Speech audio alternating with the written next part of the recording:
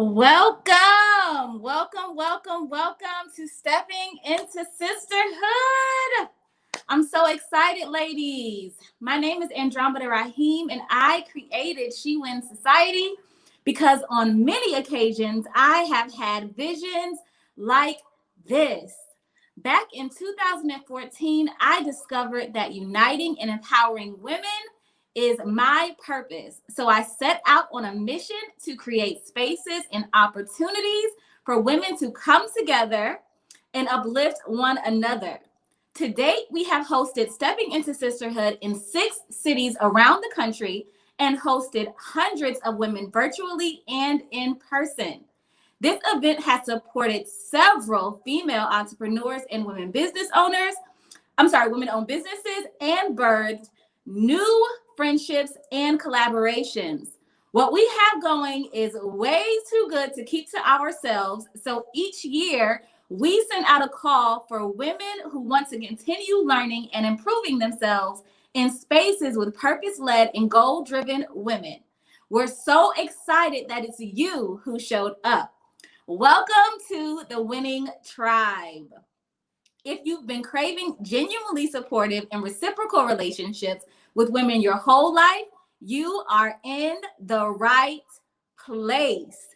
If you are in a place in your life where you need more motivation, inspiration, and encouragement, because who doesn't these days, you are in the right place.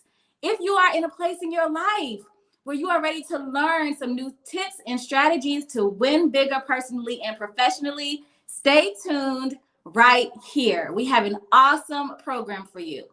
There are 2 things you should absolutely not leave this event without, and that's a new connection and tools to win.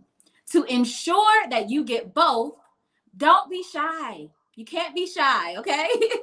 It's not every day that you get an opportunity to be surrounded by so many positive and powerful women. So engage in the comments. Also, get out a pen and paper. Take notes, ask questions.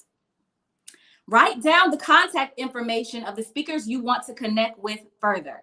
Be present and make the most of this moment. So let's work and win together. Welcome, Shonda, Patrice, Nisha, Michelle, Ebony. I see y'all coming in. Hey, Lynette, thank you for introducing yourselves. If you have not already done so, please do introduce yourself in the comments. We are all friends here. Welcome. Let's see who's in the comments already. Lynette is already reaching out to people. Hey, business bestie. Hey, Robin. Hello. Thank you for the compliment, Shonda. All right, y'all. I hope y'all are excited. We have an awesome panel of speakers for you today. Let's see if our first panel is ready. I think they are, y'all. Are y'all ready to get started? We're going to get started just a tad bit earlier. That means that we should stay on schedule, right? Okay, so I'm going to move right into our first panel. And our first panel is our Gain More Confidence panel.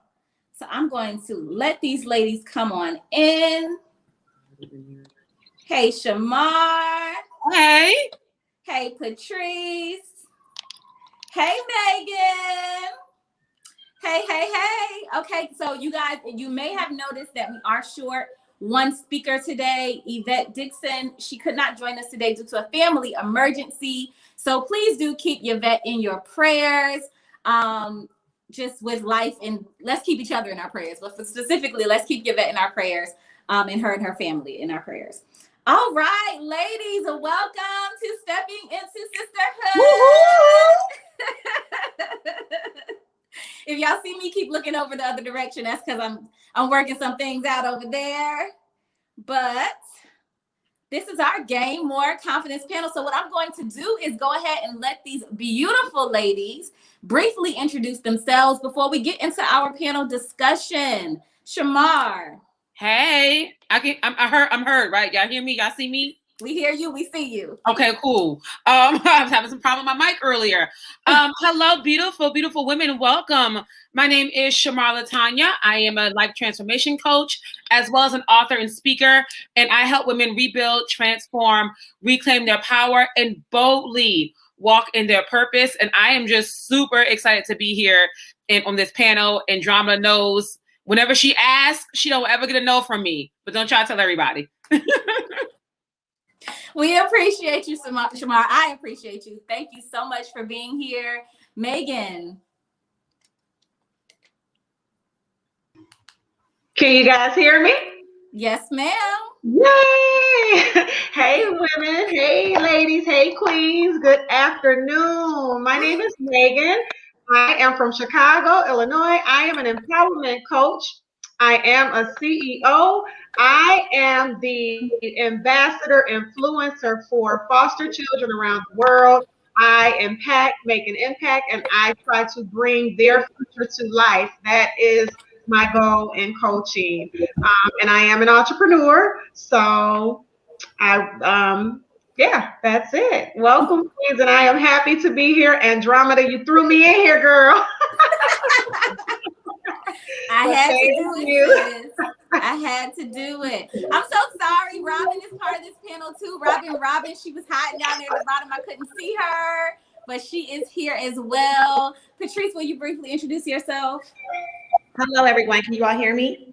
Yes, ma'am. Awesome. My name is Patrice Smith. I am from Akron, Ohio, OHIO, for those who know. I refer to myself as a purpose pusher. That's what I am. I am the owner and the founder of I Prevail 365, which is an empowerment network. And I'm also an entrepreneur, a recent author, which I'm excited about. I'm getting ready to release my book, so I'm super excited about that. And I am also a transformation mentor and coach. And I am here for all things women empowerment, women movement. And I just want to say, hey, girl, hey, I'm excited about today. So that's it. Yes. What an awesome introduction. Miss Robin Robbins.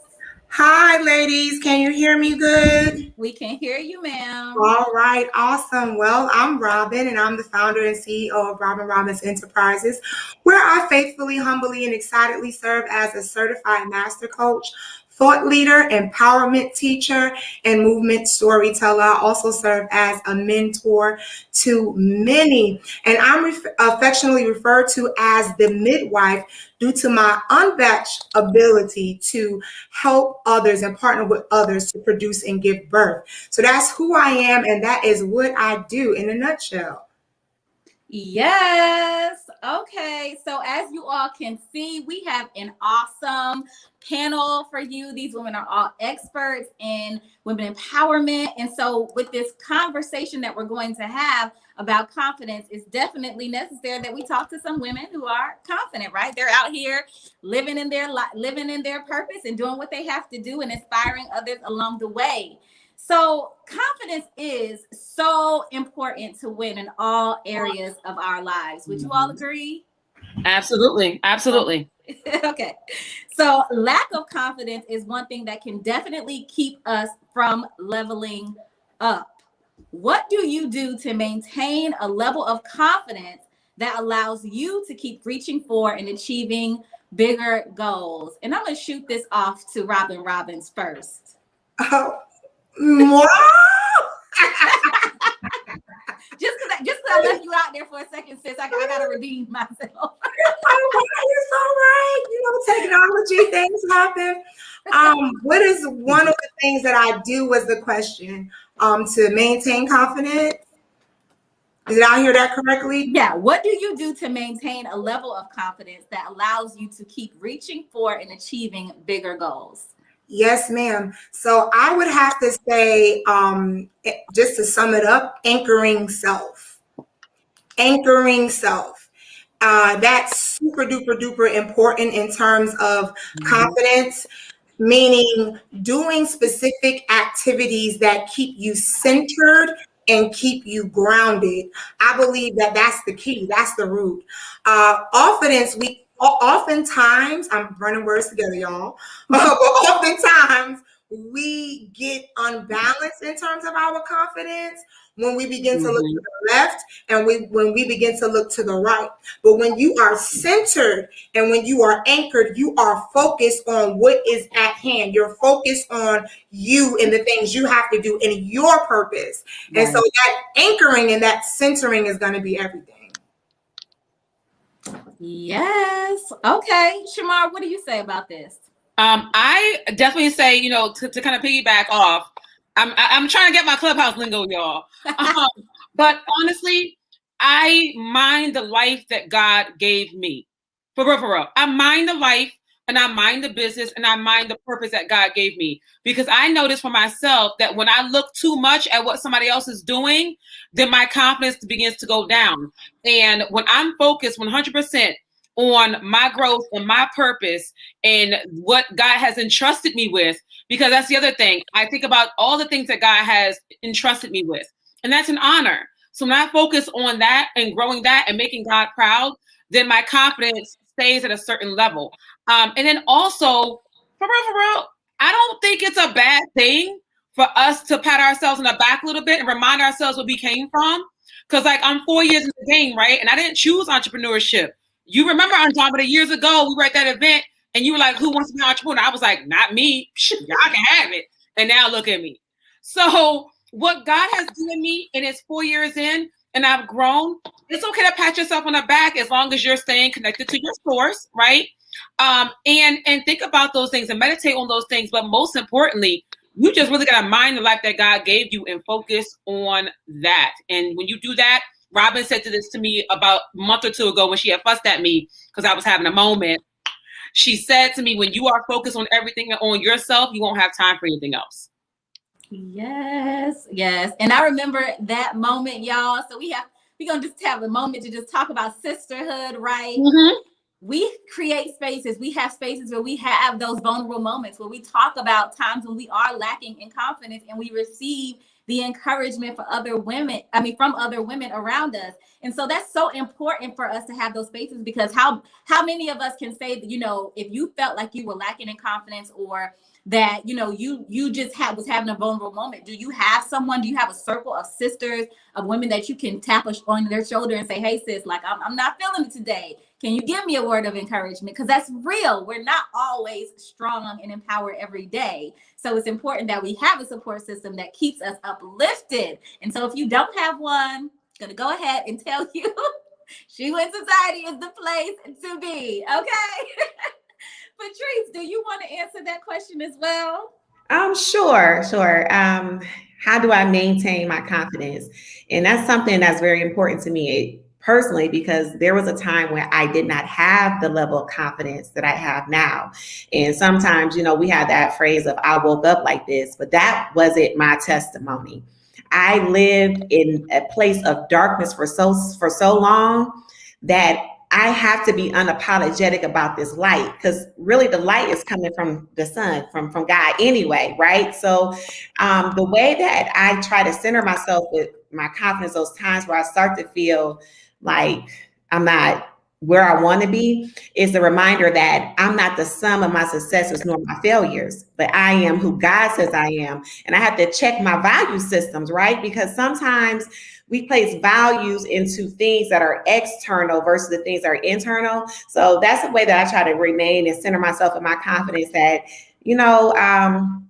what's valuable to me. My value is in God. My value is in those who I come in contact with. And when I'm shining God's light, then, that's where my confidence lies up. If I don't have it all, that's okay. I'm still lit. If, sis is doing her thing and I'm falling back a little bit, that's okay. I'm gonna push my sis because I'm still lit, because my light shines from God. So that's how I kind of center myself, is just reminding myself that my value is not in what I acquire. My value is not in what I do, but my value is in who I am. So. Yes. Okay. Listen, I told y'all to make sure y'all have y'all pens and papers ready. I hope you are taking notes. Do not leave here thinking you're going to retain all this information in your head. You might feel good for the moment when you leave, right? But being able to open that journal or open that notebook and go back through some of these things these ladies are sharing is going to definitely be valuable for you. So take notes, sis. Megan. All right, sisters. Well, how I gained self-confidence was by putting my faith in God. To piggyback on what Shamar said, it's not placing value on what I see around me, but concentrating on what God has for me and actually doing the inner work on myself. Because if you pay attention to what goes on around you, it only becomes a distraction. And as we all know, distractions are not healthy. So I went in, dug deep, found those ugly, dark spots that I did not like about myself, and I began to do the inner work there. And a lot of that had to do with basically just becoming that woman that I needed to be for myself and not trying to be the woman that I needed to be for everybody else around me. So that's a way I gained self-confidence. I was working on me, doing the inner dirty work. We have to get down sometimes and cry out, do an ugly cry to God about the things that we do not like about ourselves, and my self-talk was a lot. How I talk to myself and how I show up is a big thing with self-confidence, because when you talk to yourself, whatever you tell yourself, if you're not edifying yourself with the right words, you beat yourself up, so that's it. Yes. Ooh, so many good gems have been dropped. I hope y'all picked them up. Okay. All right. So the next question is, self-doubt and insecurity can creep up on even the most empowered woman. We already talked about one of the steps you can take to combat limiting beliefs, but what steps do you take in general to combat limiting beliefs and feelings of inadequacy? And so I'm going to run this back to Robin again. I just feel like, Andromeda, like you coming for me today. I just have to put that out there. Hold up. But that is a powerful question. It is so important to be mindful of our appetites. We gotta be mindful of appetite, because what we take in can taint, can distort it. A lot of things can happen. I'm gonna give it to you this way. Think of you making your coffee, right? And for those of you who are tea girls like me, think of it as you making your tea. Now, what would happen if I was to pop the tea bag versus the tea bag, catch this, being isolated, the herbs being isolated in the tea? It would then go out in the water. If I was to make coffee and the coffee grounds are not catch it, y'all, are not isolated from the water, then my water is going to be distorted. It's going to be tainted. I'm going to have residue. So many things that are not supposed to be in the drink that I'm trying to prepare for myself. Catch this, y'all. To ingest, okay? It's now polluted. So what am I saying? In terms of our insecurities, like Andromeda said, we all have them. We all go through it. No one is exempt, right? But if we are careful with the appetite, meaning what I'm allowing to be take in eyesight wise, our eyes is a portal. It's a womb, right? Okay, it's a womb, right? Our ears, it is a portal. It's a womb. Why am I saying womb? Any place that can receive something can be cultivated, incubated, and given birth to. Catch it. So in terms of my insecurities, in terms of all this other stuff I have going on, if I'm careful, if I'm intentional about what I allow my wombs, my portals to receive, that these portals are opening, they go down into my appetite, right? If I'm careful about these things, then I won't give birth to insecurity. I won't give birth to lack. I won't get why? Because I'm being intentional about what my womb is receiving. And as women, we have this misconception that the only womb that we have is the womb we give birth from in the natural and in the spiritual. But the reality is we have several. I don't have time to midwife you right through here, but just know, be careful about them portals, because they will aid to whatever you feed it. You will give birth to whatever you feed it, period. So if you don't want to be insecure, don't feed it insecurity.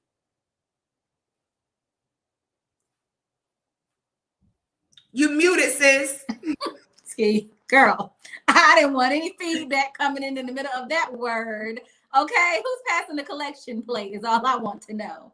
Because Jasmine said, who's passing the collection plate? Ebony said, midwife us, sis. Okay, all right. So somebody asked what the question was. I'm going to repeat it for you, Shamar. Yes, ma'am. Self-doubt and insecurity can creep up on even the most empowered woman. What steps do you take to combat limiting beliefs and feelings of inadequacy? So one of my main things is I speak to myself instead of listening to myself. So you have to learn how to speak to yourself and not listen to yourself. And what that means is there are times where I might be laying there and I might be feeling a certain kind of way, or sometimes I wake up and I don't feel as empowered and I don't feel as strong. And if I'm listening to that, then I'm going to go with it. So your words, your spirit is subject to whatever you say. Your spirit, you don't ever have to let your spirit just rush out all over you. So instead of me staying in that moment and just listening to that, you're too tired, you haven't slept, you're not good enough, whatever that is, I started to speak into myself. And it's really important that you do it out loud. I don't tell women to like speak to themselves in their head. Do it out loud, because you want to move in the opposite spirit of whatever it is that you're feeling.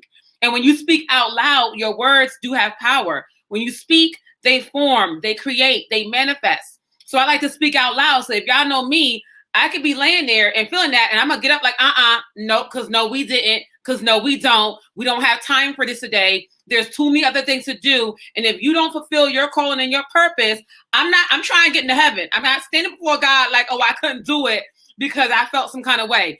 Look, it's going to be close enough as it is with my past. Okay. So I got to get up in there. So that's the biggest thing. Really speak to yourself instead of listening to yourself. And remember that your spirit is subject to whatever you say. And don't play around with it. Stop saying, oh, child, I just can't get this done today. Or I just can't get this right today. Your spirit doesn't know you're playing. Your spirit doesn't know you're not serious. Your spirit's going to be like, oh, okay, well, then I guess we can't. So be very mindful of everything that you're speaking in the atmosphere, even when it comes to yourself. Yes. Y'all, this is good. This is good. Some of these things that these ladies are sharing are things I wish somebody had told me way back when. Way back when. So definitely, again, take it and apply it to your life wherever it fits. Patrice, what do you say? I'm just full off of listening to Robin and Shamar. I feel like I need their cash up so I can send them a offering for that work that they sent. And I just have to echo them. I just really felt it down in my spirit. For me personally, when I'm overcoming those feelings of doubt, insecurities, and I just have to get in my prayer closet. I know it sounds like cliche, and and I don't really have anything eloquent to say about it other than I have to confront it. Sometimes I can just speak from from personal experience. There was a time that I ran from my insecurities. I buried my head in the sand dealing with my insecurities. I didn't want to confront it. But it was really in those times of prayer and those times in my word that I was able to like confront it and say, hey, sis, why did that impact you like that? Trying to get down to the root of not just the symptom, but just trying to get down to the root of the illness or whatever, and to find out where it came from so we can uproot it, so that those roots don't grow deeper. We can uproot it at the root so that I'm gonna be able to move forward from it. So really me confronting my insecurities is being honest with myself, digging deep to find out what's the root of the thing, because it's really a symptom of something else that's going on, maybe some past trauma, a trigger or something that happened that needs to be confronted. So it's not run from it, and then take it to the Lord in prayer and say, God, you know, like even in the Bible says, be anxious for nothing. Like, Lord, I'm not feeling this today. I'm not feeling myself today. I don't know how it's going to be. I don't know how it's going to work out, but I need you because your strength is made perfect in my weakness. And I'm saying I'm weak right now. I don't have my cake today. I don't have it all together today. So I need you to stand up in me so that I can go on and do what I need to do. And that's where I stop leaning on my personal power and start leaning on the power of God. So that's just really how I deal with my insecurities and say, I ain't got it today, God, but you do. Help me. So. Yes. Yes. Hand claps and snaps. Megan. Yes, you ladies have filled me up. For real. But honesty, getting honesty and honest with yourself, with those insecurities, going to that mirror and talking to that mirror and not trying to point your finger at everybody else, because your insecurities are something that comes from within you. You got to figure out why are they there on the inside of you. So my mirror talk is everything. So it piggybacks to what Shamar said, what Patrice said, what Robin said. Get in that prayer closet. I got to make sure I'm aligned. I got to make sure that I'm not receiving what the outside is saying, because sometimes those inadequacies come from what the outsides are saying. And you let that get inside of you and you start to believe that. You can't believe that. You got to cast all that out. You got to go to your source, your God, and you got to talk to him. You got to get real. Give me the healing oil. Give me some anointing. Give me something. Let's get this up out of me. Let's pray, let's prophesy, let's do whatever it is to get it up out of me. But it starts with my whole motto in life is it starts with you. It starts with you. And if you don't get honest with yourself and get in that mirror and hold them fingers and hold them out that way, don't hold three pointing back and pointing at everybody else, because they ain't got nothing to do with it. Get real with you and God. And after that, there comes healing. You know, that's when healing kicks in. Okay. I mean, there was definitely a common thread here. I hope y'all picked that up. God must be the center, right? That's clear. That's clear. All right. So when you think about your own confidence over the years, what is the most valuable lesson you have learned about your confidence? And so I'm not going to start with Robin this time. She said I'm picking on her. So I'm going to start with Megan again. Megan. You're muted, sis. I'm sorry, can you repeat the question again for me? Yes. When you think about your own confidence, what is the most valuable lesson you have learned about it over the years?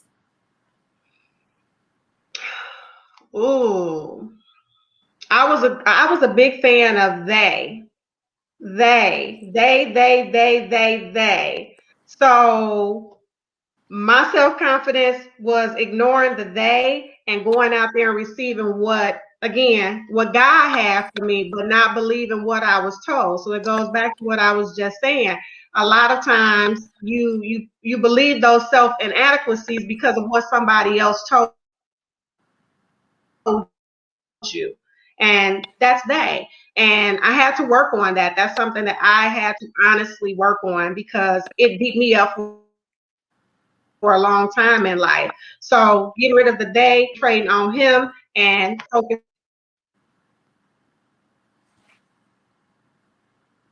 Uh-oh.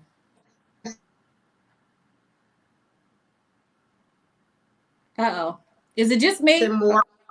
Did I cut off? You're cutting off, sis. Yep. You're breaking up. Okay. I don't know what's going on. I'm gonna switch devices in a minute. But yeah, getting that inner peace within myself.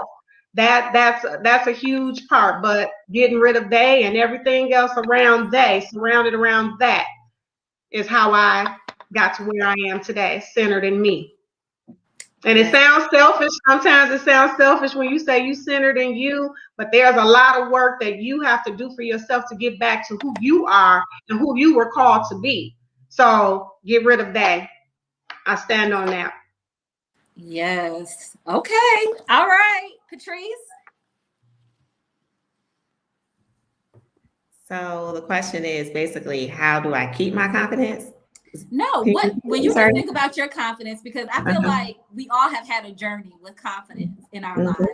None of our journeys with confidence look the same, right? So when you think about your own confidence, your journey with your confidence, what is the most valuable lesson you have learned about it over the years?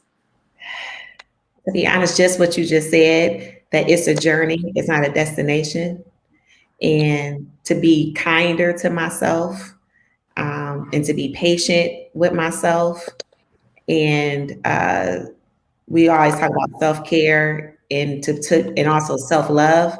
And it's not selfish to practice those things. But the main thing that I found for me and for my peace of mind, even outside of my confidence, my peace of mind is being intentional with being kinder to myself, because there's no one that's more critical of me than me. There's no one that hate on me more than I hate on myself. And just knowing that when I do that, I offend, not only am I offending myself, but I'm offended God that created me. And that's the piece of it. That's the most valuable lesson, is that my confidence is a day-to-day situation, and to just be kinder, and to just basically to be kinder with myself. And if I don't have it all together today, it's okay. And that's just pretty much it. And also, and I feel my sis when she talked about the they thing, it used to be so much I would shy or shrink, because when I can feel these personalities even coming through here. And I feel as though like we have these big personalities, and sometimes we content to shrink to make others comfortable. But I had to learn not to do that, and to be comfortable with, I won't always be for everyone, and it's okay if I'm not for everyone. But to be able to know that I don't have to shrink to make someone else comfortable. And I even talked to my sister Andromeda before, and she said, to surround yourself with people that's content to see you shine, that doesn't resent the light that's in you. Because the only thing that, and I proposed this a couple of days, the only thing that's offended by light is darkness. And that's just it, period. And just, if you offended by this light that God is shining within me, not my problem, not my issue. Take it up with the King, kick it up, So that's just pretty much it. Is just being okay with this glow. Because listen, honey, I paid a big cost for this glow. I went through some tests, some trials, some tribulations, and all of that good stuff for this glow. And I'm not turning it off for nobody. And that's just it. I love that. I'm not turning it off for nobody. You better get your sunglasses, because I'm going to shine.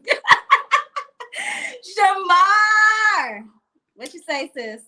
Let me tell y'all, when it comes to my journey with my confidence, listen, it has been quite a journey. I was very transparent about a post I put up.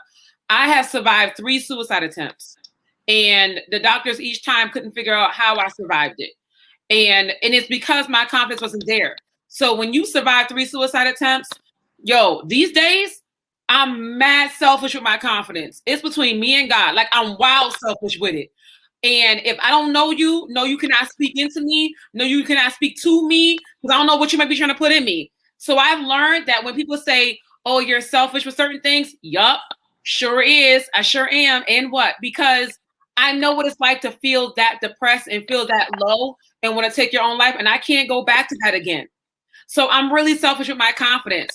And then part of that journey is I've just learned that it's precious. Like, it's valuable. It's a gem. And so because of that, I don't give it out as much. I don't cast my pearl before swine anymore. For a while, it was like, okay, I'm going to sacrifice myself for you and you and you, because my confidence is in what I can do for you. Meanwhile, I'm drowning. No, we're not going to do that these days. Not anymore. Point blank, and the period. We're done.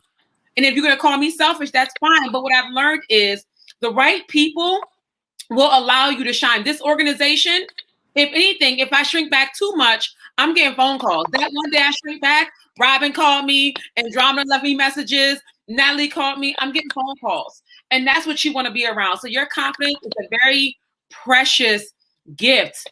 God loves you more than you could ever imagine. You're fearfully and wonderfully made.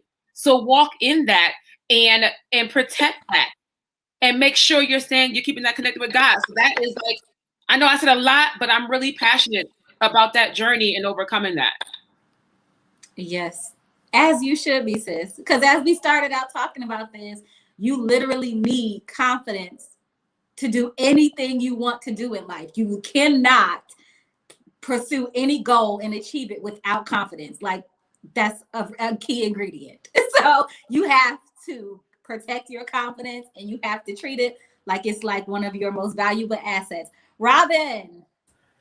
Yo, I'm so full right now. I could have threw about 3 shoes at the 3 of y'all. I'm just saying. Listen, oh my gosh. For me and my journey, y'all, I am very protective of it because of what I had to go through to get here. Like Patrice said, like Shamar said, I paid a price. I'm a survivor of cyclic abuse, of the adult entertainment industry, of sex traffic industry. Like listen, the power people here, they don't even understand where it comes from.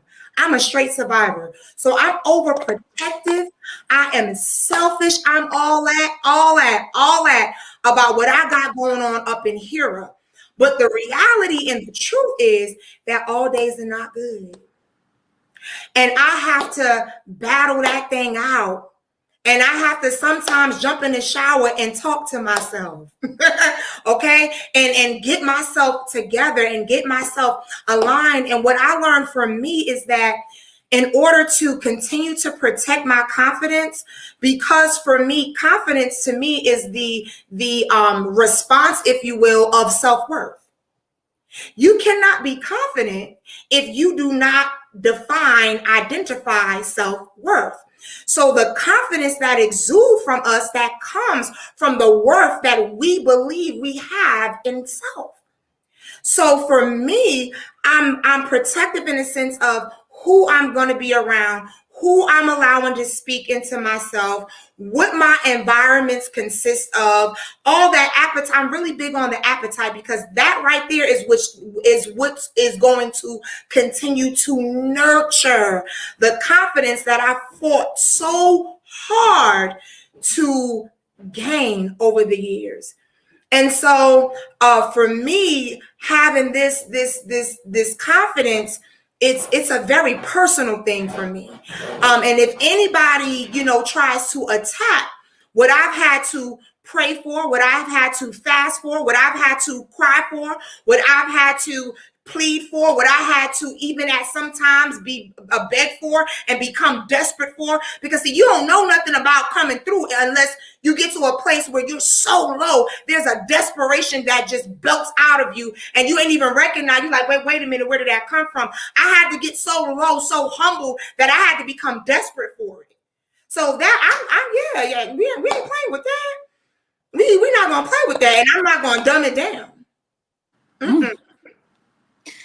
Ooh, let our cups run this over, because I know my cup is running over. I know Jasmine says she is full, she is blessed. Jenna said yes, no negativity zone, protect what is yours. Yes. One thing that I always say, and I've been saying this over the last couple of years, is something that just dropped in my spirit, and it was related to confidence. And the thing that dropped in my spirit was, you need you to win.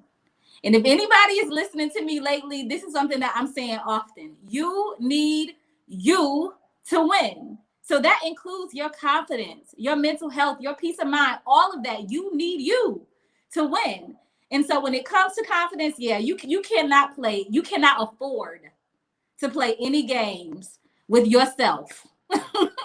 And what you're thinking in your head and how you're feeling about the skin that you're in. Because all of that is going to determine the opportunities that you go for, the people you attract, the goals that you reach, all of that. And so you need you to win. Your confidence can't be played for. It is one of your most valuable assets. So hold on to it, protect it, nurture it, do whatever you have to do to make sure that you stay feeling good about yourself and feeling worthy and enough. Because there's going to be plenty of things that happen in life that discourage you, that tell you that you're not enough, that make you feel like you're not enough. And so it's up to you every day when you wake you up and open your eyes and when you lay your head down to go to sleep to remind yourself that you are enough. And regardless of what other people do or how other people treat you, you are still enough. You need you to win. This has been an awesome panel. Y'all, ladies, let's give each other a hand. This was a great way to kick off Stepping into Sisterhood. I'm so excited about all that we have left in the program. But thank you so much again, Shamar, Patrice, Robin, and Megan. I did include you all, your contact information at the bottom.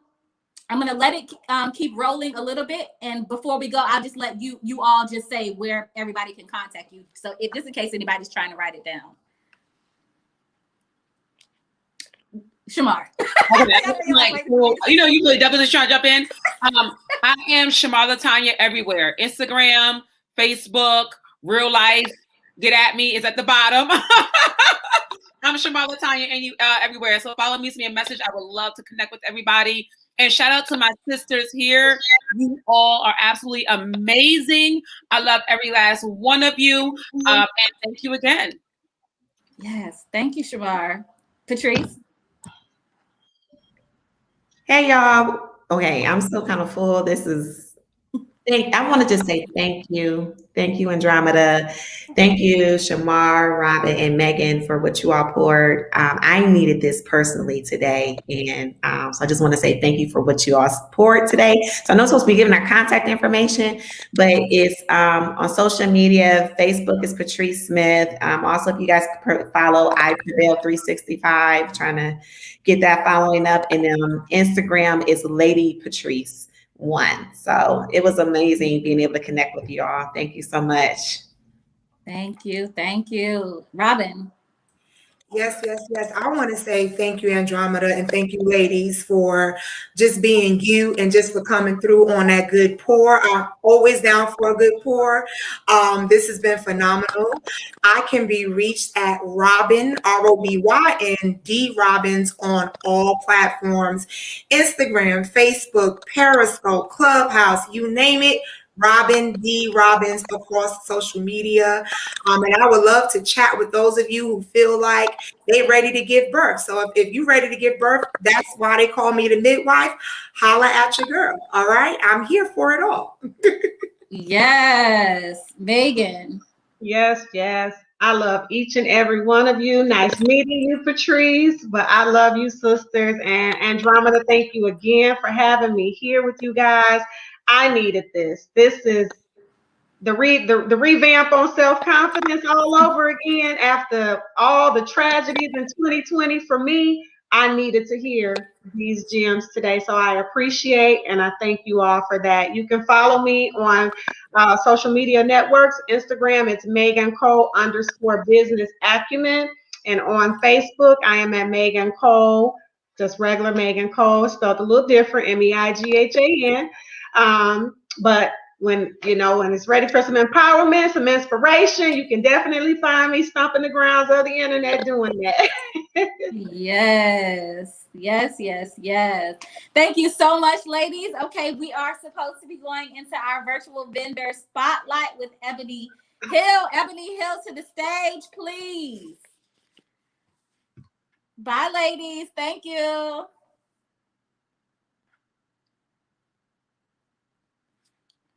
All right. Let's see. Okay, there we go. Okay, y'all. So we are going into our virtual vendor spotlight.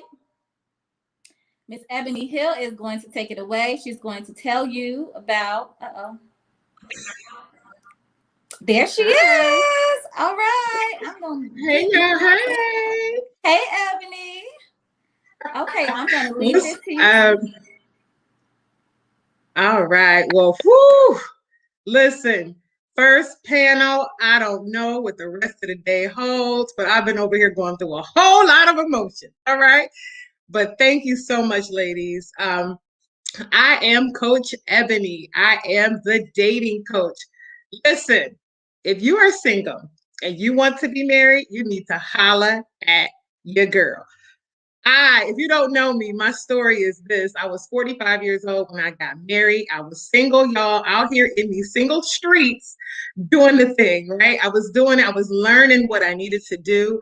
I met and married my husband within 5 months. We met in February. We got married in July. I was 45 when I got married. I went from 45 and single to 45 and married. I wrote a book about it. If you don't know about my book, here it goes. How I went from 45 and single to 45 and married. And I share 13 secrets in this book that changed my life. Listen, we talked a lot today about confidence. And one thing you need confidence in is in your dating life. So you need help. I needed help. I want to share with you guys just a little bit about my book, just a little bit about what's inside. So we heard this today. Chapter number 1 is be honest with yourself. Didn't we talk about talking in the mirror, getting honest with yourself, getting honest with God? Chapter 2 is meet God right where you are. Chapter 3, get help. I talk about singleness doesn't equal sadness, that it's not always about you when you're single, that you have to be a safe person and you have to be approachable. You have to learn the art of flirting, ladies. It's essential. You have to learn how to flirt. You have to date and be accountable. Listen, it's a part of the process. You have to do it. Everybody loves chapter 10 when we talk about sex. Now, let me tell you something. A little bit about me. I was abstinent, sexually abstinent. I was not sexual with a man for 10 years before I met my husband. I never, ever, ever thought that I would be that lady. I never, ever thought I would be that chick, okay? I never thought that would be my path. But when I tell you what the Lord did for me during that time, y'all, the healing I received during that time, the soul ties that were broken during that time, God had to repair me. He had to restore me. But this is the thing, and this is what's so amazing about the God that we serve. My journey wasn't just about me. My journey was to be out here helping people, sisters, just like you. So I consider myself to be the Harriet Tubman for single people. Come on, somebody. Harriet Tubman, because I'm coming back. I wasn't satisfied just getting my man. I could have been that sister that said, hey, I got my husband, good luck with y'all. But that's not my call. That's not my mission. My mission is to help anybody I can. That's right. Anybody, everybody. Anybody who wants to be married, who's getting older, whose birthdays keep coming, and you keep thinking it's not for me. It's not going to happen. It's not for me. I am here to tell you that it's not too late for you, sis. If you've been rocking with me, a social media, Facebook group, you know I am passionate about this space. I believe that God put me here to help as many women as I can. My husband and I are doing coaching right now. It's all in here. Let the people know. We go in, y'all. We had a Zoom call this morning for the spring dating challenge, folks. We going in, y'all. Because what we know is that we can't do the same old thing and expect different results. Everything they said on the panel applies to dating too, right? We want to be married, but we got to do the work. I'm done. But what I want you to know is that this book, How I Went from 45 and Single to 45 and Married, I've never done this before. But because we're here in this She Wins space, and I love the She Wins Society, I'm offering, if you buy the book on the website, you get the workbook for free. Why? Because you got to do the work, ladies. You have to do the work. You can read the book, you can cry, you can pray. But we know you got to put some action to it. We got to do the natural so that God can add his super to our natural to get the results we want. It took me 10 years. It may not take you 10 years. But what I do know is that you got to start. You got to start on this path, and you can start with me, start with us. You can find me on social media at Ebony Akron. You can hit me up on the website at bookebony.com. Thank you. Tell them, Tanja, do the work, right? You got to do the work. And listen, join with me. It's not too late if you want to join in the cohort that we're in right now. I got all kinds of stuff on the website. I'm telling you, we got something coming up in April that you want to be a part of. It's called Fresh from the Fellas. Oh, it's going to be a fire panel. Check out the panel. Check out the website. Learn all about that, okay? Go on the website. Join on the mailing list so that you don't miss out on anything that we're doing. But for this weekend, We are offering the book, How I Went from 45 and Single, 45 and Married. Get the workbook for free. Buy the book, get the workbook for free. Why? Because I believe in this work. I don't know how much time I have left. Andromeda, you're supposed to give me a nod. But I want to use the remainder of my time to do a She Wins shout out. Listen, ladies, I joined She Wins Society back in 2018. This community has been a blessing to me all the way around. Okay. You've heard some of what the panel gave this morning, right? This kind of love and support you don't find everywhere. I encourage you, if you're not a member of She Wins, you should be. You need to stop playing. Andromeda tell you how to do all you need to do with that. But this is a sacred, safe space for us, for a lot of women of color. No matter what you do, no matter who you are, this is a good place. All right. Anybody have any questions for me? All right. I'm telling you, this is it. This is our year. This is our time. It's time to do it. Yes. Thank you so much, Ebony, for this awesome presentation. If you have not got your copy of How I Went from 45 and Single to 45 and Married, yes, go and get it. The website is bookebony.com. Again, all the information is down there at the bottom. Make sure you follow Ebony on Instagram, Book Ebony. Thank you so much for shouting out She Wins Society. We are so grateful to have you as a member, and you have been a blessing to She Wins Society from the moment that you joined. So we are thankful for you, sister, and all that you bring to our sisterhood. Thank you so much. Listen, I just want to tell the single women, we're passing out husbands in 2021. I don't know where you at. You get a husband. You get a husband. You get a husband. But you got to do the work. Yes. Right. I'm done. Thank you. Good. Thank you, Ebony. Thank you. Thank you. Take care. Bye. All right, y'all. So we are going to move right along in the program. We are going to move to our next panel, which is our Attract Real Love panel. So I'm going to go ahead and not waste any more time. I'm going to start letting these ladies in. Sanaa Lutress, Shonda White, Corinne Marie. Is that everybody? It is. Is it? No. Megan, how have you on two panels, girl? That was a total accident, but you know what? It worked out. It worked out because we were missing a panelist in the first panel for the Gain More Confidence panel. So thank you, sis. You didn't say a word. It's all good. So, right with it.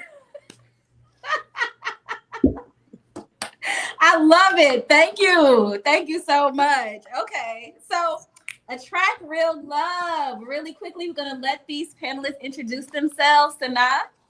Sana. Hi, everyone. How are you? My name is Sanaa Lutress. I'm so excited to be here on this panel. I have been married for 13 years to my amazing husband, and I think I have a wealth of knowledge to share. Yes.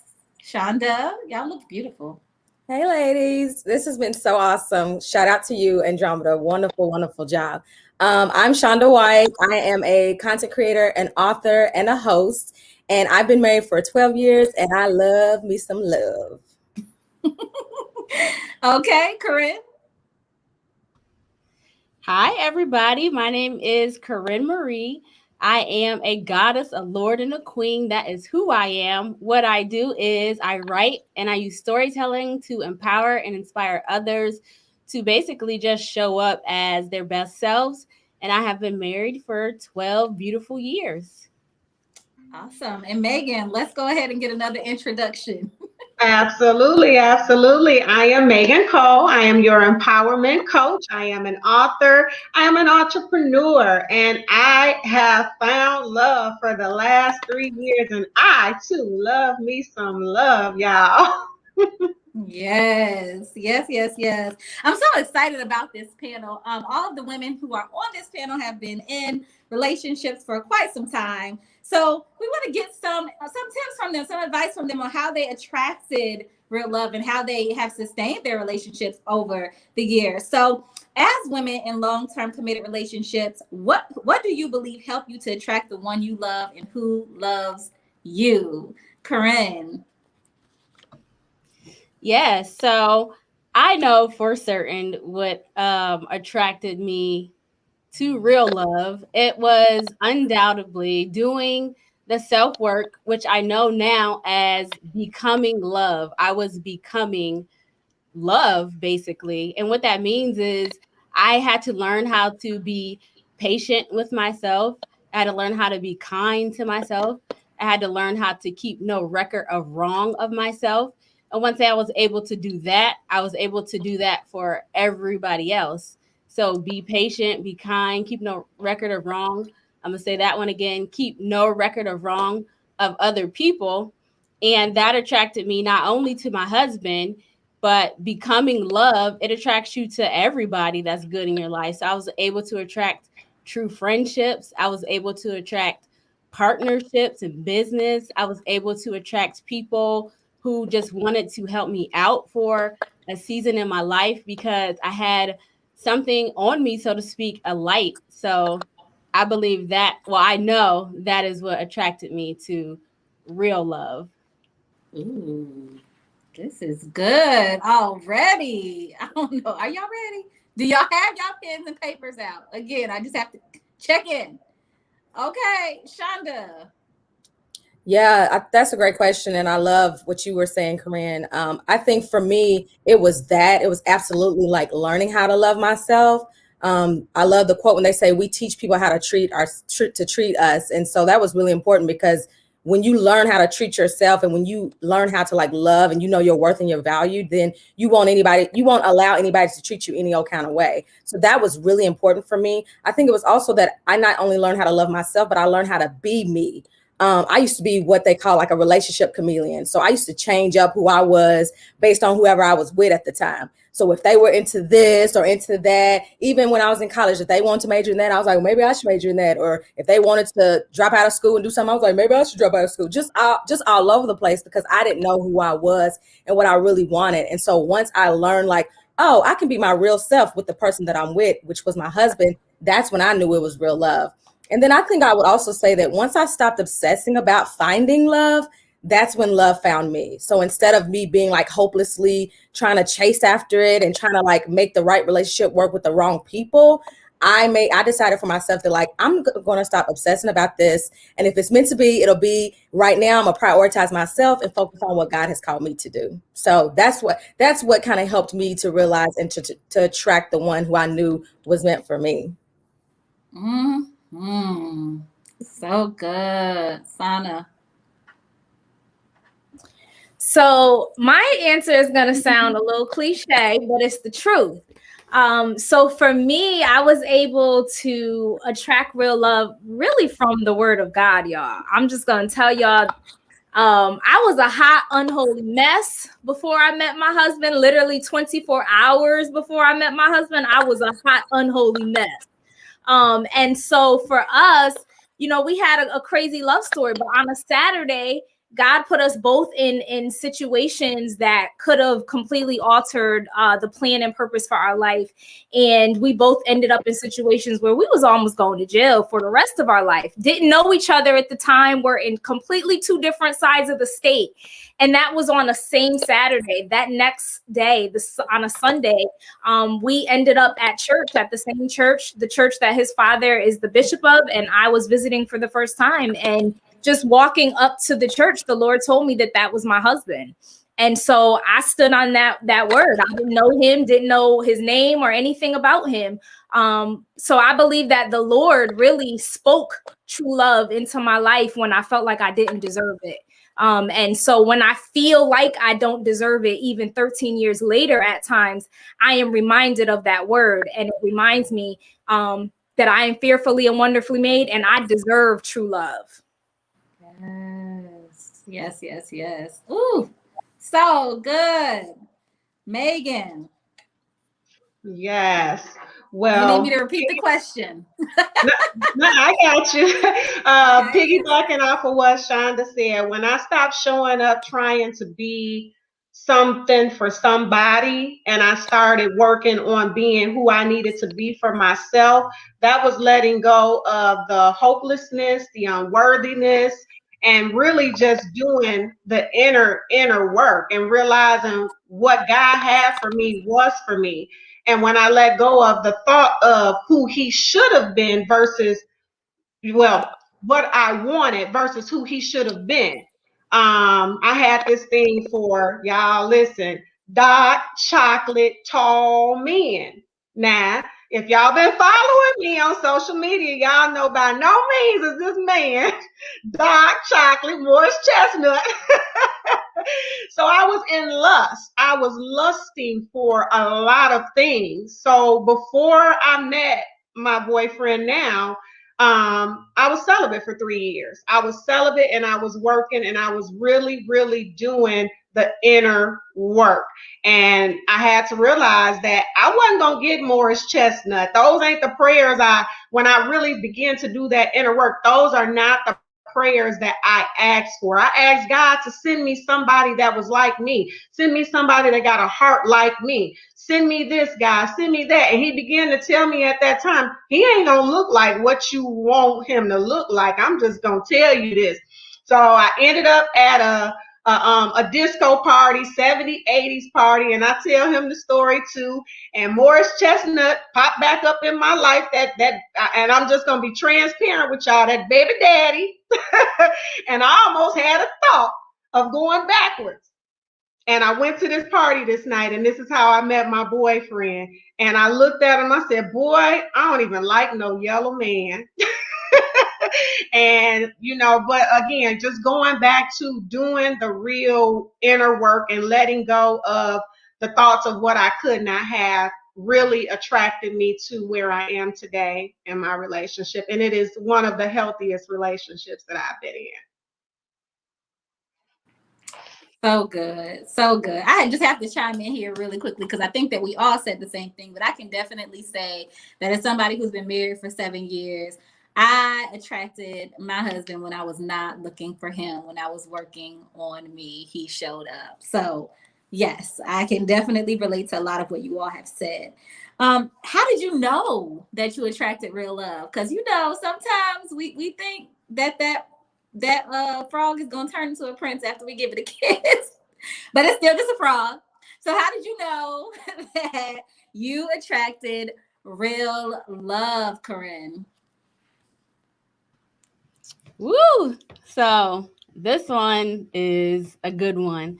So 2 things that let me know for sure.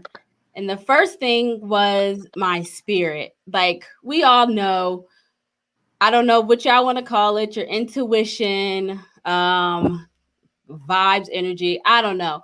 But it was my spirit. I knew, and I'll give you an example. I remember when I first met my husband, and he was my boss. But I remember sitting down in front of a, interview with him, and we were talking, and I wasn't even looking for no husband, I was trying to get a job.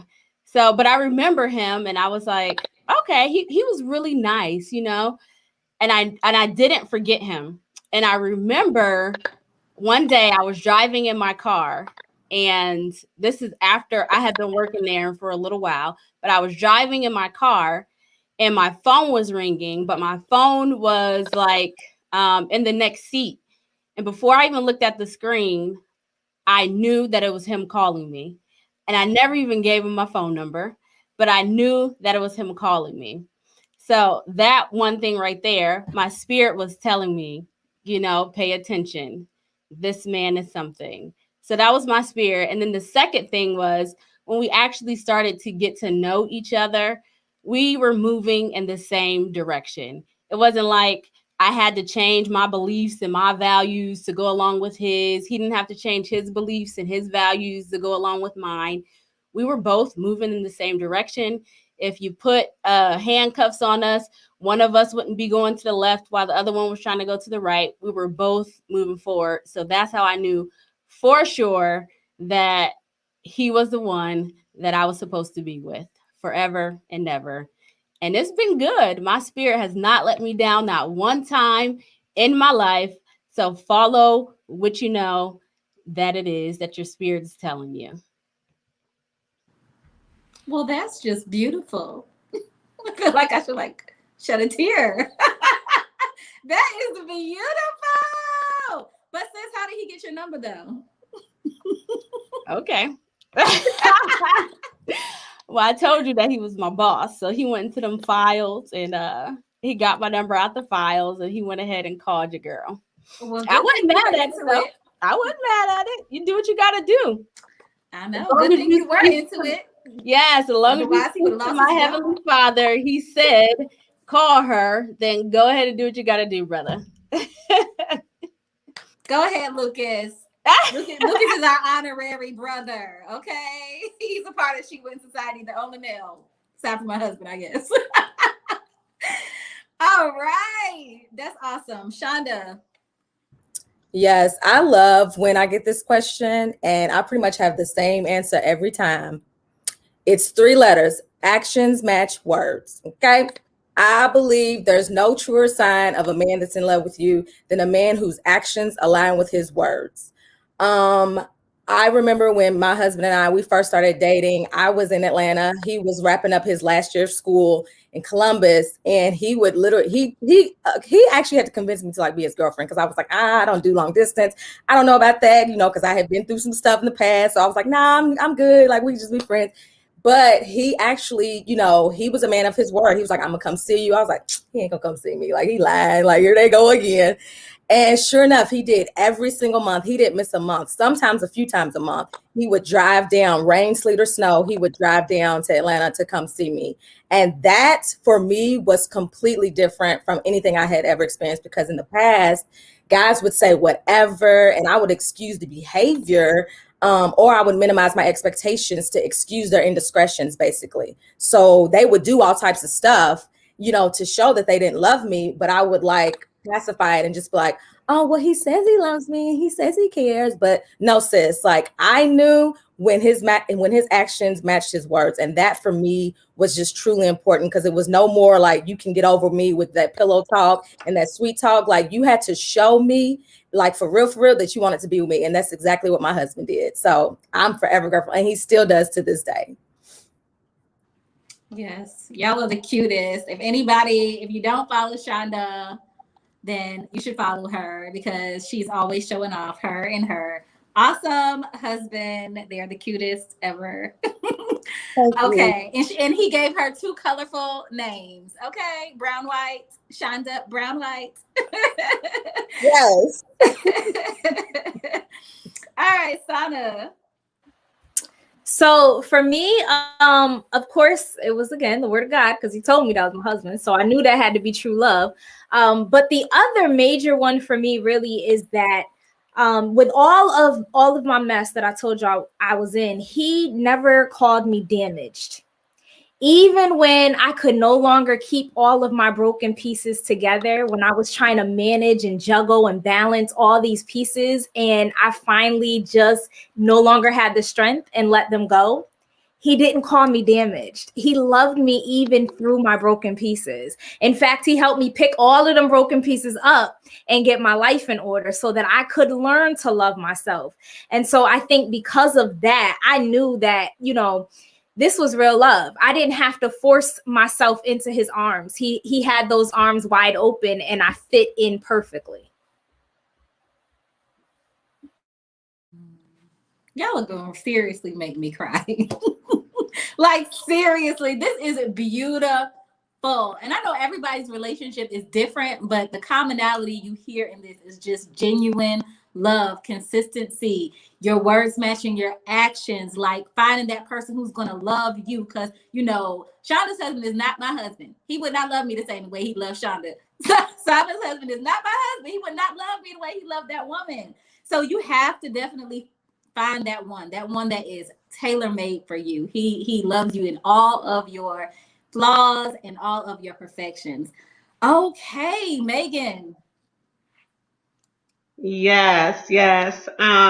I knew it because of his consistency, and then just going by his values with family, the way he treated his mother. I paid attention to that. He was inboxing for a long time trying to get at your girl. And I was like, no. Kept playing him to the side, But his You're breaking up on us again, sister.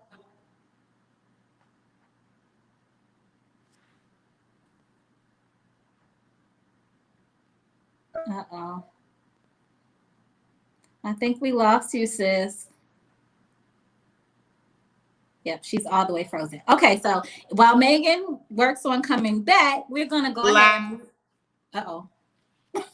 She's still trying to come in. Sis, okay. Let's see.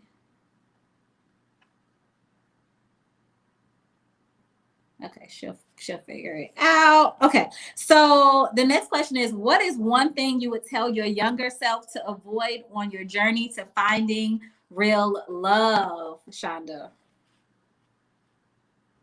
Ooh, child.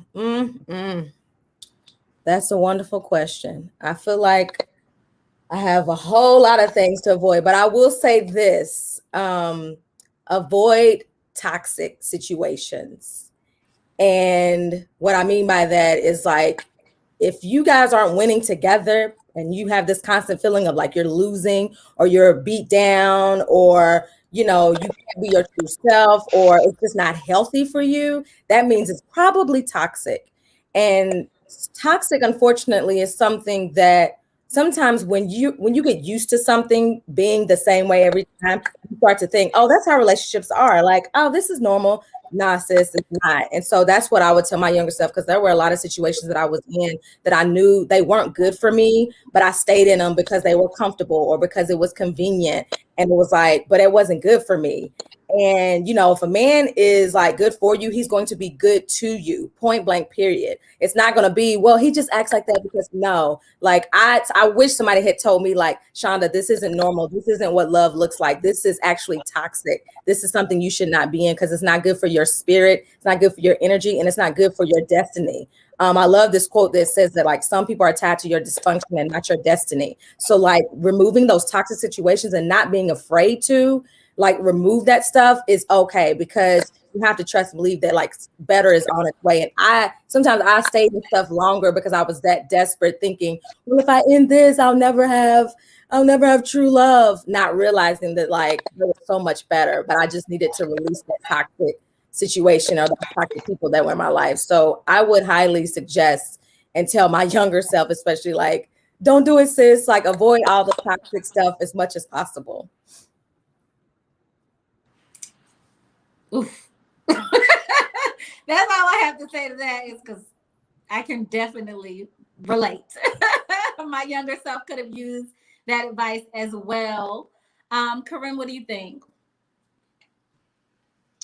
Woo! So let me breathe. So I like to have hard conversations with myself. I don't like to, beat around the bush. So telling my younger self that you allowed this stuff to happen would be something that I would tell myself.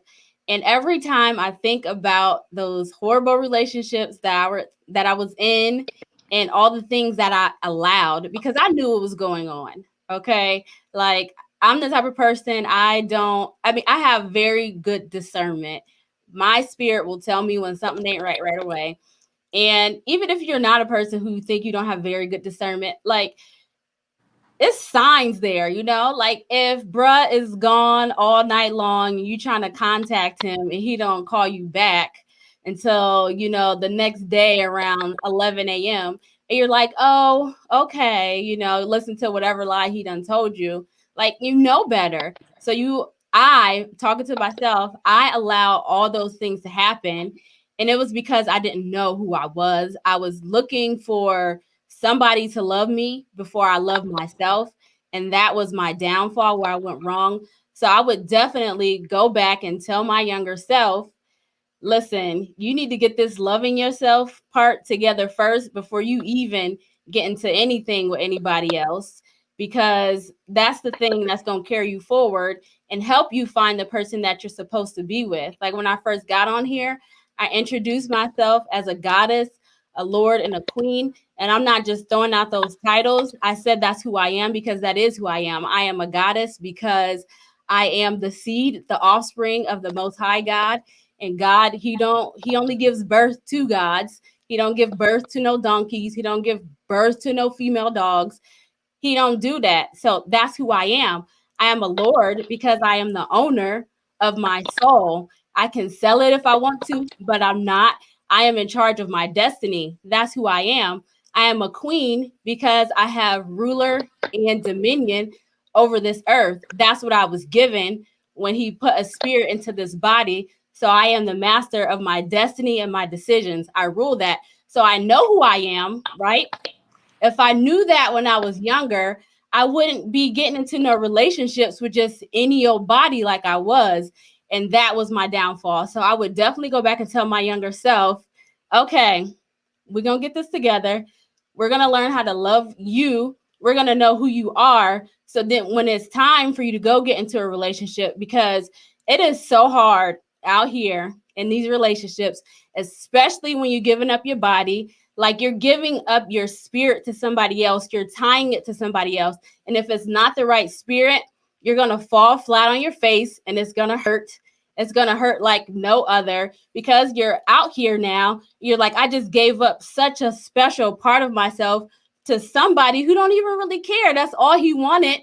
And now he's off to the next. So younger self. And look, this is my daughter, younger self, little daughter.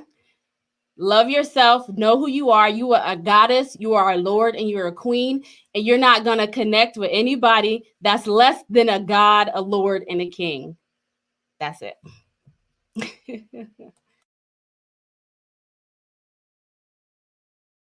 I just have to clap that up. Yes, yes, yes, yes, yes, yes. Thank you so much for that thoughtful word, Corinne. Again, definitely something my younger self could have received and would have been better off if I had. Megan, you're muted, sis. Uh-oh, let me see. I think I muted you, so I probably have to unmute you. Can you hear me? Yes, ma'am. Okay. Uh-oh. We lost her again. Okay, Sana. So I would tell my younger self two things. The first thing I would tell her is, sis, learn to wait well. Learn to wait. What is yours, and God does everything in his perfect timing. If you wait well, you will develop well, and you will be ready to receive the love that you are supposed to receive if you learn to first wait well. The second thing I would tell my younger self is, you are the gift. It doesn't matter what your past looked like. It doesn't matter the things that you did. You are the gift. You are the gift.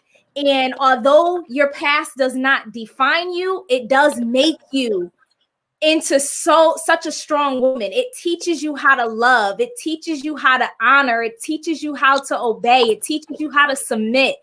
But you are the gift. You are going to make somebody an amazing wife. Someone is going to come home and be expecting to see you at the door every single day because you are the gift. And there are things that are inside of you right now that your husband needs to push him forward. You are the gift.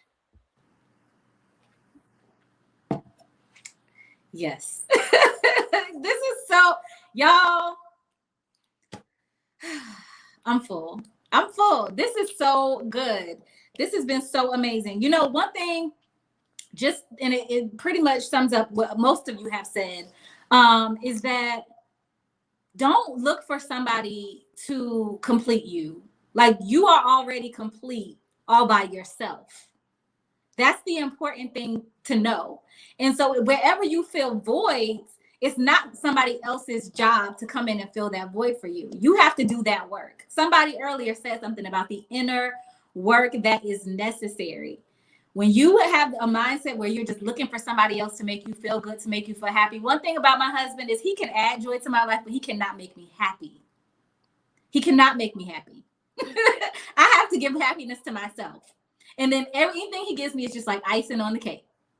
right? No one can give you happy. So if I could say anything to my younger self, it would be that don't look for your happiness in a man or anyone, really. Don't search for your happiness in someone else. Don't look for someone else to complete you, to make you feel worthy and enough. You already have that within you. Your job is to find that within yourself so that you can attract the one that is meant for you. Because it doesn't mean that you can't, because Sana said, she was broken. She was a hot mess when she attracted her husband. But the goal, though, is still to work on yourself. Work on yourself in the meantime while you wait, like Sana said. While you wait, work on yourself. Improve yourself so that you can align with the person that is meant for you, so that you will avoid, like Corinne said, letting anybody and everybody come into your life while you're on this search to find the one. If you're busy working on yourself, you're going to be able to identify the wrong ones fairly easy. When you're busy being confident in yourself and filling yourself up and knowing your worth, you are going to be able to identify the ones who are just coming to play games. So that's the goal. It's to just focus on yourself. And that's why I say all the time, like, I don't often talk about relationships, because I just understand that when a woman is focusing on her personal development and investing in herself, those good relationships are going to come automatically. You're going to attract them because you're exuding a light, you're exuding fullness and wholeness. So you're going to attract good relationships. But this panel was so needed because so many of us are walking through life blind, and we miss out on so many things because we just simply don't know. So I thank you guys so much, Sana, Shonda, Megan, Corinne, for all that you all poured out today. This has been amazing. If you'd like to connect with these ladies further, their contact information is at the bottom. But while we wait for the next vendor to get ready, I will let Sana, Shonda, Megan, and Corinne go ahead and tell you everybody where they can get in contact with you. So you can find me everywhere at Sana Lutress, and you can also reach me on my website, which is sanalutress.com. Yes. Uh-oh. Okay, sorry, something popped up. Go ahead, Shonda.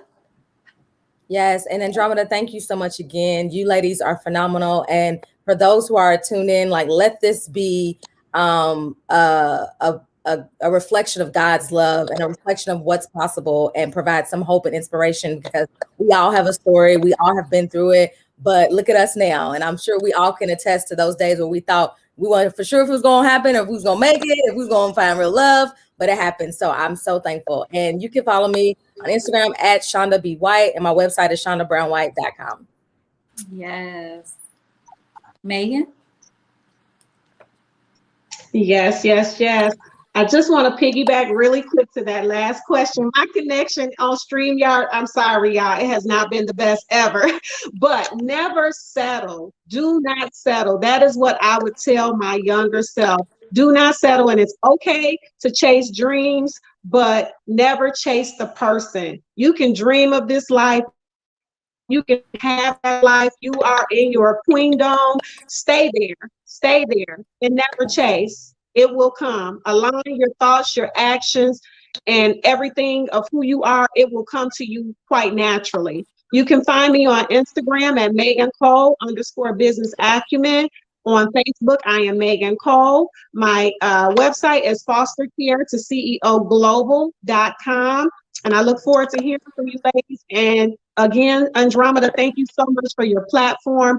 Queens, thank you today for everything that you poured. I truly, truly appreciate you guys.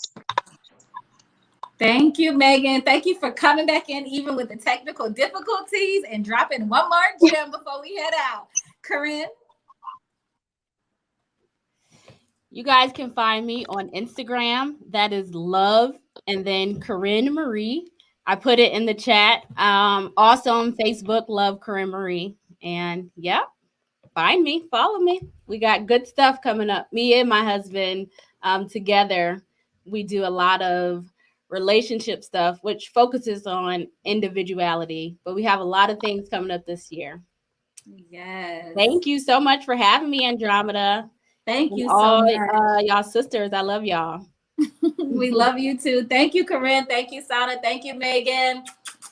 All right, we're going to move on to the next panel. Bye, ladies.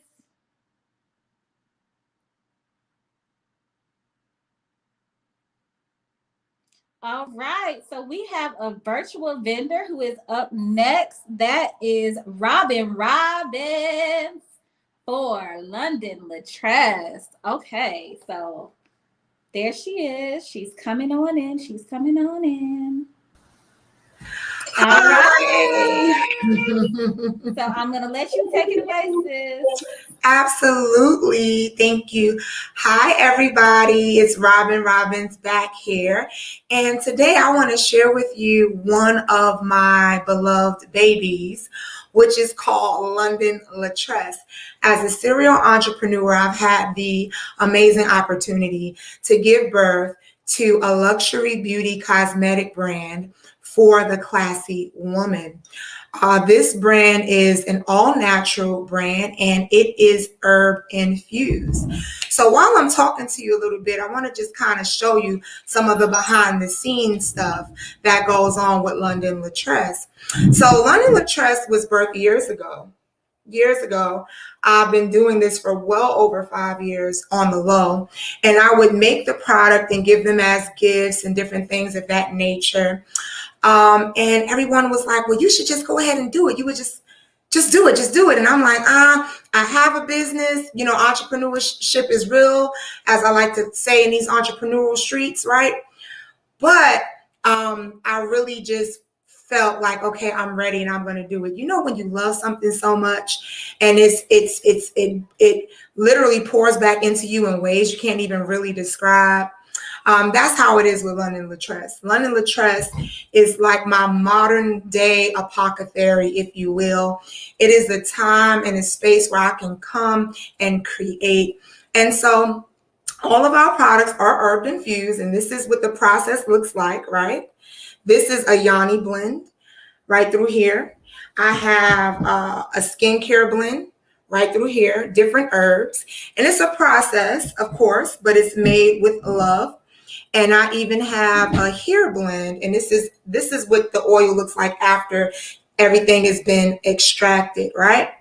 And so what I normally do is think about what it is I'm trying to solve, and I formulate my products from there.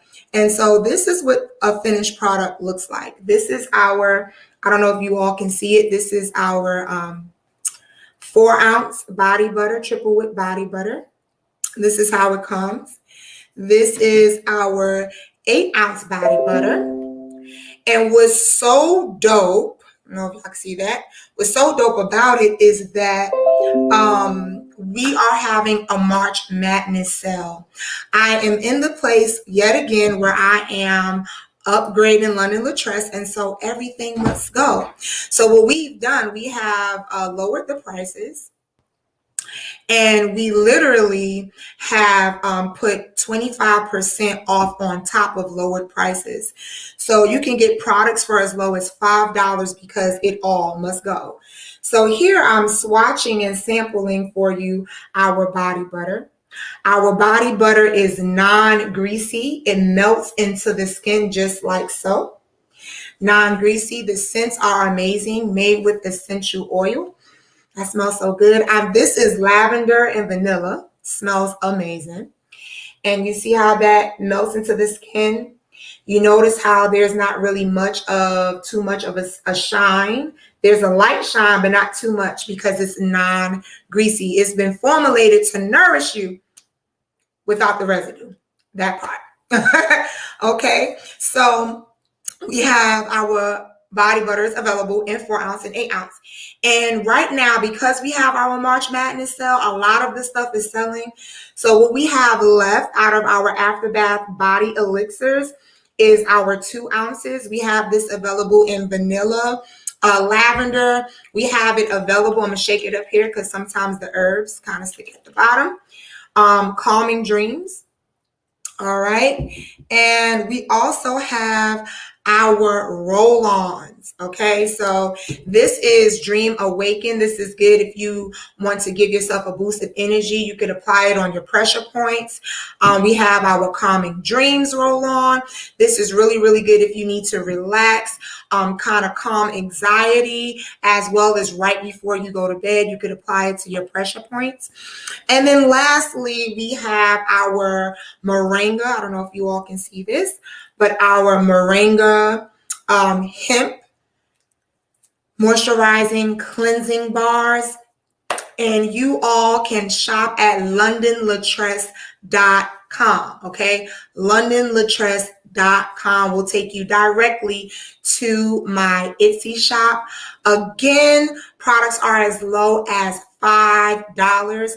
We are getting rid of it because we are literally come on. Oh, thank you so much, gorgeous.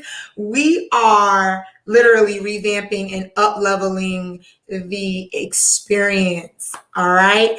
Absolutely. Thank you so much, y'all. I appreciate it. So I want to show you one last thing and then I'll be done. So I showed you the body butter. What I love about our products, y'all, is that it's deeply nourishing. Everything is herb infused. You know, I used to be obsessed with the people in the Bible. I'm like, listen, they was living till they was 100 in this and 140 this and 175 this. How are they living so long? One of the keys that I noticed was the fact that they lived off of the land. That meant that they understood the plants, they understood the herbs, they understood what all the properties and things of that nature is for. And they literally live that way. So what I'm going to do is show you how my after bath body elixir works.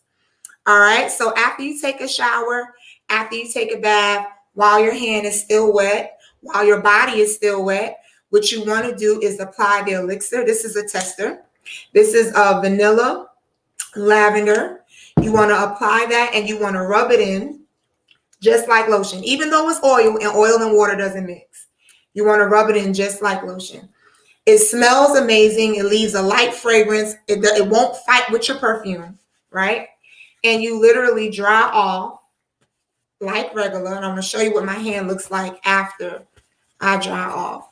This is what my hand looks like after it's been dried off. Subtle, supple.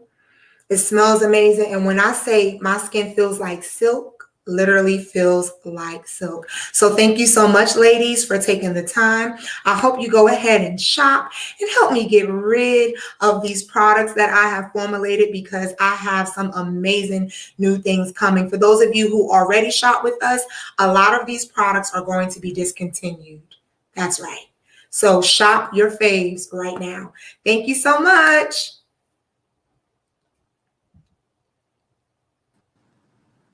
Thank you so much, Robin. Thank you, thank you, thank you.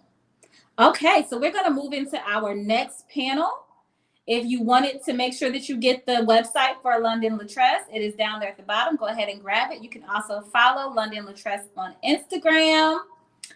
Okay, so we're going to move into our next panel, which is our Attract Your Tribe panel. So I'm going to go ahead and start letting these beautiful women in.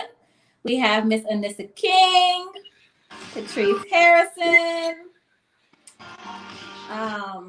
Linda. I know she says she's still driving, but we'll see. And Tiffany Webb.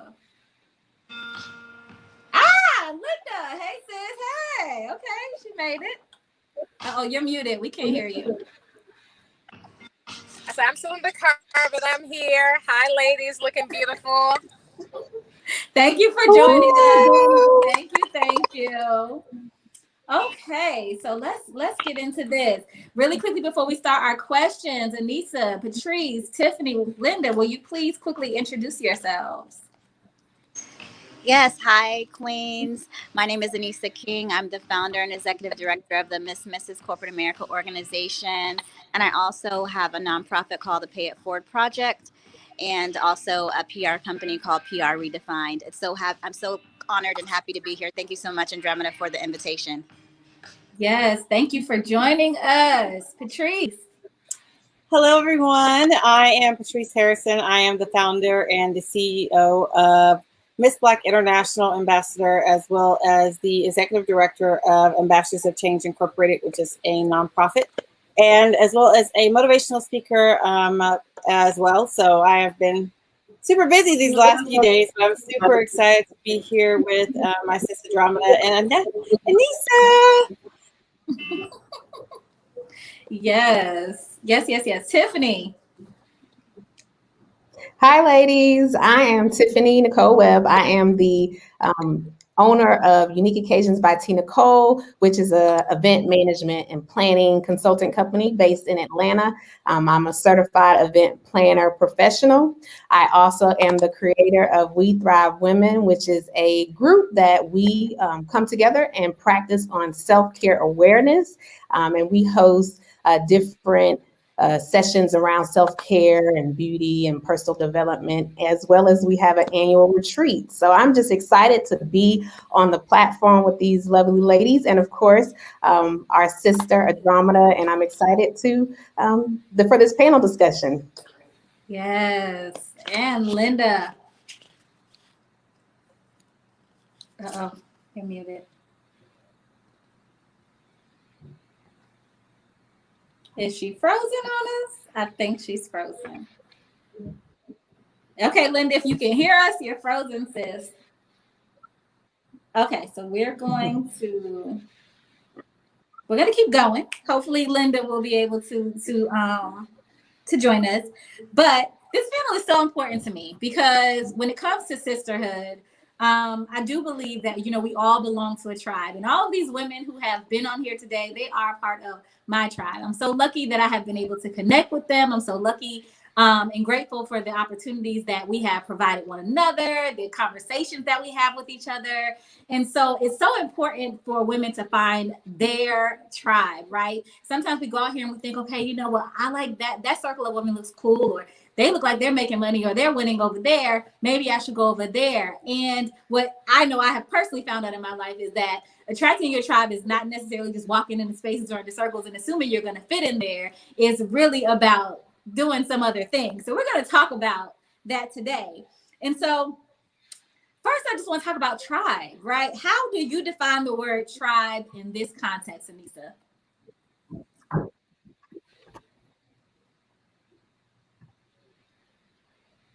Uh-oh, you're muted. There you go. Hello, can you hear me? Yes. Okay, yes.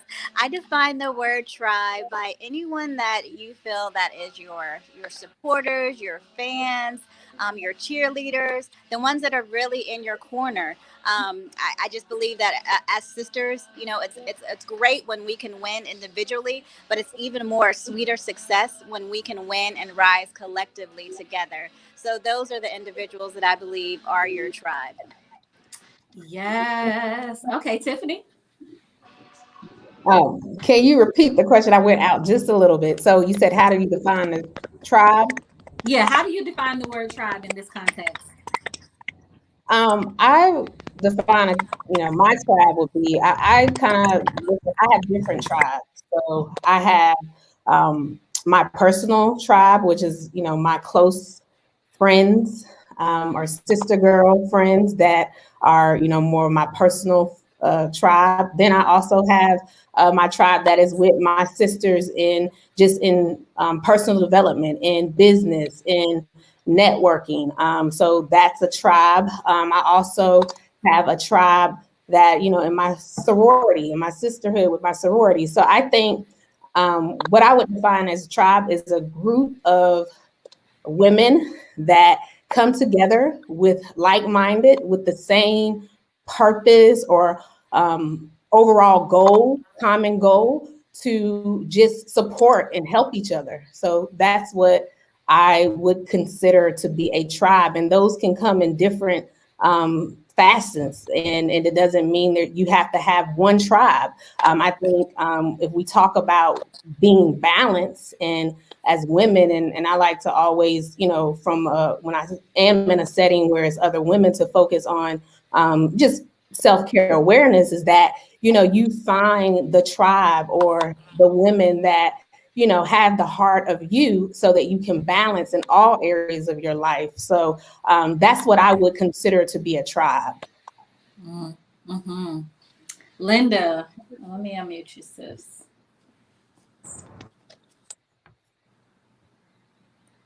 Uh-oh, you're muted. There you go. Am I still on mute? No, we can hear you now. Hi, ladies. I really apologize. I'm still on the Okay. road, so hopefully I don't get kicked out again. Yeah, how do you Anyone define the answer word that question tribe? that told me there? I think I came back on while Tiffany was talking, and I'm just like, yes, girl, because my definition is quite similar to hers. You know, I believe a tribe is any community of people that are working together towards a common objective. You know, and I also really believe that community is similar to having a coach. You know, you don't need one coach in your life. You need a coach for different aspects in your life. And when we talk about tribe, especially when it comes to sisterhood, I think we need different kinds of sisterhood based on, you know, the seasons that we are in our life. And sometimes you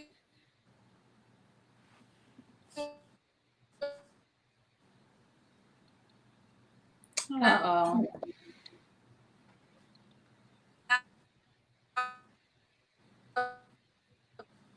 Okay. So, Linda, you're breaking up, sis. Okay, so we are going to move to the next question. I know Linda was going to share something awesome. And if she comes back, we will ask her again. I didn't get to answer. Oh, I'm sorry, Patrice. Listen, everything's blending in now after It's the okay. hour, okay? No, I was going to absolutely agree with the combination of Tiffany and Anissa and what they said. I think it's important. What I've learned, especially in the last few years of my life, is that it is important to have those different tribes. I have my prayer warrior tribe where, you know, those are the women that I pray with, we talk with, we're talking about spiritual battle and things of that sort. Then I have, you know, my pageant tribe, as I call. These are women who are in the industry who kind of help me move, shake, and change things around. Then I have, you know, the momager tribe of these amazing moms who, you know, are in the industry. So it's based off of the different facets of my life. And then I have a core circle. Those are the women that know everything about me from beginning to end, that aren't afraid to tell me when I'm wrong, who aren't afraid to, you know, some of them consist of my prayer warrior sisters, but, you know, that's my core.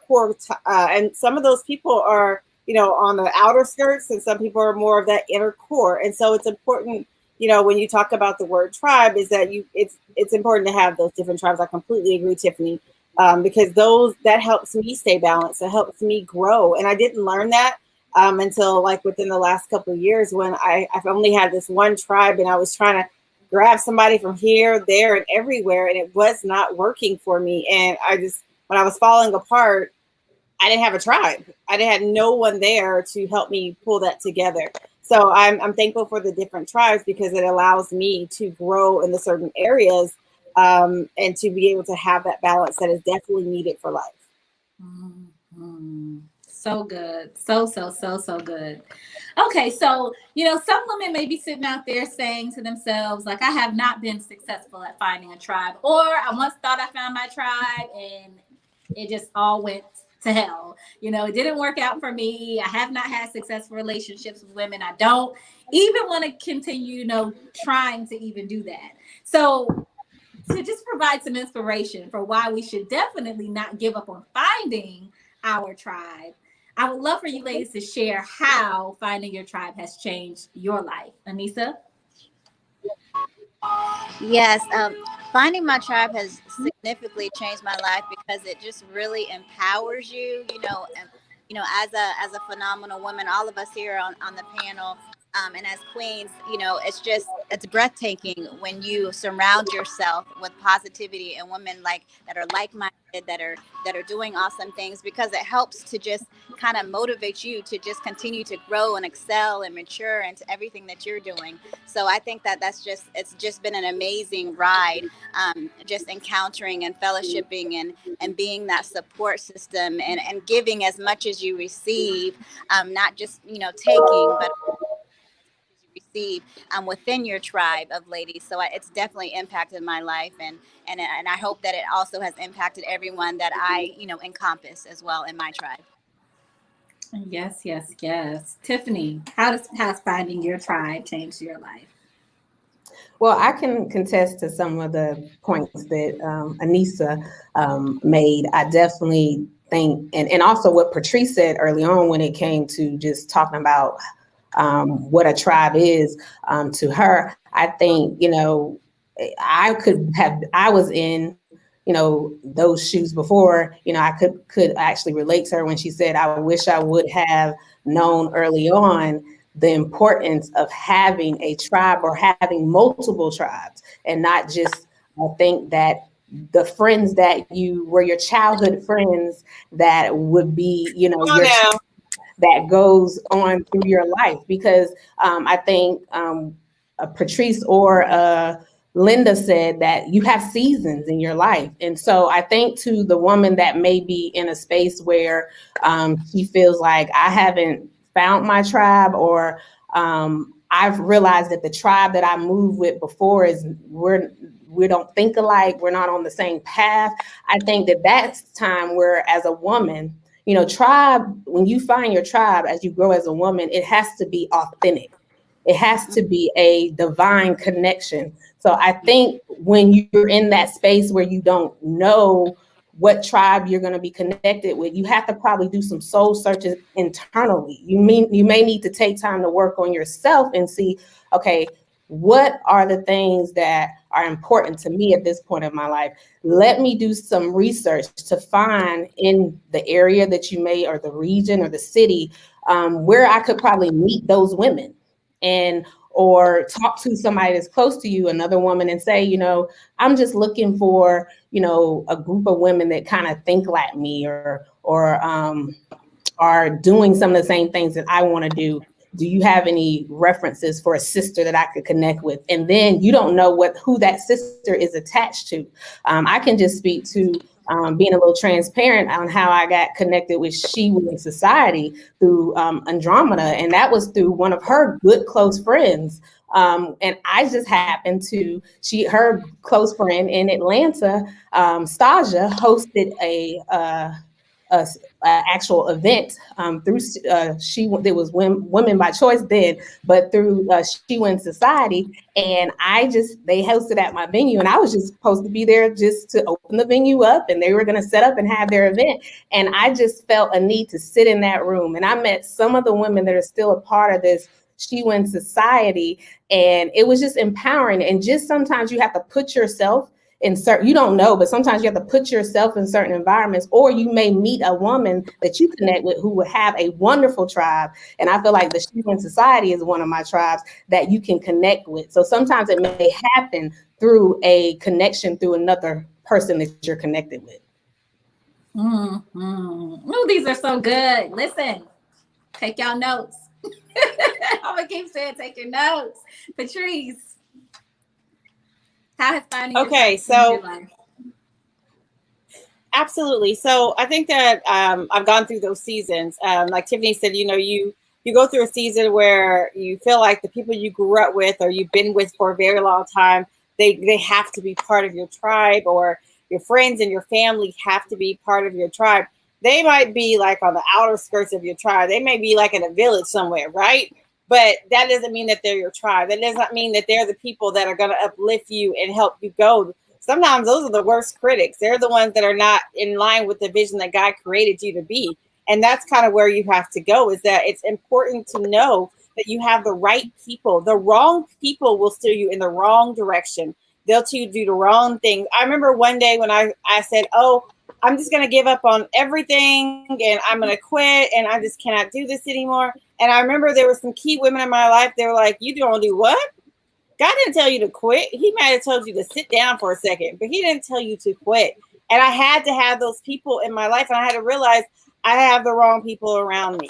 I need to fix my tribe. Your tribe might not be your spouse, your best friend, your mama, your grandma, your uncle. It may not be those people. Maybe it is, but you have to have a spirit of discernment to determine who needs to be around you, who needs to be pouring into you, because those spirits that you're connected to, the people that you're connected to matter. And if you have the wrong people connected to you, that's not going to be great. There are people that are Peters and there are people that are Judases. You got to figure out who's who. Period. You have to be very careful of who you have in your circle. That matters on when you're talking about elevation and growth. That matters spiritually, where you are dealing with something and you can't allow anybody just to touch you or lay a hand on you or speak a word over you, because they may not be ordained. That's not their lane. And so you have to make sure that you have the right people in the right place so you can be able to grow and move. And I mean, I was a military child. Making friends was always easy for me. And then I moved and got married, and it became real hard all of a sudden. And then, and then I started really walking into my passion. It became harder. And the reason why it became harder is that God was like, no, the people that you were with before, or the places that I'm taking you, you can't take those people with you. And it's hard because I'm a lover. I'm like, oh no, everybody gets to come. And he's like, no, they don't. They don't get to come. They need to go over there. They need to go back to the village, right? And so you have to make sure that you know who belongs in the village and who belongs into that inner court and in those inner tribes that you have, because the wrong people will derail your destiny, and you don't want that to happen. Wow. we were Where is the collection place?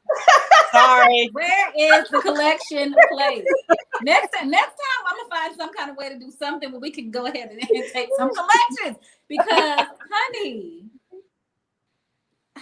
Okay. I had to learn the hard way, though. Is there anything else to say, y'all? We could just no. I'm kidding. We just wrap it all up now. Y'all have got what y'all needed. We're gonna move on. But no, I'm kidding. So good. Okay, so the last question I have for you guys is, we've talked about what you don't want to look for in a tribe, right? And what's not your tribe and what is your tribe. But what we haven't touched on so much is, what do you have to do personally to start attracting your tribe, right? So, Anissa, what do you say?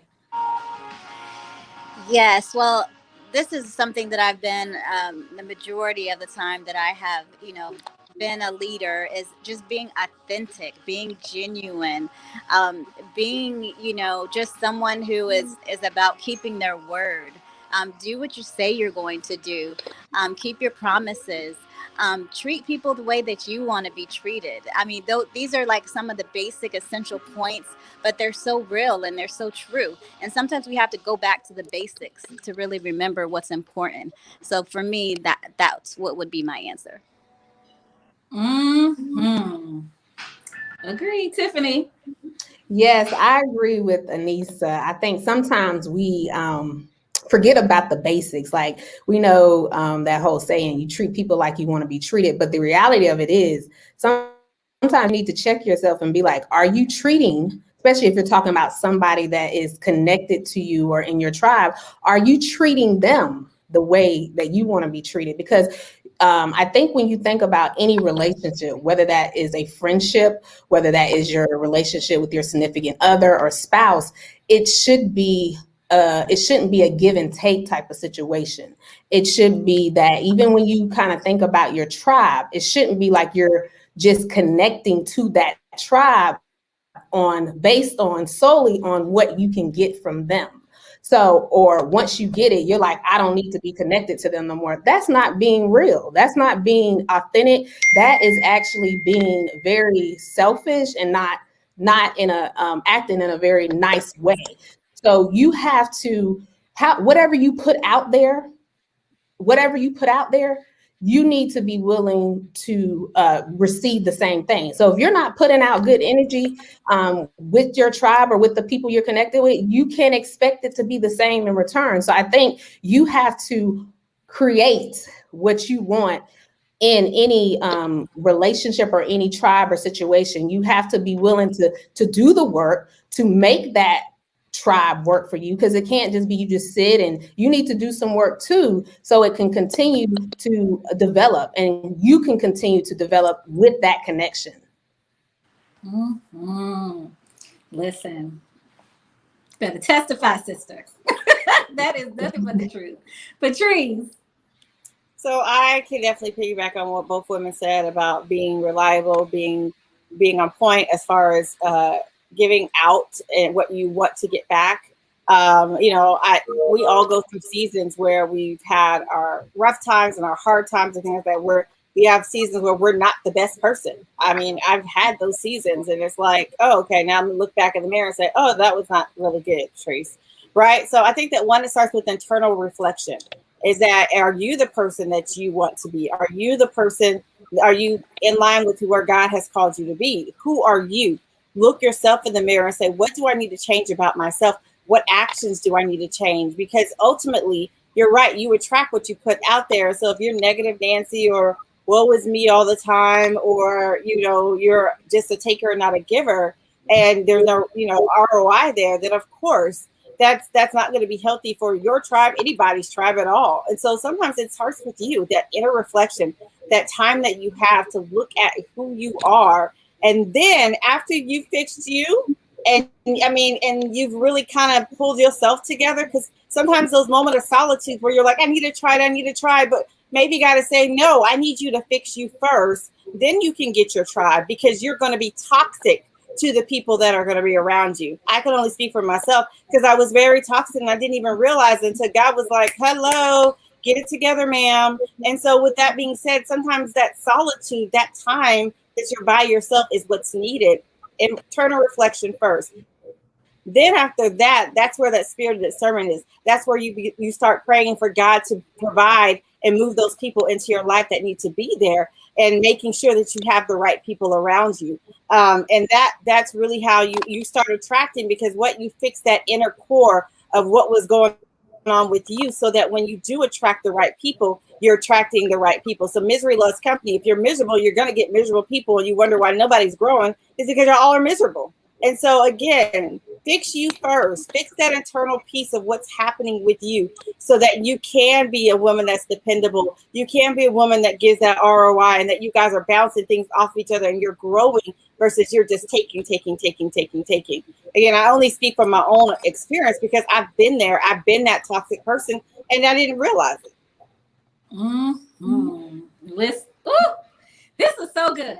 This was so good. And this panel is so important to me. I mean, all the panels are important, but this one specifically, because someone mentioned, I think Tiffany mentioned that, initially we were Women by Choice when we first started out in 2014, and we rebranded to She Wins Society in 2019. And what some people don't know is that the reason for that rebrand was an expression of my growth, but also just some things that I was noticing. So Women by Choice, we would bring women together, and we would do it often, whether it was retreats or events and things like that. And one thing that I recognize is that, it's not enough to just say women should support women. And it's not enough just to create opportunities and platforms for women to come into spaces together. I recognize that when we get in those spaces, though, what's our posture? What is our attitude? What is our mindset? The more confident that we are in ourselves, the more happy that we feel about ourselves, the more we're going to be able to get along with other women and support other women. And so She Wins Society was rebranded. Well, Women by Choice was rebranded to She Wins Society, because I wanted to add that personal development piece. I wanted to focus on the individual woman, because again, the better you get, the bigger you're going to win in all areas of your life. So if you're focusing on your personal development, you're investing in yourself, you're pouring into yourself, you're improving your mindset, you're improving your health, you're improving just you in general, that's going to shape your tribe. It's going to shape your relationships. It's going to shape your finances. It's going to have an impact on every area of your life. So like all of these ladies have shared, doing that inner work, whether it's your romantic relationships, your friendships, your partnerships, the collaborations you have, all of that, it starts with you. And so I'm so grateful that all of you ladies have definitely touched on that, because that's, I think, one of the most important things. You can't go out here being bitter and jealous and having a bad attitude and think that the women around you are going to be positive and empowering. It just doesn't work like that. Like Patrice said very eloquently, and like we've heard it a million times before, misery loves company. If you're bitter and you're in competition with other women, you're going to look around and have everybody around you be bitter women who are in competition with you. And you're going to be mad about it. But it's you that needs to make some changes within yourself, so that the women around you are truly and genuinely supportive and love you for you. Thank you, ladies. This has been amazing. I'm so appreciative of all of you. I'm so appreciative. Did I see Linda down there at the bottom? Linda, we gotta bring her back for just a second. Is she frozen again? Jesus, fix it. She is. I don't want to go without saying about Linda. Okay. But Andromeda, thank you for this, for what you do for women, for what you do for all of us. I mean, this has been a lot. This She Wins, or before it was Women by Choice. You know, when you've been doing all this for as long as I've known you, it has been a life-changing shift for me. So I just want to say thank you for what you do, because it's so needed, so needed. Thank you. I couldn't do it without y'all, so I appreciate y'all being a part of the vision and the mission.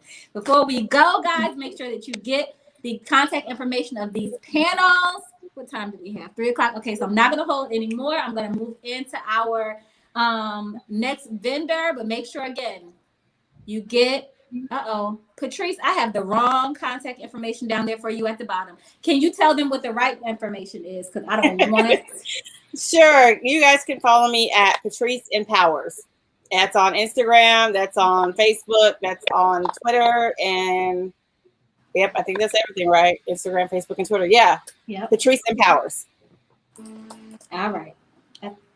I commented down there at the bottom. We have 2 Patrices and 2 Robins. So that's why we had Patrice from It's okay, sis. Thank you so much, ladies, for joining me today. We're going to move into our next vendor. Y'all have a great rest of your day. See you in the comments.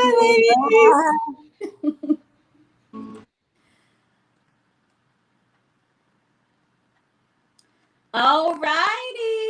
Oh, y'all, I see this next panel back here. They're looking gorgeous. But before we move into them, we are letting in our next vendor spotlight.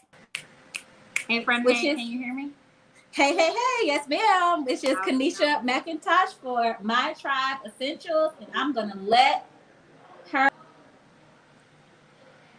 Hey guys, what's going on? Sorry if the sound is a little bit crazy. I had to get some last minute headphones, but I'm Kanisha B. McIntosh. I'm the creator behind My Tribe Essentials. It's an aromatherapy essential oil based product line. I sell candles, I sell essential oils, incense, and I sell tons of other essentials that really go well with aromatherapy. So what I wanted to introduce to you today is a product called Red Jasper. It's actually one of the latest candles I have in the line, and this is the small one. It's a 4-ounce candle. And Red Jasper is a frankincense sage essential oil candle. And the thing about my candles is that they're super convenient, right? They were made for travelers. So they come with little strikers on the small ones, and I have 10-ounce candles that have them on the bottom. And every order comes with a set of matches for your candles, so you never have to worry about finding a lighter wherever you are. You should be allowed to light your candle and create the vibe that you want. And so, like I said, they're all soy candles. They are infused with essential oils, natural essential oils. And so if you head over to my website, Instagram, Facebook, you can shop anywhere, My Tribe Essentials. Go ahead and grab you a candle. Go ahead and grab you an essential oil and just create the vibe that you want. We should be allowed to stop whatever we're doing and then just create our own piece. And so if you head over to the site now, you can use the code INTHETRIBE to get 10% off your purchase. And I'm doing everything. It's a solopreneur. This is my baby. So all of my orders go out with handwritten notes to the tribe. And I welcome you to enjoy a little piece of yourself. So like I said, this is Red Jasper. It reminds me of Black Love, y'all. Okay, this is that vibe that you get. And I have a new candle dropping next month called Jade. It's the perfect spring candle. It is a honeysuckle jasmine candle. Okay, it's a good vibe. I promise you that. So every season we have a new seasonal candle, and we have 5 base candles that any one of them you'll absolutely love. And you know what? They smell great unlit. And that's the best part about it. You don't even gotta light it, and you'll get all the holistic benefits. So check out My Tribe Essentials, guys. Follow us on Instagram. Follow us on Facebook. Coming to YouTube soon. But for now, make sure you subscribe on the website, mytribe-essentials.com. Thanks, family. And hey, friends, hey, you guys are doing so great. I love this so much. And thanks again, Andromeda, for allowing My Tribe Essentials to be featured at the Stepping into Sisterhood conference. Have a great day, friends. Peace. I think you're on mute. Okay. Thank you so much, Kanisha. And you guys, Kanisha will be back later. So make sure you come back to hear from her about how to grow in business. Okay. All right. Thank you, Kanisha. No problem, love. All right. So y'all make sure that y'all follow My Tribe Essentials. Make sure that you go to mytribeessentials.com. It's down here at the bottom if you need to write it down, mytribe-essentials.com, and shop those amazing candles. I actually have one myself that's completely burnt out, so I need to go shopping myself. But get your candles. They are awesome. All right, so we're going to move into our next panel, which is the Attract More Money or Opportunities to Make Money panel. So that is going to be Dr. Ashley Little and Queen Audrey Ori and Janet Ming. Wait a minute, Audrey. Yeah, Audrey's here. Okay, I got y'all know I got to check. We like in the third hour now, so things start getting a little weird. But I think that's everybody. We are missing Rhonda currently.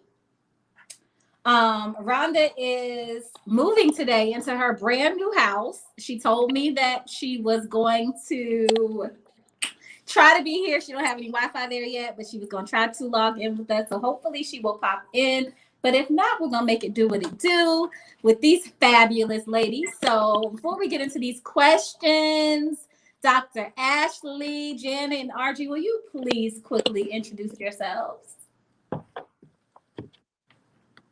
Ashley, you can go first. Oh, you want me to go first? Okay. Hi, everybody. My name is Dr. Ashley Little. I am the CEO and founder of Ashley Little Enterprises, which consists of my media, book coaching, speaking. I'm also host and executive producer of Creating Your Seat at the Table show and CEO, founder, and editor-in-chief of Creating Your Seat at the Table International Magazine. And I own two successful publishing companies, Little Publishing LLC, where I help aspiring authors, new authors, and seasoned authors develop their manuscripts, become best-selling authors, and market and monetize their books. And I'm also the CEO and founder and visionary author of the HBCU Experience Movement LLC, the first Black-owned publishing company to publish prominent HBCU alumni stories. So that's a little bit about me. That's just a little bit about her. Yes, Ashley. Okay, Janet. Hi, everyone. As you all know, my name is Janet Mingo. I am your hospitality director of retreats here with She Wins Society. I'm also a certified momentum coach and Forex mentor. I am a serial entrepreneur. I also host True Momentum Escapes, which is my certified travel company organization. I'm also the owner of an inspirational t-shirt brand, which has been around for 2 years now, and the founder of the Propel Hub. I have recently gone into other endeavors, and I am the founder of JEE Enterprises, which is a youth inspirational line of books. And so we're going to go ahead and get that one and pop in. So I'm super excited to be here with everyone. Andromeda, you know, I love you, sister. I love all of you. So I'm excited to be here with you. Yes. And Queen Audrey. Hello, good afternoon, everyone. Blessings to all. Thank you so much, Andromeda, for having me. My name is Audrey Ori. I'm a celebrity ghostwriter and CEO of 13th and Joan Publishing House. And just so excited to be able to hear how important sharing our stories is, and that everybody is definitely on the same wavelength for this panel. So I am looking so forward to it. Another venture that I've launched that I'm super excited about is Audrey Ori Retreats, and that is our luxurious writing experiences for storytellers. So thank you so much for having me. Yes, I'm so excited about this panel, y'all. We're talking about money. Who doesn't like money? Who doesn't like talking about money? So let's get into it. Ashley already let y'all know she's out here with the multiple streams, okay? Everybody on this panel are women with multiple streams of income. So I would love to ask you guys, what opportunities have you taken advantage of or created for yourself to attract more money? I'm gonna start with you, Janet. Okay, y'all. So the main opportunity that I started last year, like once I lost my job, you know, when it's time for you to shift and you kind of holding on to something and you really don't want to shift, Forex came my way, and I was like, you know what, I'm tired of trading my time for dollars. So within last year, I got serious about trading, and I was able to literally get my certification for life coaching. I also got my certification to become a travel agent last year and founded my own company. And then I was also introduced and I enrolled into TAE, which is the Authors Enterprise. It's an anthology program. And that's how I was able to get my foot into authorship. And I felt comfortable about doing that. So literally taking the time and stepping out of my comfort zone to do things that I knew I wanted to do. That's so good. So you were breaking up just a tad bit, but I know I heard Forex. And tell us one more time just what the three things were, or four things, because you're breaking up just slightly. You don't have to give the subscription again, just the things. I'm gonna try to take my AirPods off real quick and see if that's better. Okay. You're muted. Is that better? I think so. Okay, perfect. Yep, much better.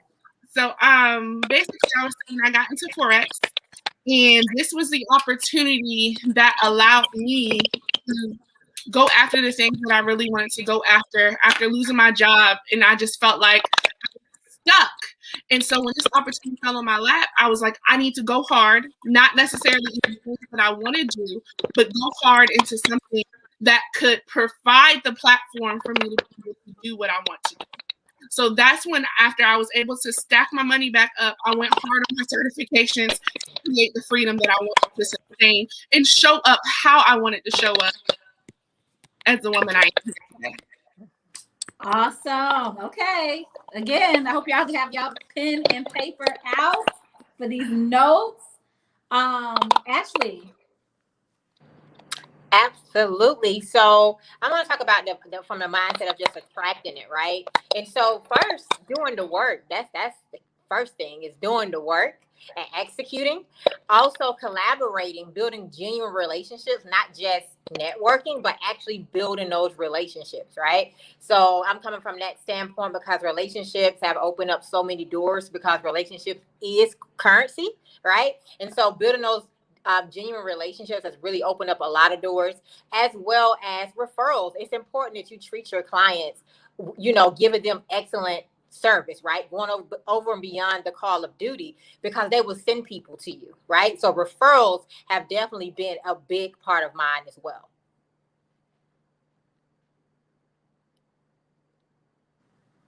Awesome. Audrey. Uh-oh, no, wait, you're muted, Queen. Hold on. Okay. Can you hear me now? Yes. Okay, great. So, I remember a time when, we're all good at lots of things, right? We all know that we have many gifts and talents in different areas. And, there was a time where I was trying to find my way as far as entrepreneurship was concerned. And so one of the things that I did once I resigned from my career as an educator at that time, I started an apprenticeship to do hair, right? Because that was something I had always done in high school, and I really loved the hair and beauty industry. I launched a image consulting company. I launched an etiquette company. I had done so many different things by the time I got to the point of really forming my publishing company. And so what I learned from that, and the reason why I'm sharing that, is that it gave me an opportunity to learn many different things, but I really wasn't financially fruitful to the fullest level until I learned how to create multiple income streams from one venture.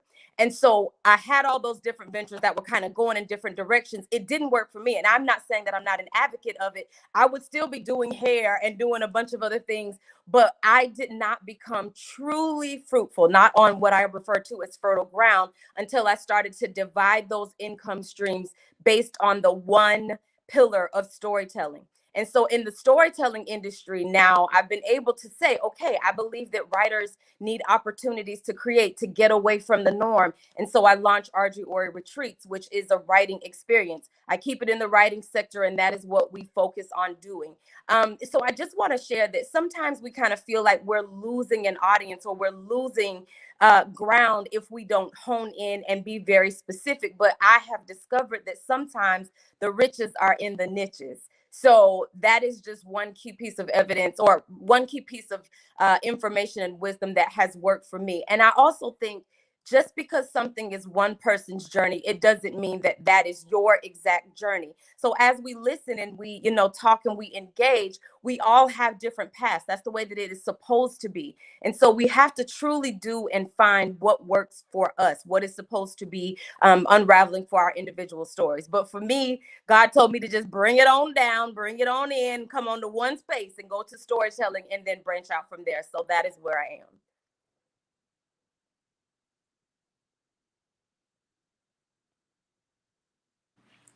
Awesome, awesome, awesome. But Archie, I do want to say that you did bring it back, but now you are branching out. So can you tell us about some of the opportunities that you've created for yourself since honing in, and then now having good, stable footing on fertile ground? What are some things that you're doing to create additional streams of income?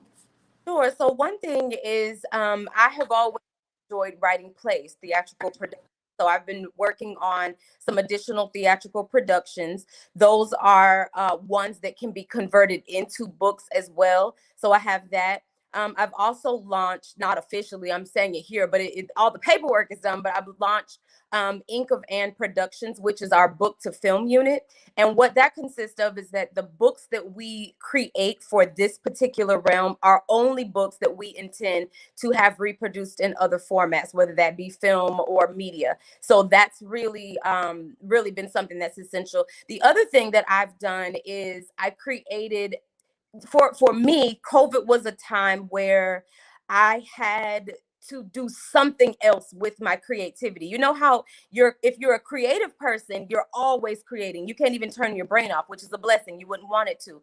But I was creating and writing and writing and writing, but I wanted to do something else. So I cannot draw, I cannot paint, I cannot sing. If I could sing, you all wouldn't be able to stop me from singing. Can't do it. So I started sketching these handbags because I love handbags, but I'm also not a person who's like, I'm not a label person. So I don't have like a lot of designer handbags. I just love a good handbag. It doesn't matter where I see it. So I started to design and create them. And then I launched a company called Crown Avenue, which is luxury vegan leather essentials for girls, bosses on the go. So it's like, laptop cases and weekenders and, little bags that you can carry whenever you go, wherever it is that you're going, whether the world is open, closed, or whatever. And that just gave me another outlet, but it still was in the realm of storytelling, because now I encourage everyone, if you're going on the retreat, well, then you have to have the bag, right? You got to secure the bag.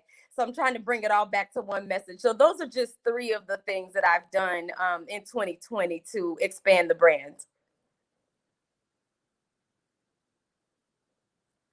Yes, yes, yes, yes. So good, so good, so good, so good. So in talking about money, we do know that to attract money, to attract opportunities, to make money, to even create opportunities to make money, you have to have a certain mindset, right? And so what is one thing you've learned about the mindset you need to have to attract money or opportunities to make money consistently, Janet? The number one thing that I'm going to say that I learned is to stop just spending money and start investing money. And with that comes with, I'm a huge giver. And I believe when you give, you're going to receive. But I had to literally put a tap on what I was going to give out for the month, whether that included my tithes, what I was going to give to other people to help them, or just give to certain, charities or different things. Because I said, if I continue to overgive, just like when you pour from an empty cup, if I continue to exhaust my finances, how can I invest into the things that I need to show up as the woman that I want to show up as? And so I literally had to put a tap on that, so that I can continue to invest into the things that I wanted to invest in, whether that was publishing, because with your dreams, it's going to cost, it requires finances. It's whether it's $5, $100, or if you need a piece of equipment that's $3,000, you have to be able to get to that. So I really stood to the investor's mindset and allowing myself to believe that I deserved to invest in myself, that I needed to show up as more instead of saying, okay, I need to help this person right now, and say, no, I need to help me. So yeah.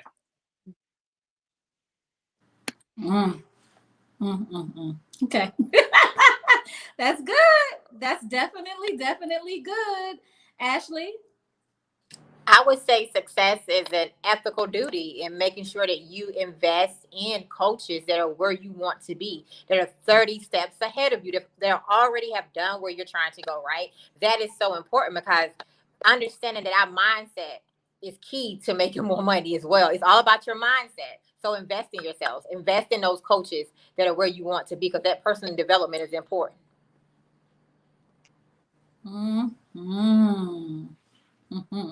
Audrey? I'm gonna come from an emotional space. I believe that we have to first of all deem ourselves worthy of wealth. I think that there are so many situations and scenarios, and I can't speak for how everyone else was raised, but I know for myself, when you see someone who is potentially struggling to pay bills, when you see someone who is working to make ends meet, when you see debt, you don't necessarily know that you are worthy of something different unless you're introduced to it or you go out and seek that information. So I believe that we have to make room for wealth. We actually have an author who's working with us, who her book is entitled Make Space for Wealth. But the first step to making space for wealth is believing that you are worthy of it. As women, we so often apologize for having discussions about money. We apologize for what we decide to charge. We apologize for asking, for a raise in the workplace. And these are all things that are due to us. They are our birthright. And so until we get to the point where we can acknowledge within self that we are worthy of wealth, that we are worthy of more than the status quo, that we are worthy of whatever it is that we can conceive in our minds, then we won't have access to it. But we have to first believe that it is our birthright to be wealthy. And when I speak of wealth, I'm not only talking about money, but we all know that money opens doors to the freedom that we need to do the other things that we want to do in life. And so we are worthy, we are deserving. I believe women have all power. And so with all power also comes the acquisition of wealth. I love that.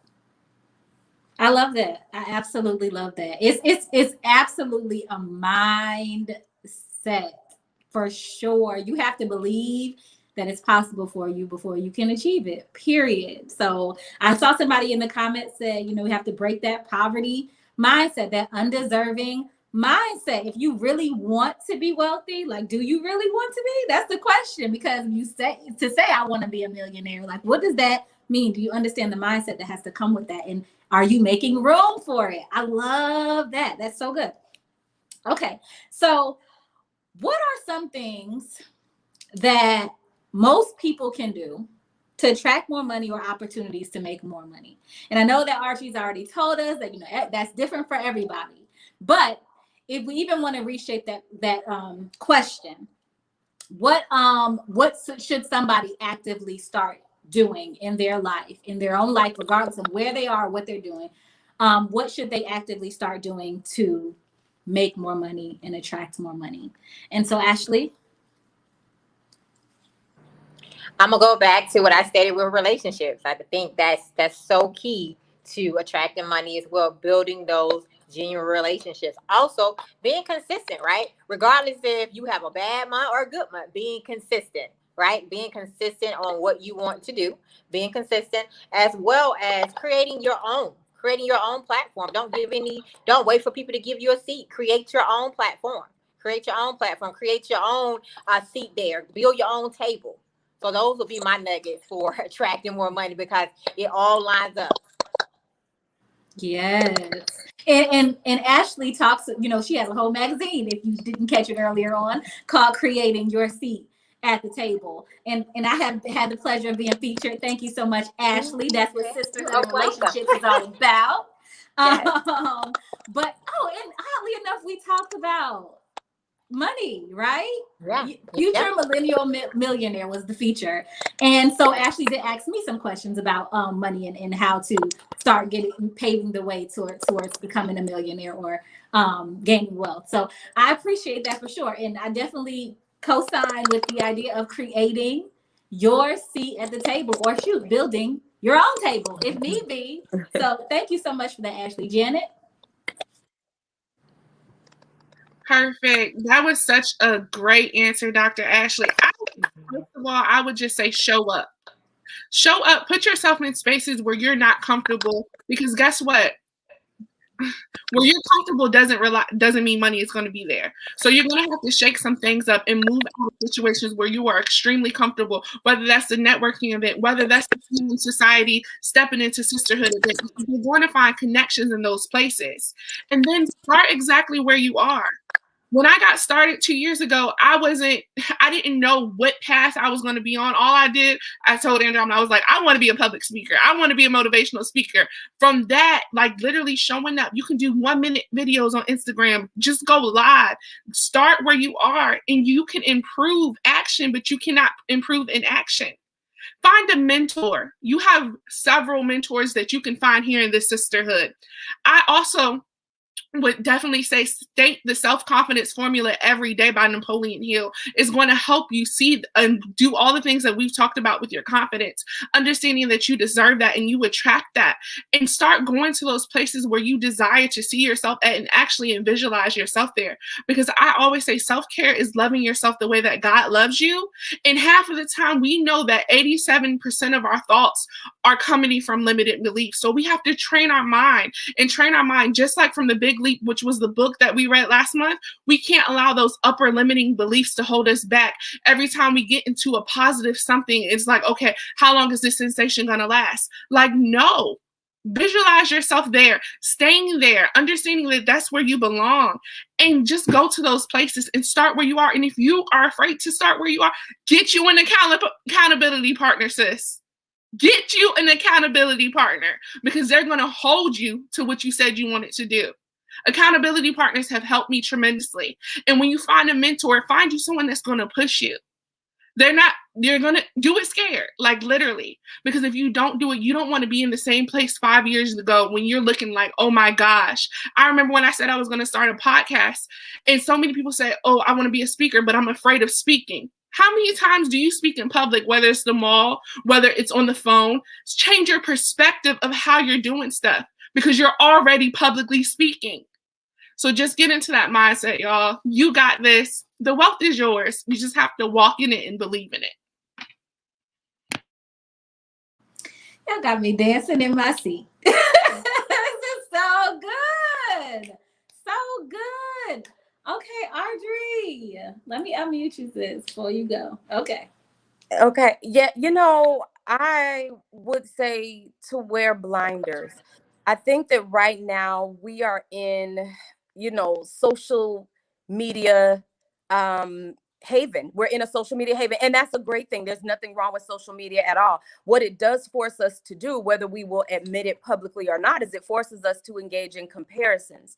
And so the first thing that we need to do is figure out what it is that we like, because sometimes we think we like something because it looks good on sis. Like if sis looks great doing it, sis is an amazing, like Janet, she's an amazing public speaker. So I'm like, oh, you know what? I need to be a public speaker. It feels good because it feels good for Janet. Or, Dr. Ashley is saying, okay, well, this is what I'm working on. And so it feels good for me. But that's not really true. If we haven't dived deep enough to do the work to know what it is that we really like for ourselves, then it's very hard to command someone else's wealth path. And I keep going back to that. Our stories are as individual as our fingerprints. So when you find the thing that you like, and the reason why I say that's important is because when you are on a road to attracting wealth and commanding wealth, there will be some days that are uncomfortable. There will be some moments where you have to exercise discipline that you didn't know you had. There will be some days that it's not fun. So therefore, if you're doing something that you like, something that really speaks to your spirit and pours into your soul and gives back to you the way you give back to it, then those days will be manageable. So I say wear blinders because Your path belongs just to you. And then you have to discover what it is that you like. Maybe you don't like Forex, but you like accounting. Maybe you don't like accounting, but you like to purchase stocks in a different way. Who knows? Whatever it is, get there and figure out what you like. Stop the comparison game, because everybody's path to wealth is completely different. So figure out what you like, and then let that be your guide as to how you get there.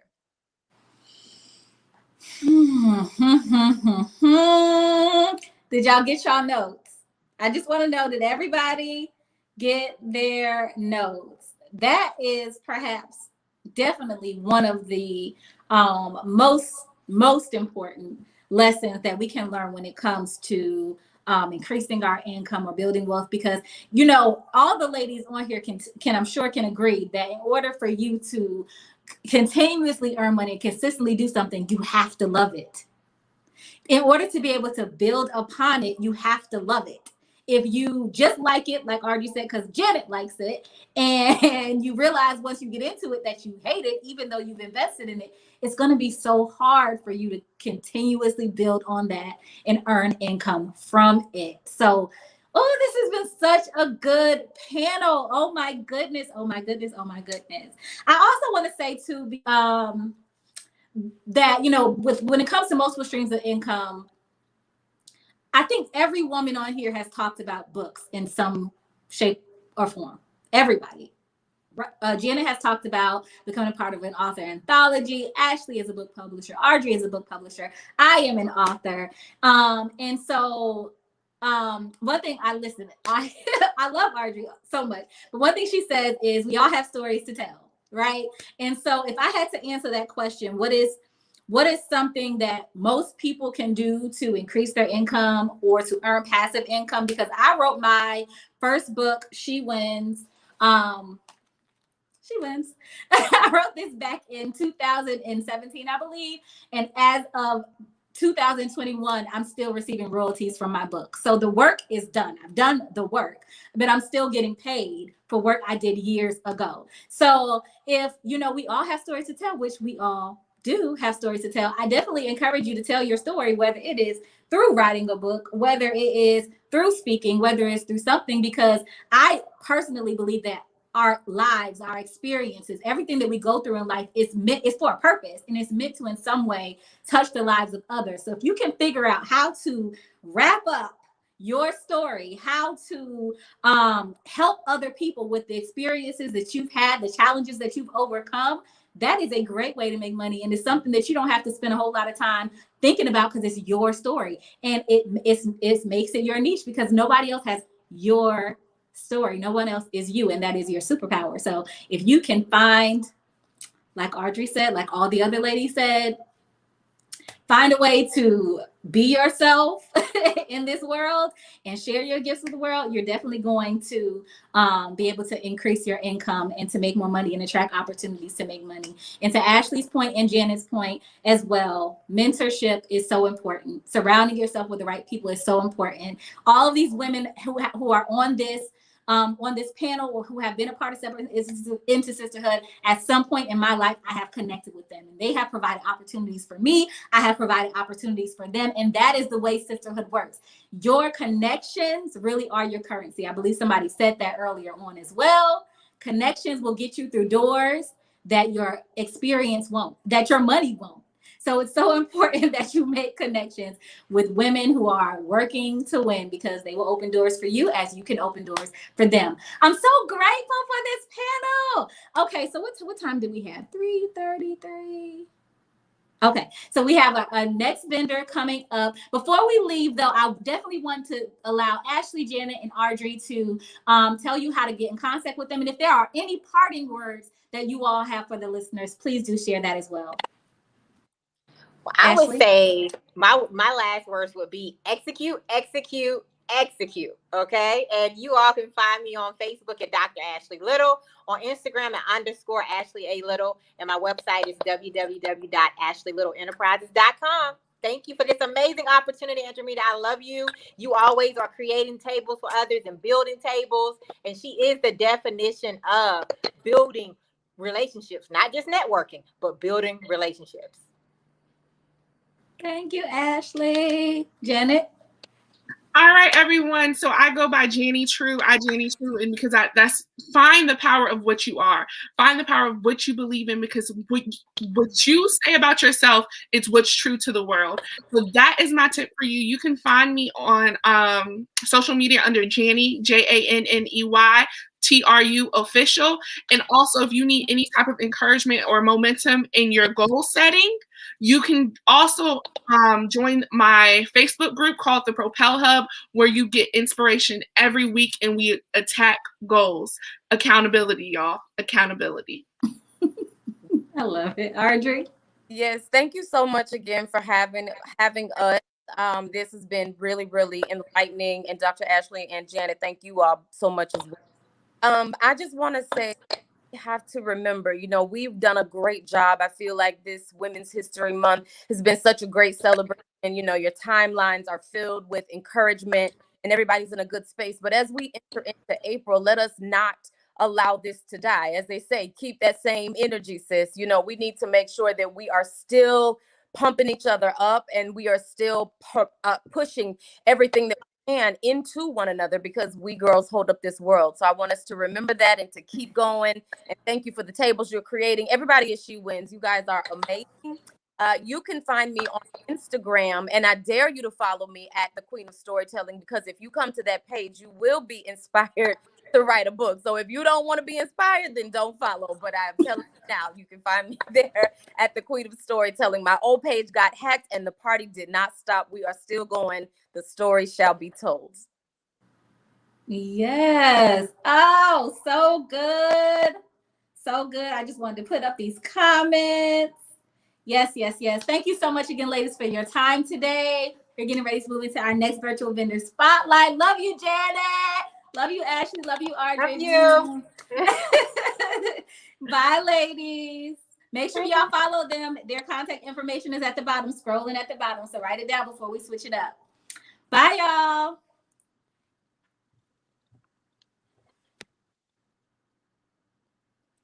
All right. We are moving into our next virtual vendor. Miss Jasmine Stokes is coming right up to tell you about the My Consistency Strategy Journal. And Coach Jazz was actually a speaker on Stepping into Sisterhood last year. So we are grateful to be able to bring her back up to the stage once again. Coach Jazz, I'm going to let you take it away, sis. Hello, y'all. It is Coach Jazz. Do like the preachers do. I won't be before you long.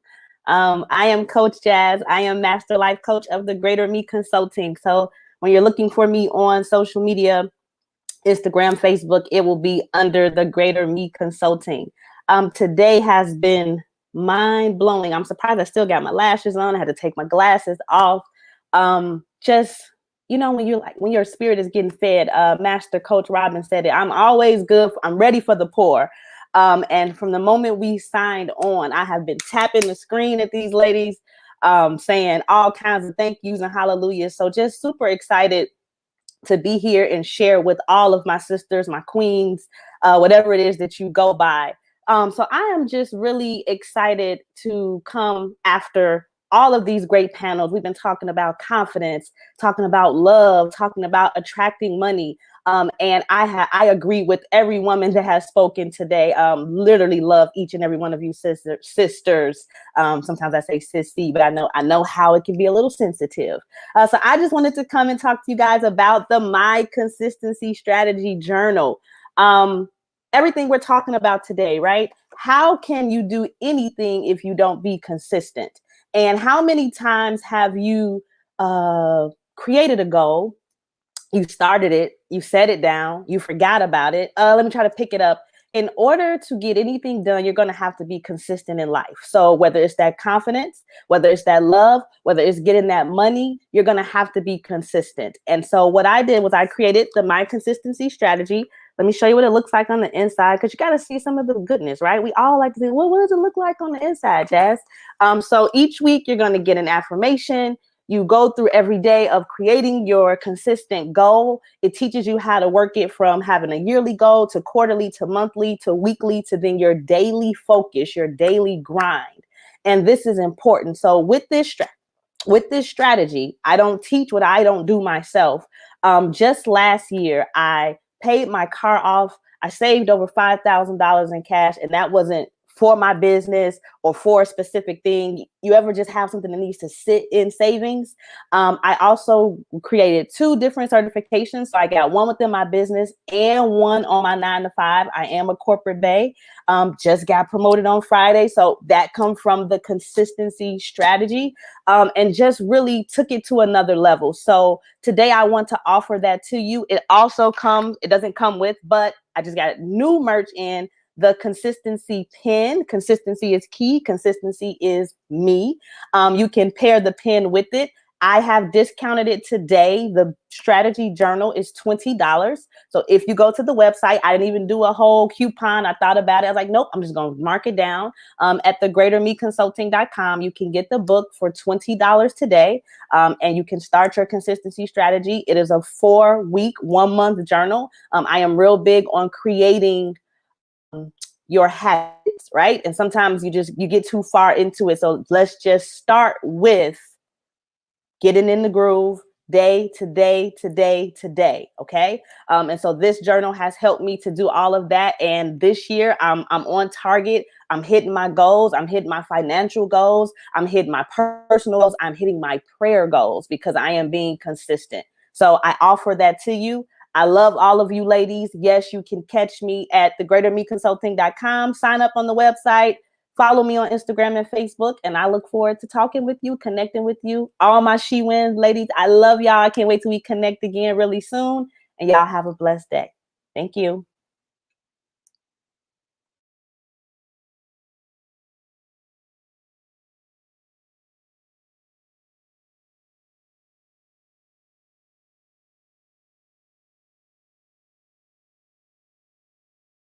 Oh, you muted, sis. I can't hear you. I'm still here. I want to just like had a camera on, like, I can't hear you. There you go. Can y'all hear me now? Yeah. Listen, I was doing so good with the muting at first, wasn't I? And now it's just like, okay. You like, all right. Yeah, I'm here. Thank you so much, Jazz. It's always a pleasure to share space with you. I did want to just say again that we were grateful to have your presence stepping in sisterhood last year. You definitely dropped some gems about what sisterhood is. I think that was probably one of my favorite things that you shared was what sisterhood is. And so we're just grateful for you. We're grateful to have you as a sister. I know so many of our sisters have purchased, whether it's your shirts, your journals. We've seen awesome feedback about it. So definitely y'all make sure y'all go and visit thegreatermeconsulting.com and see all that Coach Jazz has going on. And I want to say congratulations to you too, personally, for paying off your car for the promotion.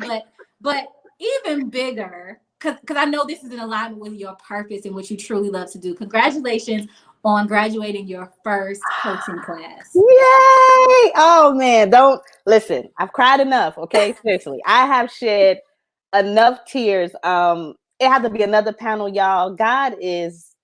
He is showing out. And I'm not gonna go there with y'all there. I said I won't be before you long, how the Baptist preacher does, but I realized I set goals, and Coach Robin, she probably gonna get with me and get to me.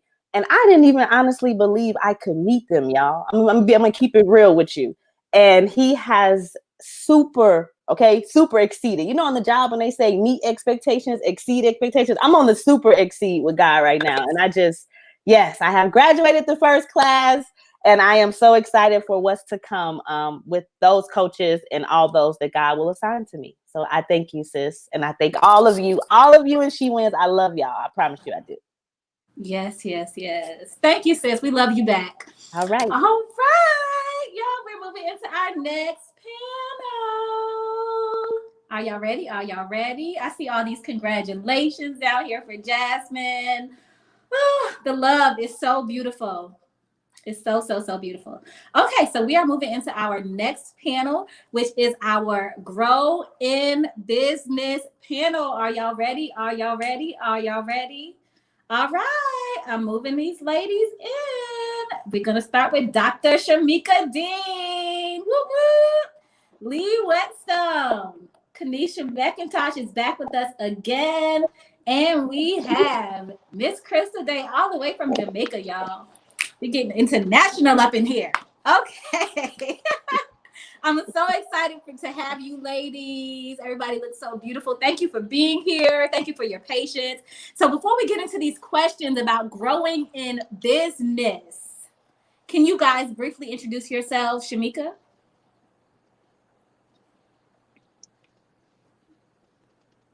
Hi, everybody.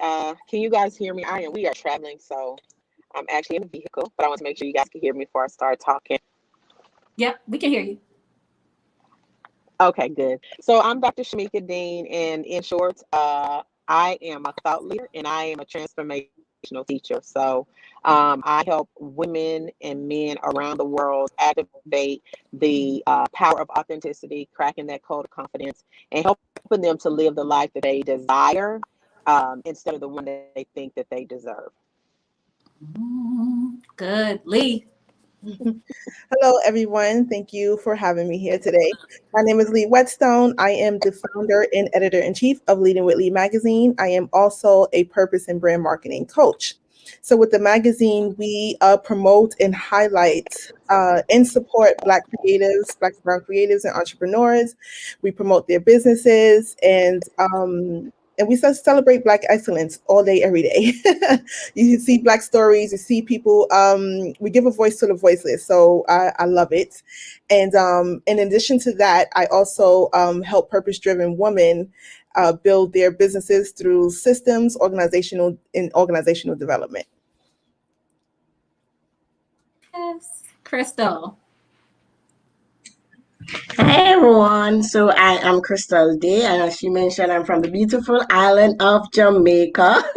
I am a book coach, a publisher, a brand strategist for women of faith who wants to use their experiences and build an empowerment-based business. I'm a 9 times author and speaker and podcaster. So yes.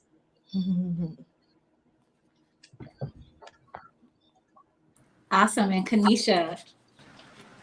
Hey friends, hey, I'm back again.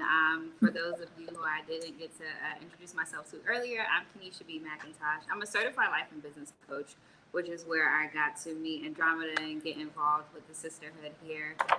But aside from that, I'm super Jamaican, so I've got like 30 million hats that I wear. But primarily, I'm the creative behind My Tribe Essentials. It's an essential oil-based aromatherapy line, and when I'm not doing that, I'm creating vibes in other people's lives. So whether I'm doing business consulting with women or small businesses, or whether I am planning retreats for women's businesses, I'm heavily involved behind the scenes in making sure that people that look like me are always winning. Beautiful, beautiful, beautiful. Okay, y'all, let's get into this conversation about growing in business. If you have a business, if you are an aspiring business owner, if you are an aspiring entrepreneur, this is a conversation you want to tune into. Heck, if you have friends who are entrepreneurs or business owners, come and share the wealth. Come and stay and learn so you can pass something on to them. Because that's what sisters do, right? We share knowledge and information, connection, and resources. Okay, let's get into it. Thinking of a time when your business became stagnant, because it happens, right? Sometimes in your business, you're climbing that ladder and everyth's all good and you're winning, and then you, boom, plateau and things, you're just like, oh God, I don't know what to do from here. So what do you do, or what did you do when you got stuck? What did you do to get unstuck and level up? And I see Shamika circling, so I'm going to start with Lee. Mm-hmm. So with Leading with Lee magazine, we started in 2014 with the magazine. We were straight digital. So digital meaning Q&A questionnaires on the website. We did audio interviews, and we also did camera interviews. So 2.5 years in, I felt like we were stagnant, that we were just doing the same thing over and over, not presenting anything new. Okay, yeah, we feature entrepreneurs and everything. So what's new, right? So in 2017, I said, you know what? Let's present their feature in a new way. Let's go print. So we decided to go print, and then everyone is like, yes, they love the feeling of receiving that magazine in the mail, and they just like, yes, like I see my feature, I love it, I feel it, I can smell it, whatever it is, right? So they love that factor. And also, we also actually now coach people on marketing and media within the magazine too, because we see a lot of people that are not, they don't have professional photos ready. They don't have press kits ready. They don't have a clear brand message ready. So I noticed that was a lot of common things. They had great offers. They had great services and products, but we like, okay, we can't really, promote you if you don't have everything in place. So we started helping people with that also. And then it just like brought in this refreshing like, yay, we're helping people with campaigns. We're helping them build up their visibility, not only by featuring them, but also helping them create their brand story, because that's exactly why we feature people, is to help them share their brand story, because, people buy from people. So we help them humanize their brand through that. So that was one major thing I did when we felt stagnant. We were just straight up digital, and we had to go print, and we also had to include some coaching services, and that helped out. So basically find another way. Mm-hmm. Find another way. Yeah. Sometimes you have to refresh. Yeah. Pivot. Mm-hmm. It's required. You Yeah. know, the world is changing, right? So it's like, you can't just be like, I'm going to sit here with like my little desktop computer. Yeah. Try to like get all these sales. Like you need to get, now you need a smartphone. Mm-hmm. Now you need a tablet. Now you need these different things. You have to evolve, where you become a dinosaur and the world just passes you by. So that's good. That's so good. It could be the same product or service, just presenting it in another way. Yep. Mm-hmm. Yes. Kanisha. Man, this is such an on-time question. Coming out of a pandemic and everything that we just went through, I quit my job in 2019, quit corporate, and I did not know what I was going to do. I knew I'm supposed to be an entrepreneur, but I was like, Lord, whatever you got for me, just present it. And through traveling, I created travel essential oils, and they were really, really amazing. And I originally created them for myself, but people loved them so much that I made it a thing. And it really did a wonderful, it was a wonderful experience starting in that way.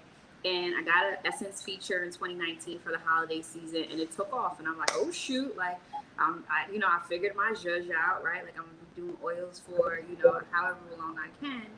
And they were mainly based for travelers. And then the pandemic hit at the beginning of 2020, and I'm like, how am I going to sell travel oils to people in the house, And at first, I was really trying to force this, y'all. I'm not even going to lie. I was like trying to think of all the people that I can connect with, like, travel influencers who were stuck at home too. Maybe I can send them things. Maybe they can do an unboxing for me. And it just didn't feel good.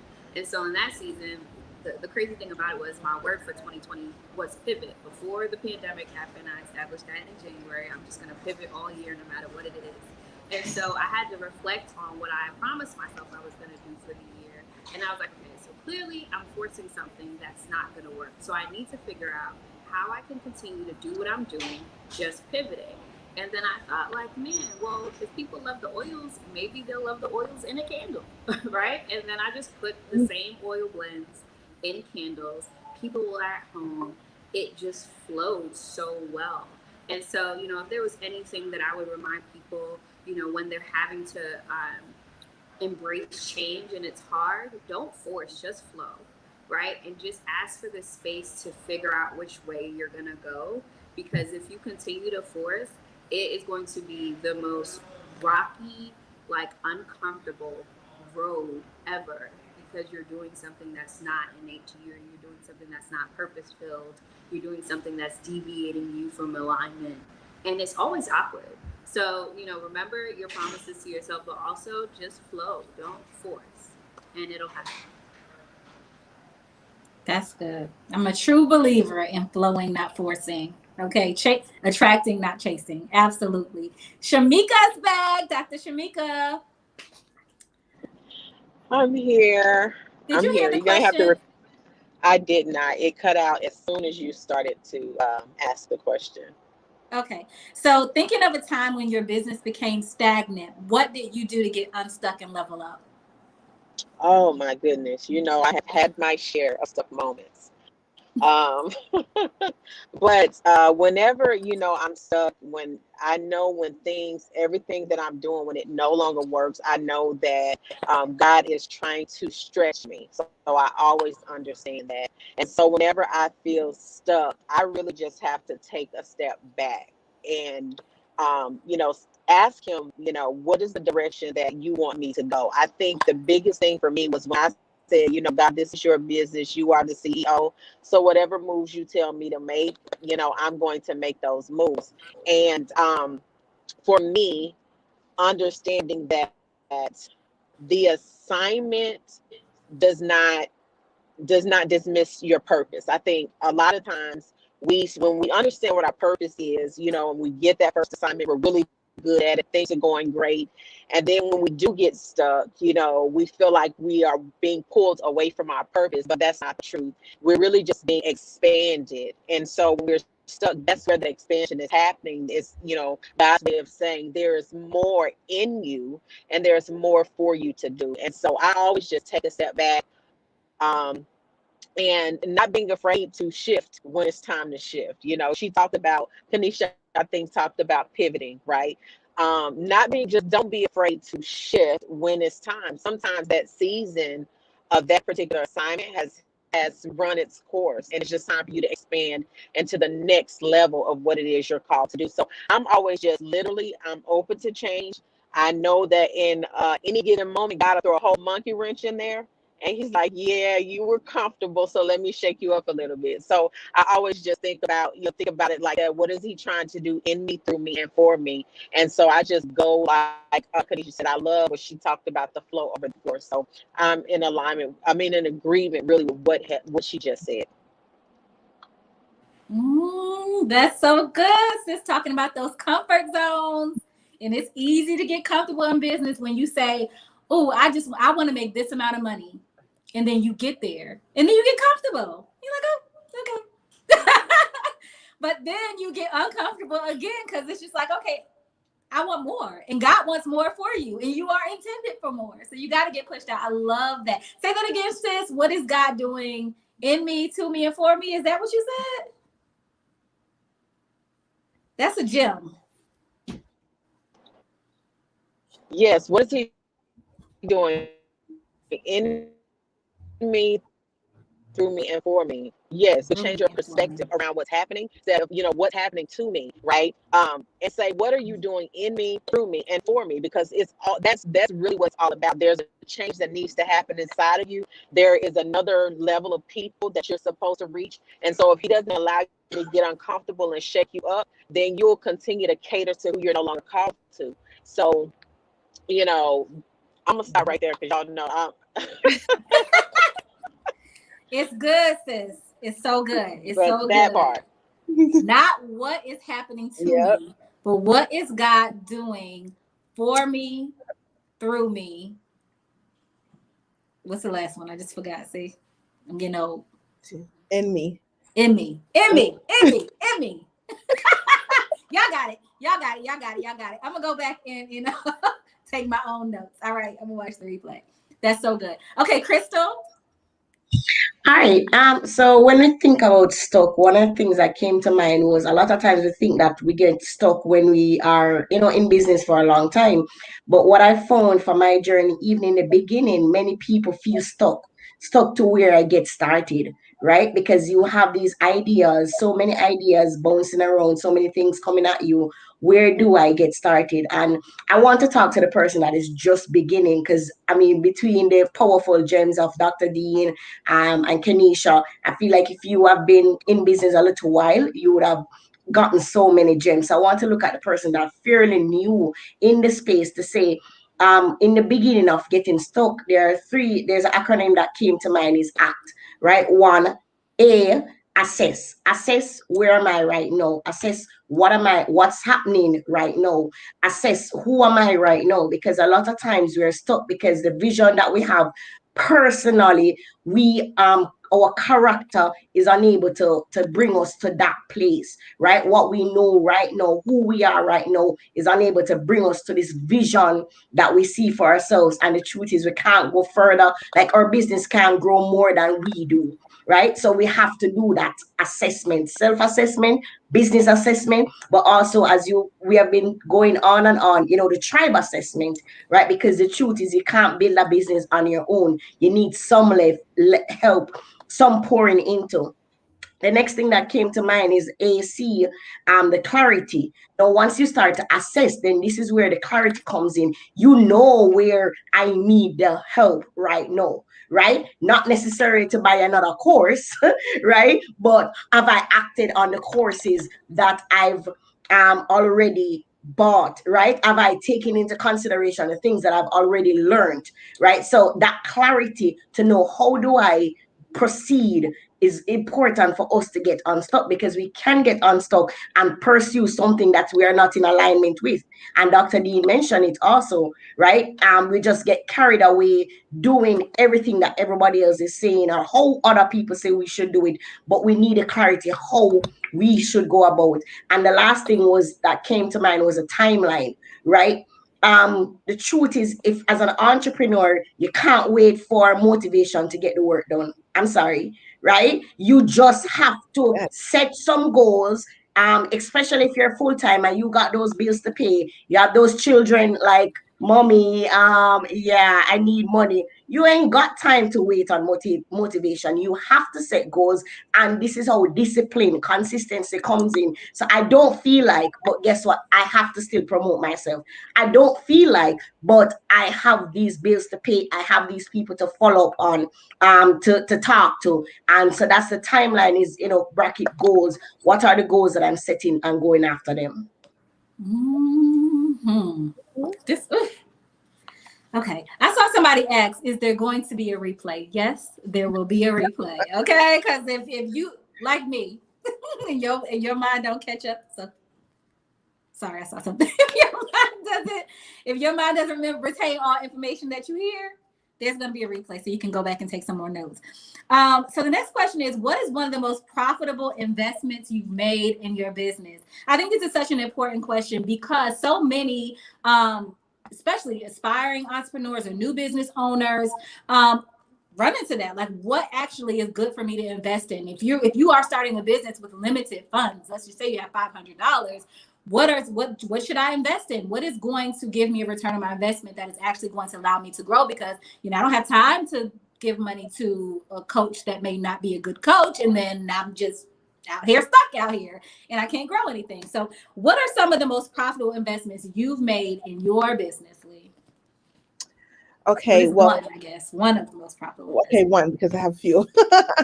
So I'm about to say, so in business, but this was later on, I did hire a coach, but one of the investments I did was just invest my time in personal growth. I made the mistake back in the day thinking that my personal life had nothing to do with my business, how I run things and my personal, always late here, this, that, kind of transferred over to my business. So one of the major investments I did in my business was invest in personal growth, because that's where I found purpose.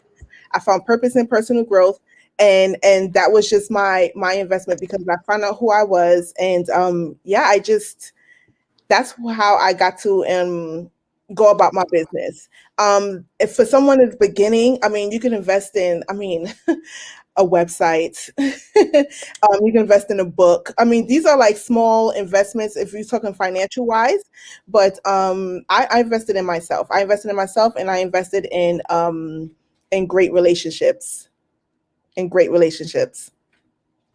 what I invested in. That's good. Relationships keeps coming up, y'all.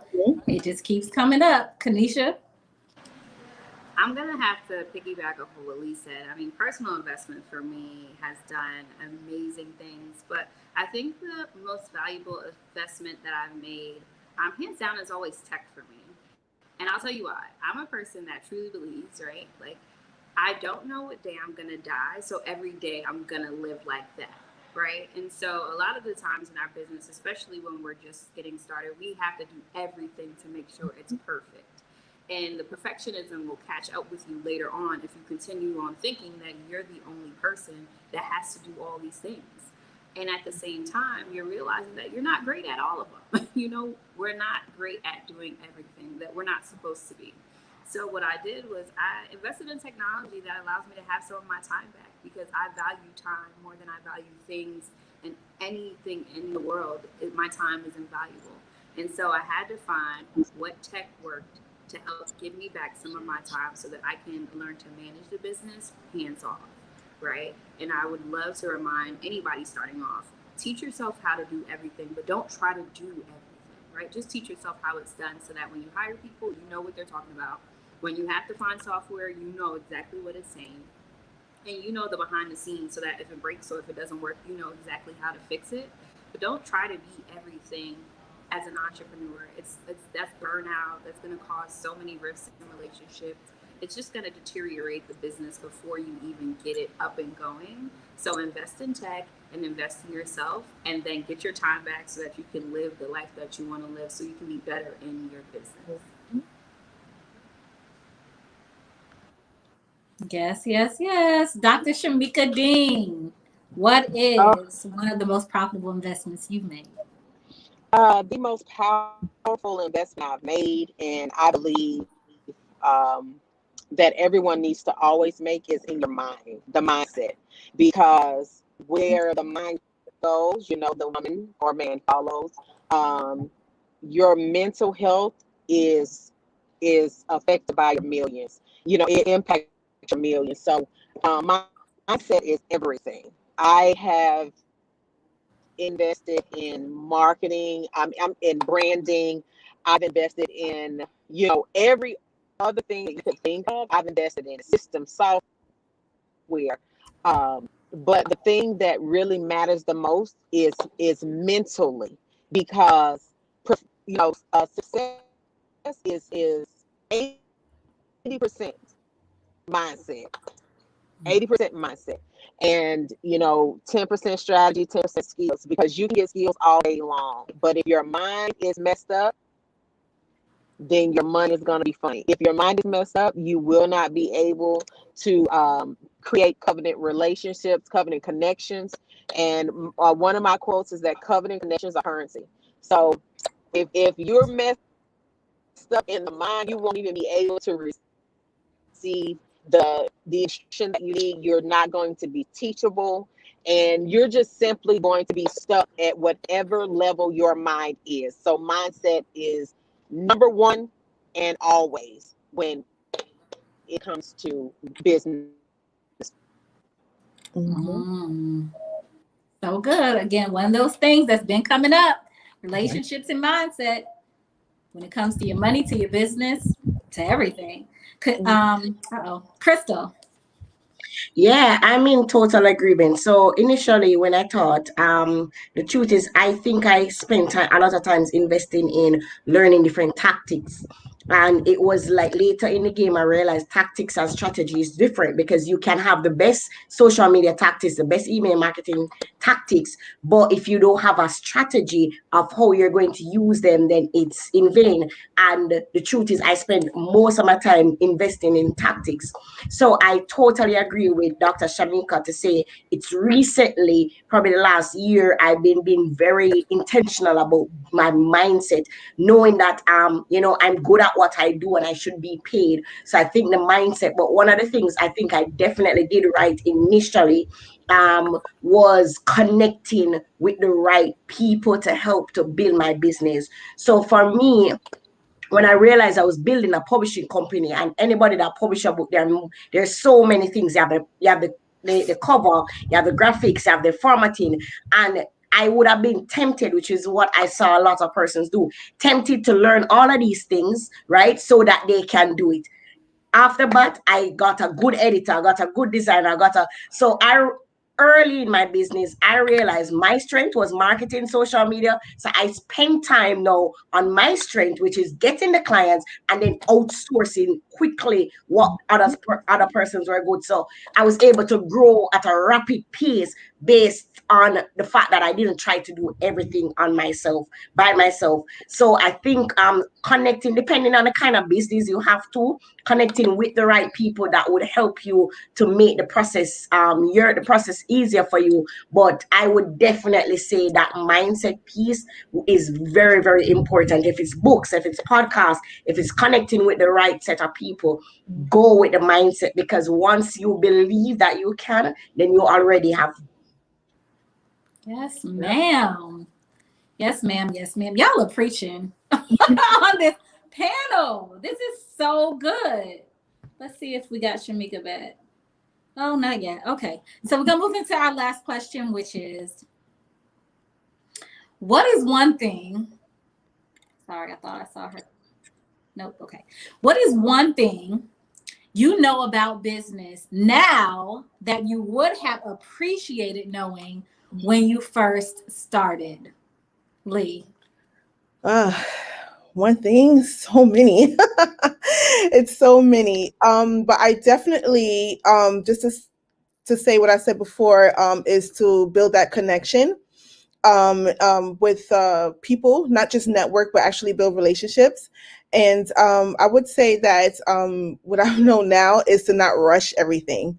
Take time to actually get to know what you want to do, who do you want to serve, not just do business on the fly, actually have a strategy in place. So strategy, organizational development, everything is cute and all with the website and social media, but what about the customer experience? What about the organizational development? What about the systems in place for your business, right?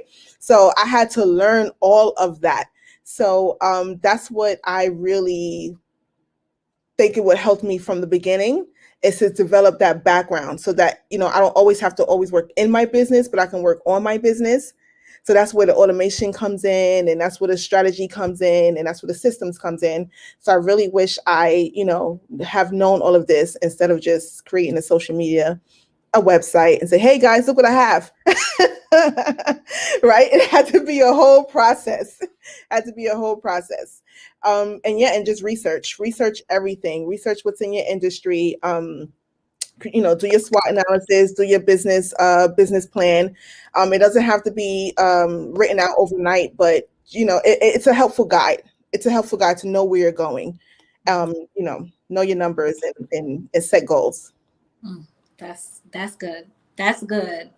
I think that one point that you touched on, I think a lot of people do have this misconception that all you have to do is set up a social media page and have pretty graphics, and that's going to guarantee you a successful business and customers. And that is just not at all the case. So I'm glad that you touched on that and what you should do instead of just focusing on making things look pretty. Awesome. Crystal? All right. So I believe that, well, once I started my business, to be honest, like I started to go out straight research initially. So to be honest, a lot of the things like mindset, systems, I heard it, but I don't know if I knew how to apply it. And that's one of the things I would say to persons that I wish know, is to learn to run my own race. I'm from Jamaica, so a lot of the things that persons in the US knew, things like email list, some basic things, to be honest, I wasn't exposed to. So coming online and trying to build an online business, I'm here trying to do it the way that everybody else was trying to do it, but they have been exposed to it long before. So I just spend time to remember that, okay, run my own race, take the time to learn what I need to learn, and don't try to compete with a six figure. And because I'm coming in, I'm at chapter 2, they're on chapter 20, and here I am not building the right strategy to ensure that I'm able to maintain when I do reach 20. And that's probably one of the biggest things that I would have I would tell somebody, but also have told myself that to run my own race. And the final thing is, actually, when it comes down to business, confidence sells. That is the truth. No matter how great a product is, no matter how your website looks, if you don't come off as, I know what I'm doing, I can add value to your life, nobody ain't gonna pay you. Right? So this cute, I'm a Christian, anybody knows me, I'm all about the Jesus thing, but you can be humble and confident at the same time, right? I don't need to compete with anybody else that is in the publishing industry, because the value that I add, nobody else can have it. And I didn't know that. I didn't realize the power of confidence, how that can accelerate your business. And we talked about confidence earlier. We started this whole thing talking about confidence. So that's so good, sis. Thank you. Kanisha, wrap us up, sis. To add to what the lady said today, I think that having a flexible definition of for success is so important. It doesn't even make sense, right? Because in the beginning, success may look like you getting 16 likes on a post. You know what I'm saying? And then 3 years from now, success may look like you're making $100,000, but you won't know. And if you continue to hold on to success being just this one, finite thing, then you'll never really be successful. And it can't be a shared definition. It has to be truly defined by yourself. And I read this post that said, like success is like a journey alone or something like that. And I truly vouch for that, because if I were to determine my success just in terms of money, then I don't know if I'd ever be successful. But my success looks like how many places I visit. My success looks like passport stamps. You know what I'm saying? But that's my success. And so if I don't allow myself to be flexible with that definition, then I don't know if I truly ever reach it. And I would always be searching for something that's innate to me, looking at Crystal stuff, looking at Lee stuff, looking at Andromeda stuff, like, oh, look, she's successful, I need that. And that's not it. It just doesn't work out. And then once you do define your success, have grace for yourself. Oh my gosh, I can't stress that enough. Like, you're human, right? We're having a spiritual experience. There are going to be bumps in the road. There are going to be tons of things that try to throw you off. But if you learn to have grace for yourself, learning and understanding that you're just a human being in this divine, world of possibilities, man, you're going to flourish like never before. You know what I'm saying? You're going to be so lit all the time. You're not even going to believe that the universe can love on one person in such a way. But if you don't have that flexibility and you're not giving yourself grace, then don't be mad when it don't look like what you want it to look like. You know what I'm saying? Because you have to take the accountability to know that you didn't give yourself enough grace to experience life in the fullest way. So that would be my 2 things, sis. Yes. Yes. Everybody's loving that grace word and flexibility.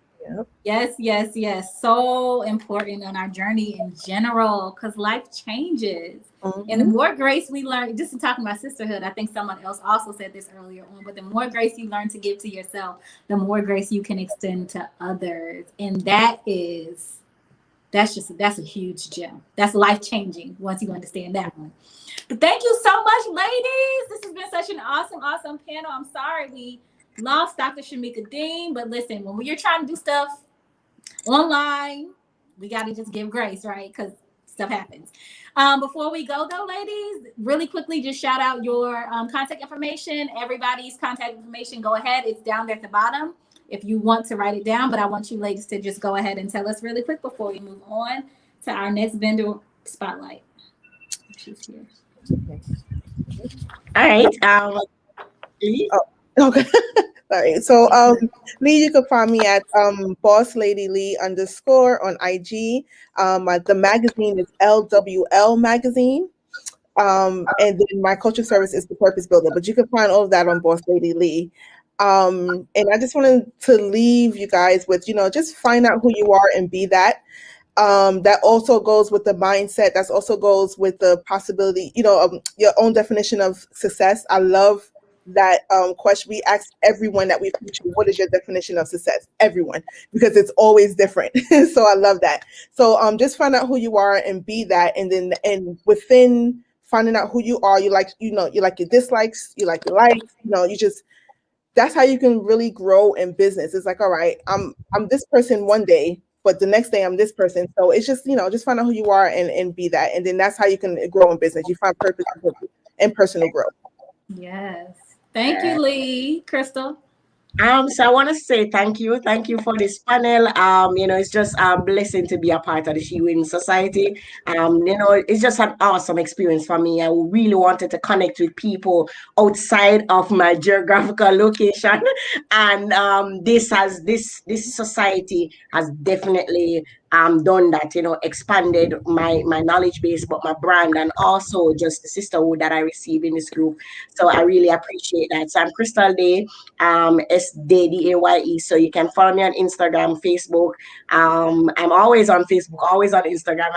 That's my ministry, so I'm proud, right? And I think the last thing I would share with somebody is that knowledge is not power, it's applied knowledge is power. I know that it's easy for us to come on events and read books and just these things, and you get excited in a moment, and tomorrow somebody is like, okay, what did you get? No, like I really would say, all of these panels, just take one thing and say, oh, can I apply it in my next week? How can I apply it next month? Right? I already know for the different panels the one thing that I'm running with. So that's where your power comes from, applying the knowledge that you are gaining. So God bless you.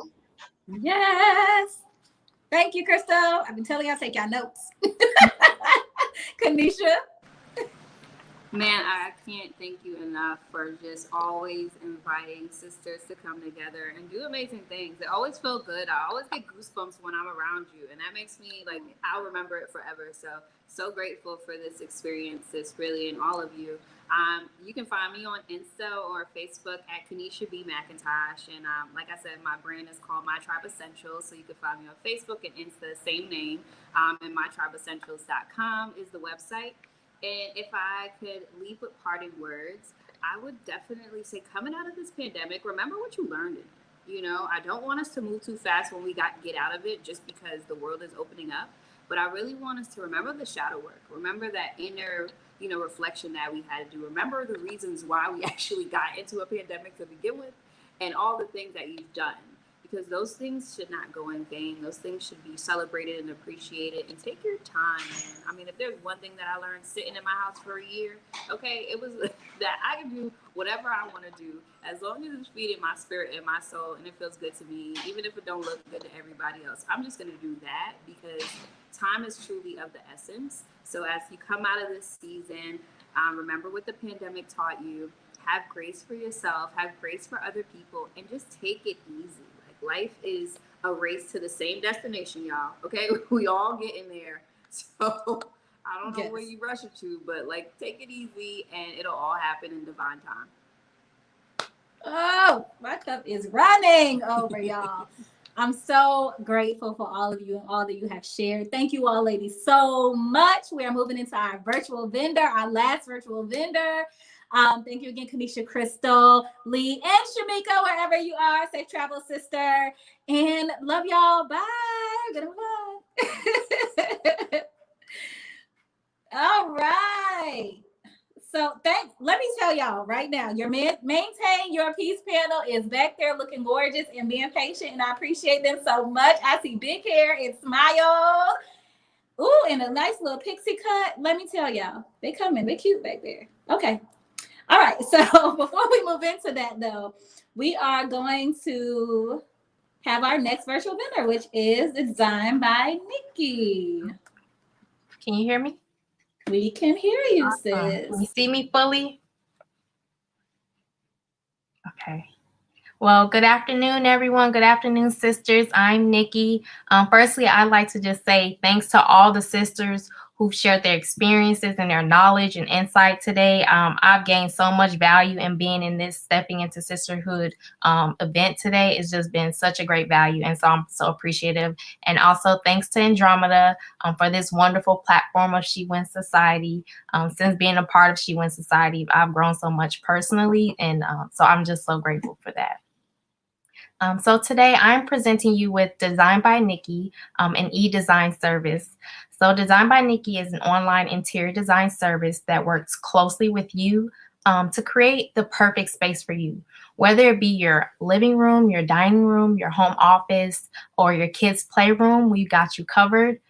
Whether you're looking to spice up your space or spruce up your space, we got you covered. So our services right now, there are two services. We have our mood board service. Our mood boards give you an idea of what your space has the potential for. It's really a vision of your space. It helps us understand, what color schemes you like, your design style, what your vision is for your space. And it really just gives you a jump start to your project. So the mood boards service comes with 2 mood boards and a product list. So the product list just helps you shop easy. So once we select your specially selected products, we just give you a product list so that you can just click your link and make your purchase. Our second service is our simple e-design service. This is a great service. This service really takes the guesswork out of trying to figure out, what this will look like here, or should this go over here, or how would this fit in this space? Because this service provides you an actual image of your space using your dimensions, and actually putting these products into your space so that you can see how your selected products will look in your space. So it really just gives you that visual snapshot of what your space has the potential for and what it will look like. This service includes 2 mood boards that you select from. It includes, again, that 2D design layout with your products selected and how it will look in your space. A full product list, again, that's for easy purchase where you just click your link. You don't have to worry about searching the internet or looking for how to shop. All of that is done for you. And then it comes with a floor plan, because your floor plan is your guide. So once you've selected your products, your floor plan just tells you where you should fit it in your designated space. So it's really your map. And then lastly, it comes with up to 2 design revisions. So let's say once you get your layout and you're liking it, but you're like, I wonder how that other sofa will look in my space. We'll go ahead and make that revision for you so that you can have the full picture of what the potential of your space has and what these different products that you might like. It helps you just see that visually. So if you're just looking to spruce up your space this spring, or just trying to get a fresh look after coming out of the pandemic, we've got you covered again with these 2 services. So those services are our mood boards, which is just an idea to jumpstart your project. And then the second one is a simple e-design, where you get a full layout of your space with your products that you've selected. So our goal, again, is to just make a space, help you design your space that's in an easy and a simple way, to remove all the guesswork for you, to remove all the hassle of trying to figure out what this will look like and where it will look like. Is really just to help you simply and easily design your space in a smooth process. So we encourage you to check out our website and learn more and order your Design by Nikki. I'd like to say thank you again for your time today. And we hope that Design by Nikki can work with you in creating your space really soon. Thank you. Thank you so much, Nikki. I'm excited. I do plan on using Design by Nikki. We've had this conversation before that I am not an all interior designer. If y'all come into my house, y'all will see I have very little on my walls and such, because I don't know what I'm doing. But I'm going to hire somebody like Nikki, or Nikki exactly, to help me to do that. So thank you so much, Nikki, for your time and for this awesome presentation. And so without further ado, we are going to move into our final panel. Again, thank you for your patience. We were really doing well on schedule, and then we just kind of fell off, but it's okay because we're coming down to the ends of this, and I know you all have appreciated it anyway, so we're good. All right, next panel. Maintain your peace. Dr. Kyla Nicole, Natalie Lewis, Dominique M. Williams, Robin Gobin, and Joe KB. So we started with just a few, and we are ending with a full panel, because this topic is definitely one that we definitely want to leave you with some things to help you to move forward. Maintaining your peace is super duper important, along with confidence and everything else, especially during a time like this. So welcome, ladies. Thank you so much for your patience. We're going to go ahead and just go into some brief introductions before we get started into these questions. So Dr. Kyla Nicole, will you briefly tell us a little bit about you? Oh my gosh, I'm normally last. I get to be first. This is exciting.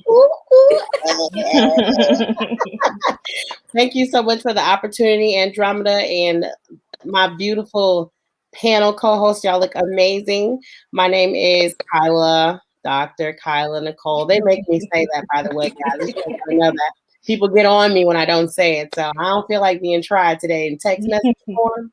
So I'm gonna go ahead and say that. But I'm a serial entrepreneur. I own Kyla Nicole LLC. We're a publishing company, a full service trauma coaching, and I'm a process and policy nerd, shall I say. I am in Georgia. I have 3 people. I don't know if they're little or big anymore, but I have 3 people. They're 15, 10, and 3. So my life is very full, very busy. I'm married, and I'm excited to get into this panel. It is so on time. So y'all better strap y'all seatbelts in because we coming. Yes. Okay. Natalie. Hey queens, y'all look beautiful. All of the presenters and speakers look so beautiful today. But I am Natalie Lewis, author, speaker, and breakthrough coach, mindset coach, helping you adjust your crown. I'm also a single mother to a 13, soon to be 14-year-old, which that still blows my mind. Like, where did time go? Amazing young kid, Mr. Khalil. I'm also a full-time caregiver to my mother, but I'm also just a fun, down-to-earth, crazy, cool. So that's me in a nutshell. What else? I love all things purple. I love all things glittery, and I'm just excited to be here. So thank you so much, Andromeda, for bringing me back again because I was here last year. And I'm excited. This has been like, whoo! I wish y'all could hear me screaming. Yes! I was in my car screaming yes, and I was at a red light, and the dude next to me was looking like, "You okay?" Because I was really in the car like, yes, like at the red light. So yes, this has been awesome, and like she said, y'all better take some notes and hold on because it's about to get real. Okay, listen, they're ready, y'all. Joe. Hi, good afternoon, everyone. My name is Joe KB. I'm here in New York City. And again, Andromeda, thank you for having this. This is amazing. I've been on since 1 o'clock and the whole day has just been awesome. So thank you for having me. So I am the owner of Journey with Joe LLC. I'm an author. I'm a blogger. I also coach women who are interested in publishing their own books. By trade, I'm also an educator. I work with elementary students and I also work with college students. So again, really happy to be here. And this topic is just near and dear to my heart because this is not something that I just like talking about. I actually live it. So yes, I'm going to be the third one to say, strap it up, strap it up. Let's go. Yes. And we have 2 doctors on this panel. If y'all haven't noticed, we've had several doctors throughout this entire thing. But today we have 2 doctors on. I mean, in this moment, we have 2 doctors on one panel. So Dr. Robin Gobin. Hello, ladies. Hello. Thank you so much for having me. So I am Dr. Robin Gobin, a licensed clinical psychologist, author, meditation teacher, and all-around self-care enthusiast. So I'm really passionate about inspiring women to unapologetically take care of themselves and also to nurture their mental wellness. So that's what I do, and that's what I'm all about. And like they said, we're ready to bring the heat. We are all beautiful and we're all prepared, and we are going to give you something that you can take away from this and apply to your life immediately. So get your pen and paper ready.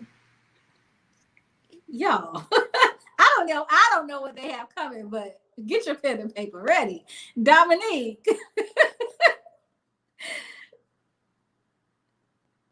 Oh, you're muted, sis.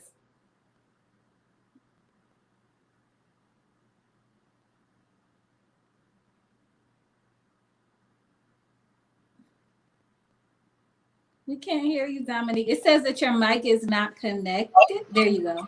Okay, sorry. Good afternoon. My name is Dominique Williams. I live in Atlanta, Georgia, and I am an author, blogger, coach, and speaker. I'm also the editor-in-chief for the She Wins Society blog. I am a mother to a 7-year-old and a 6-week-old. So I have a 7-year-old girl and a 6-week-old boy. So I am super excited to be here. I'd like to thank you, Andromeda, for the opportunity, and let's get started. Let's get to it. All right. So, first question. There's a lot going on, y'all, in this world. There's a lot going on in the world. So, knowing how to find peace in the midst of chaos is so necessary. Where are you finding peace in the middle of a pandemic, tragedy, and social unrest, Dr. Kyla? I had to take a deep breath in. Okay, I'm like, woo. That is such an amazing question. Where am I finding peace in the pandemic? It's really interesting because I feel like God prepared me prior to the pandemic. My spirituality is really important to me, so I have to stay connected. And so as the pandemic was coming, I was already kind of closing in on this self journey. I was redefining boundaries. I was reassessing relationships. I was purging. I was making hard decisions. So I was kind of already in that zone. And when the pandemic started, it's really easy to shift your focus because there is so much going on. There's so much competing with our thoughts, and there's so much competing with our spirits, our ideologies, everything that we thought was normal, we're questioning. So there's a lot happening. And in those moments, whether it's a pandemic or a life change or anything like that, I think it's important to understand your season of where you are in every moment, because your season shifts. And as your season shifts, a lot of our frustration comes because we won't adjust. And so for me, it was really quickly realizing we were in a shift and the shift was happening. And so it began to spark in me, what do I do in moments of great chaos? And everybody has to be able to ask themselves that, and they have to be transparent with themselves about it. So at first it was, okay, I'm eating a lot. I'm eating more than I would normally eat. And I had to be able to assess that in a very honest place and say, sis, okay, well, welcome. This is what happens when your stuff is synced. Don't do that. I'm like, I don't even have my phone. Where is my phone at? It's not in the room. Why is that happening? Sorry about that. And so I had to assess that. So I limited my distractions, right? I went into self. I was able to say, because you know what's happening, you know how you're going to respond. If you're self-aware, you can predict your responses to just about 90% of things. And that's if you're self-aware.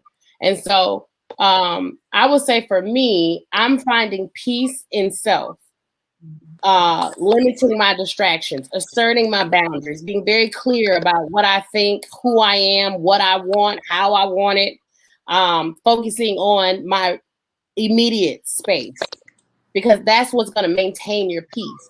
When you start doing all this other stuff, you get rattled.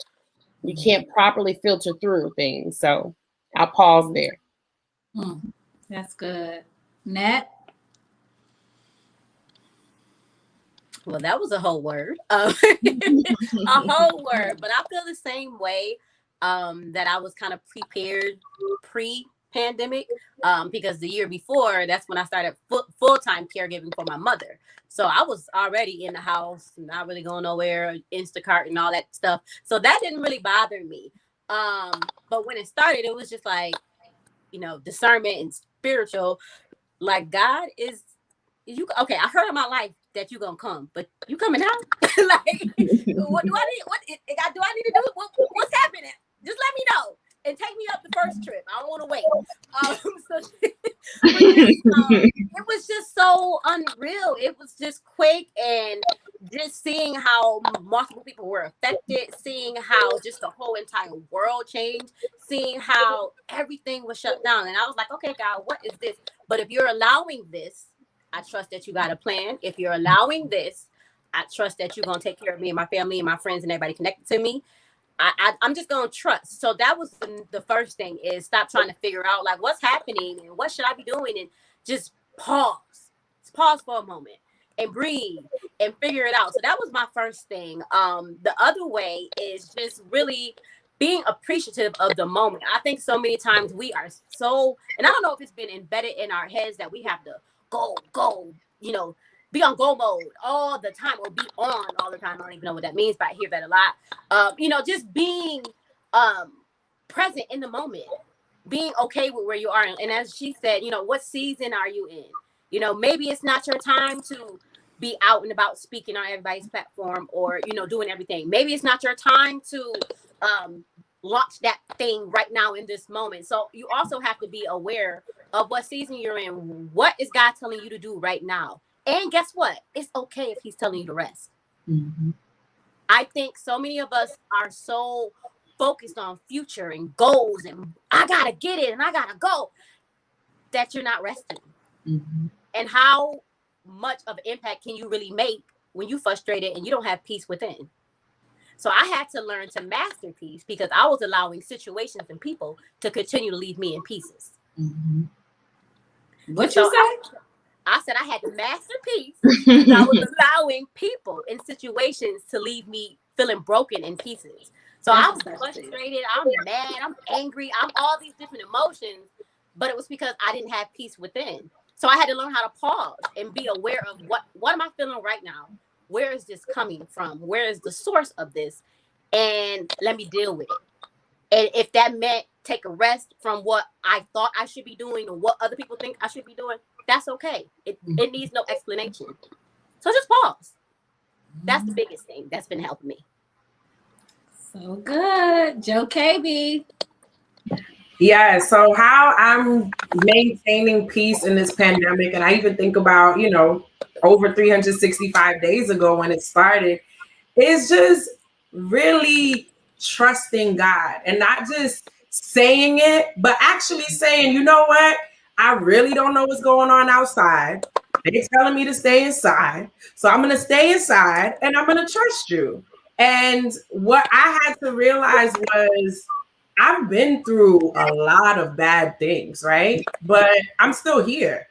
I'm still surviving. I'm still, you know, serving my purpose and able to do so many things. So really not just trusting God, but looking back at the track record of what he has already done in my life and the people that I'm connected with and saying yes. And I'm not saying the pandemic, you know, not trying to downplay it because, you know, it was terrible. It is terrible, you know, but in the grand scheme of things for me, when I think about all of those other times where I had no idea what was going on, I had no idea how I was going to get to the next day. I had no idea if I was going to smile again, but I was able to overcome all those things. So I knew that if I continued to trust him, everything that's happening around me, I'm not even going to focus on that. I'm focusing on what it is that he has told me to do. So that's how I've been able to maintain my peace, just really tapping in all the way.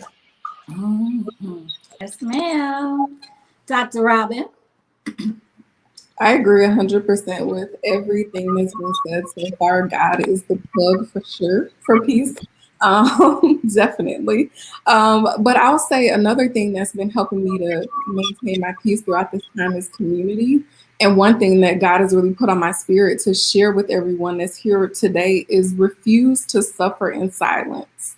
I think we as women of color, Black women, we always feel like we have to do everything. We have to bear all of everyone's burdens on our back and do it with a smile on our face. And I think that makes it super challenging to feel peaceful because you always are up worrying. You're always wondering how the next thing is going to get done. You're taking on too much. So definitely get into community with other people who have earned the right to hear your story, right? So not tell everybody your business, but refuse to suffer in silence because we are not meant to do this life alone. So this is the community. I have mentors who I've rolled up to just yesterday. I called one of my mentors. I ran into an issue and was like, look, this is what's happening. Help me.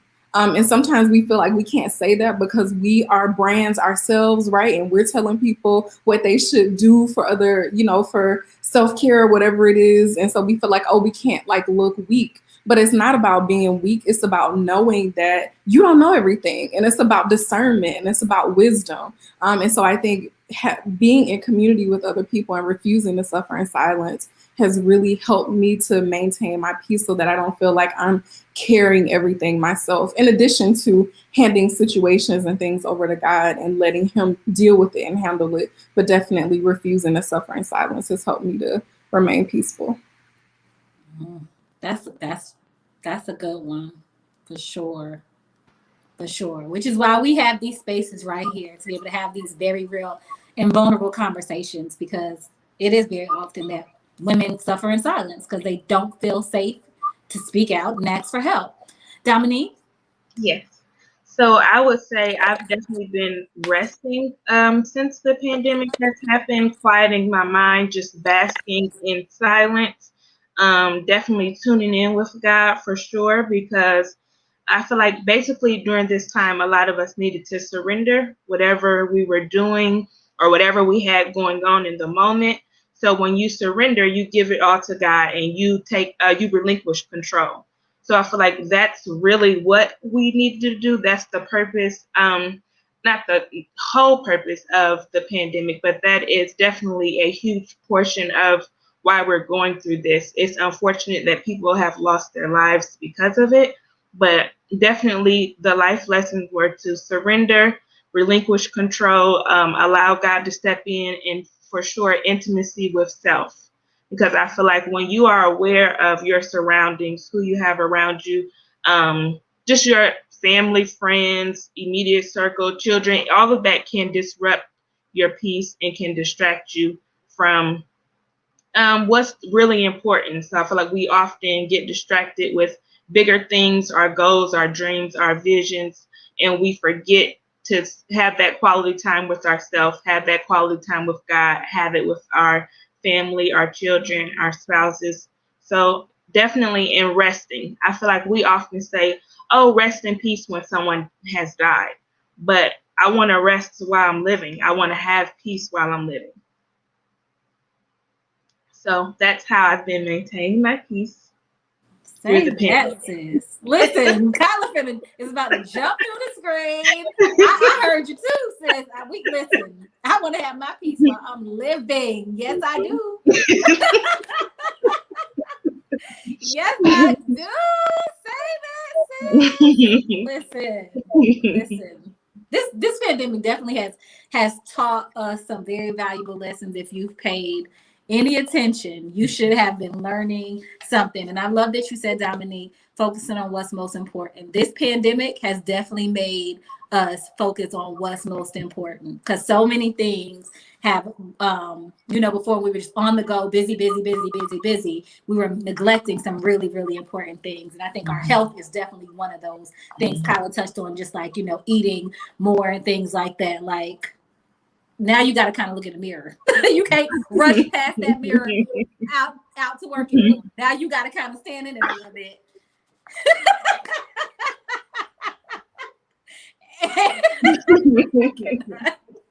I forgot we had the comedian on his head. Okay, so we have to talk about this. Dr. Robin talked on just being able to reach out and say, help me. I'm stressed, I'm anxious, I'm overwhelmed. And she mentioned that calling a mentor is one of her go-tos. But ladies, what are your go-tos when you feel stressed, anxious, or overwhelmed, Kyla? Ooh, child. When I feel stressed, overwhelmed. So you first got to recognize that you're stressed and you're overwhelmed. If you listen to me, know me, talk to me, I am a huge self-aware person.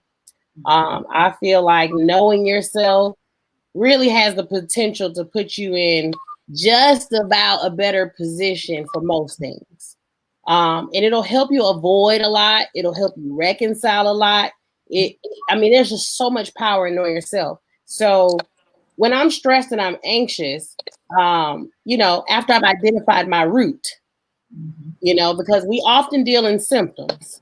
We live life and we're very reactive. And we're reactive because those symptoms are manifesting themselves in typical behavior, tantrums, whether that's your eating or your sleeping or whatever that is. Life defines or responses is happens, and hey, this is how we are. You know what I mean? So I think it's important to hone in on that. A lot of people focus a lot on their strengths. I'm a person that focuses in developing a lot of my weaknesses, because it's the small foxes that get you off. A lot of times we're so conscious looking at, okay, let me look at the window, let me look at the door, because I can readily see what's happening this way. But those aren't the things that are going to derail you. What's going to derail you are the small foxes.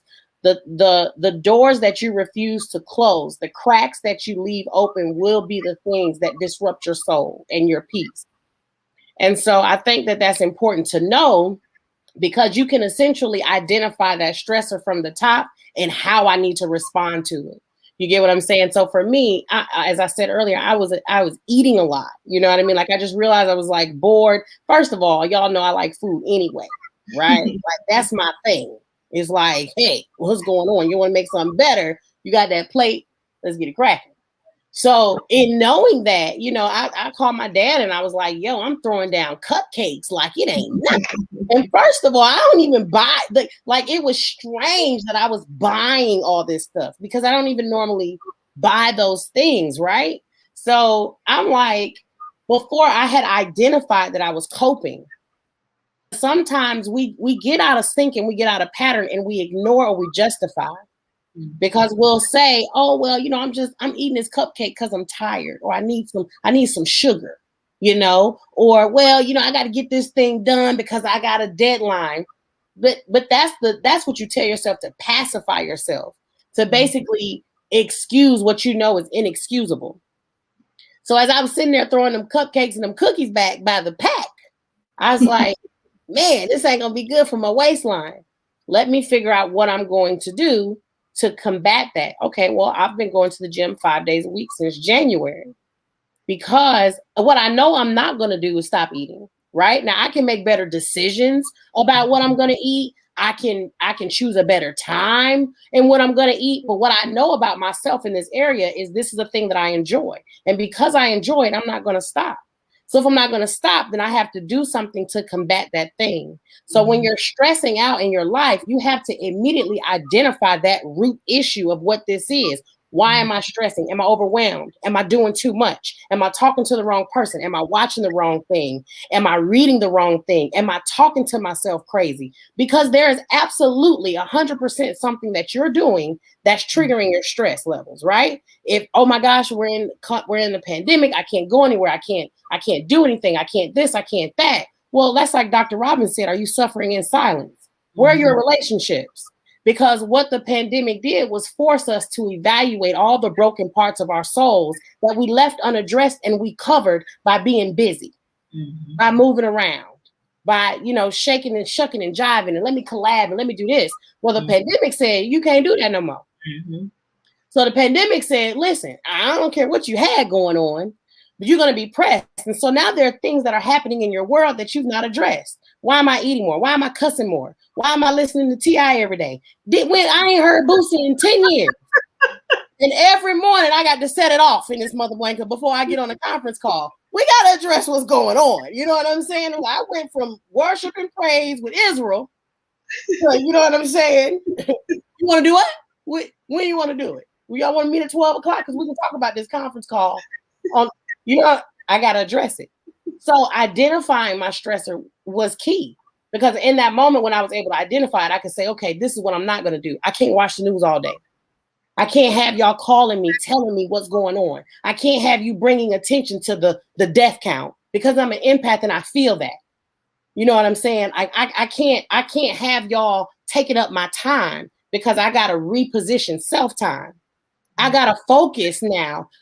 When I could ignore or schedule my self-time, it made sense. But now myself say, you can't schedule that self-time like that, sis. You can't go get your nails done and be like, oh, I'm taking care of me. That ain't going to work anymore. Now I have to start writing. Now I have to start journaling. Now I have to talk to my homegirl and say, I had some crazy thoughts today that I haven't had in a while. Now I've got to find my vulnerability and my transparency. And now I get to find out what I'm made of, because now I get to practice what I preach. And so for me, it was doing those things, building my community, being honest. Natalie asked the question one day, how y'all doing today, sis? Today, I'm tired. I'm tired. I'm mad. I'm upset. I ain't had no cupcake and no snacks. I know I'm carb deprived. You know what I'm saying? I'm struggling. And at this point, I don't want to do anything. I'm going to go to bed. I had to be honest about that. You know what I'm saying? So how we identify those stresses is by being honest. By saying this is a thing, acknowledging this is a thing. Because once I acknowledge it, now I can deal with it. And that's how I cope. I'm going to attack it head on. Because the pandemic don't give us a lot of wiggle room. You know, we can't go for a run. We can't just slide to the grocery store. You know, now I got allergies. When I cough, people look at me like, I cannot. you know what I'm saying? Like Listen. I'm hacking up mucus, my voice going, and they like, do you have COVID? No, COVID don't give you no mucus. Do y'all read? God, I'm his. Are you on drugs? No, it's pollen in Georgia. Listen. I ain't gonna do too much today now. I'm trying to tell you. No. I went on mute. I muted. Oh my gosh. Natalie, I'm moving. Y'all, listen, Kyla come with the jokes, but she's so I'm over serious here cracking up. I'm pick up cracking all those about that gems. part.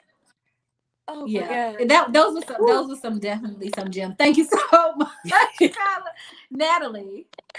I agree with everything she said. I definitely agree with feeling it. I don't know why we feel like we can't feel our feelings. Give yourself permission to feel whatever you are feeling. If you mad, be mad as hell. If you happy, be happy. If you sad, be sad. Feel it so you can release it and let it go. Now, I don't want you to stay on, don't be mad for forever. Then you need some help. But feel the feeling that you feel and know that it's okay to feel how you feel. I think sometimes we shy away from what we say are negative feelings. Oh, I cried so much today. That's not a bad thing. Maybe your soul needed some cleansing. Cry. Just like, when you're, as a parent, my son's older, so he better not be doing this now. But when he was baby, when your kids be acting all aggy and you like, what's wrong with you? Go take a nap. Same thing. Go take a nap. Breathe. Reset. You got to feel whatever you're feeling, because if you keep holding it in, you're going to be a ticking time bomb, and then you're going to cut somebody out. You're going to be like, oh, wow, why? What's wrong? And they're going to be looking at you like you stone crazy. Like, what happened? So you have to really feel it, whatever that feeling is. Give yourself permission to feel it. I always do that. I'll tell you quick, like, yep, I'm angry and I'm gonna go on rants, and it is what it is, and I'll be all right tomorrow. And like she said, listening to worship music, the next thing I'm wanting to cut somebody out. So it's just a balance of feeling it. You gotta feel it. You gotta be okay with how you're feeling and give yourself permission to feel whatever it is that you're feeling. It's not a bad thing because you cried all day. It's not a bad thing because you're sad today. It's not a bad thing because you're thinking about, all of the things that you had to postpone. We all had to postpone and stop a lot of things within the last year. So you just have to accept the feeling that you're feeling, feel it, do whatever you need to do to release it. For me, it's journaling. For me, it's praying. For me, it is turning that worship music on. For me, it is reaching out to somebody that I know can cover me and pray for me. And really, truly, genuinely cares for me. For me, it is sometimes I'm an ice cream. I love ice cream. So I'll go get my ice cream Magnum. Ice cream is my favorite ice cream. So I'll go get that and kill it. It feels so much better afterwards. So it's just give yourself permission to feel. Stop trying to be strong all the time. And y'all heard me say this. I do not subscribe to that. That almost killed me. So I don't subscribe to the whole, I'm so strong and look at me, woohoo, I'm strong. No, to me, that's not even anything to be proud of, because why would you want to keep continuing to carry the weight of everything on your shoulders when you can just release it and let it go? God's words say, cast your cares upon him. He didn't say cast them and then go pick them back up. He didn't say cast them and then you show everybody how you casting them, how you carrying them. No, cast them, mean to let it go, need to get it off. So feel it, feel the feeling, and just feel it and be at peace with it and let it go. You'll feel better, trust me. Yes. All right, Joe, what do you do? What are your go-tos when you feel stressed, anxious, or overwhelmed? Definitely like just taking time to rest, like it's okay. Like we've heard this already, to not feel like you have to do anything, but in an effort not to repeat anything, therapy is definitely one of the things I do on a consistent basis.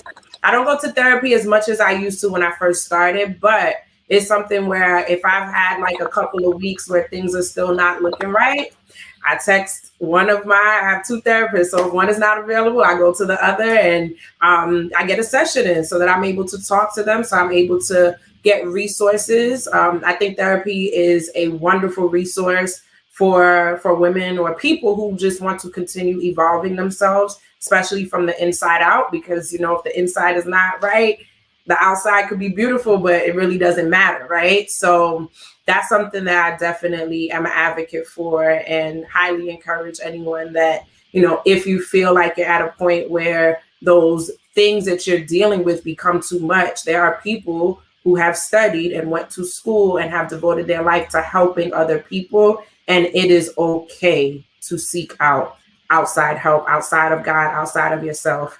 And, you know, still have those things. They're definitely important, but therapy is definitely a pillar in my life. Well, I'm quite sure Dr. Robin, sitting next to you virtually, agrees that therapy is important. Right. I love it. Dr. Robin, what are your go-tos? Yes, so definitely, Joe. I love that. Therapy is definitely the way to go. Everything that other folks have said so far, I agree with that as well. One of my top go-tos is quiet time with God, right? So really giving it over to Him and then speaking truth over myself. And so I'm just going to share one of my favorite go-to verses with y'all. But He said to me, "My grace is sufficient for you. For my power is made perfect in weakness. Therefore, I will boast all the more gladly about my weaknesses, so that Christ's power may rest on me. That is why, for Christ's sake, I delight in weaknesses and insults and hardships and persecutions and difficulties. For when I am weak, then I am strong." And so I think a lot of times we are stressed and anxious and overwhelmed because we forget that we are not supposed to be strong on our own. When we are at that low point, that's when God can use us and when His power is greatest in us. And so that's what I fuel myself with in those moments when I'm feeling stressed out and overwhelmed. That'll preach. Dominique? All right, so I would definitely say focusing on my overall wellness is a go-to for me. By journaling, by working out, not necessarily going to the gym, but working out with our sister Ashley within the home. I would also say just being mindful of the music and things that I listen to, as Dr. Kyla said, because that can also be a trigger. And just lighting a candle, taking a bubble bath, just being self-aware. Journaling is probably my favorite thing to do.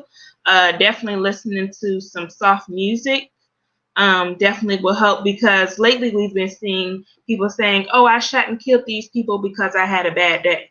And it's like, we can't do that because we had a bad day. We have to learn better coping strategies. So it's like, okay, if I have a bad day, I don't want to turn it into a bad lifetime just because I had a bad day and I don't know how to cope effectively. So like I said, just being aware of what sets you off, breathing deeply. I mean, sometimes I feel like that's all you can do. If you're not at home, you can't journal, you can't take a bath. You might be able to listen to some music, but you may be at work and you can't listen to any music, or you may be in a business meeting. So deep breathing, it doesn't require any money. It requires very little effort and energy, but it'll make you feel a whole lot better. Y'all, this is so good. This is so good. This panel is perfect, I think, to end this event, because again, you have to be good and centered and whole within yourself in order to be able to do anything that you want in life. And knowing how to have peace is priceless. It's literally priceless. So, what boundaries have you created that help you to maintain your peace? And I'm going to go backwards this time. Dominique, what boundaries have you created to help you maintain your peace? The boundaries I've created, and my favorite one I would say is putting my phone on Do Not Disturb for 12 hours every day. From 8 p.m. to 8 a.m., my phone is on Do Not Disturb. So it's like, if I get any calls or texts after that, I'll see it in the morning. And hopefully nobody died, but if they did, they'll still be dead in the morning. So I feel like it's just super important to have that downtime from your phone, to be able to unplug from everything that's going on in the world. So That's my favorite thing. I also, to maintain my peace, I love to journal. I definitely love to listen to worship music. That's one of my favorite things to do. And just unplug in general. It may be somebody's calling you, they want to talk, but you're not necessarily in the right space to have that conversation right now. So you can't really give anybody anything if you're empty, if you're overwhelmed and anxious and just stressed out. So I would definitely say do not disturb. Deactivating the social media. I feel like we use it and we rely on it heavily, and it does really help for business purposes, but it also can be a huge distraction as well in regards to the pandemic and just social unrest and just with everything going on. The killings we've been having lately, turning off the news, not necessarily listening to the radio, just being quiet.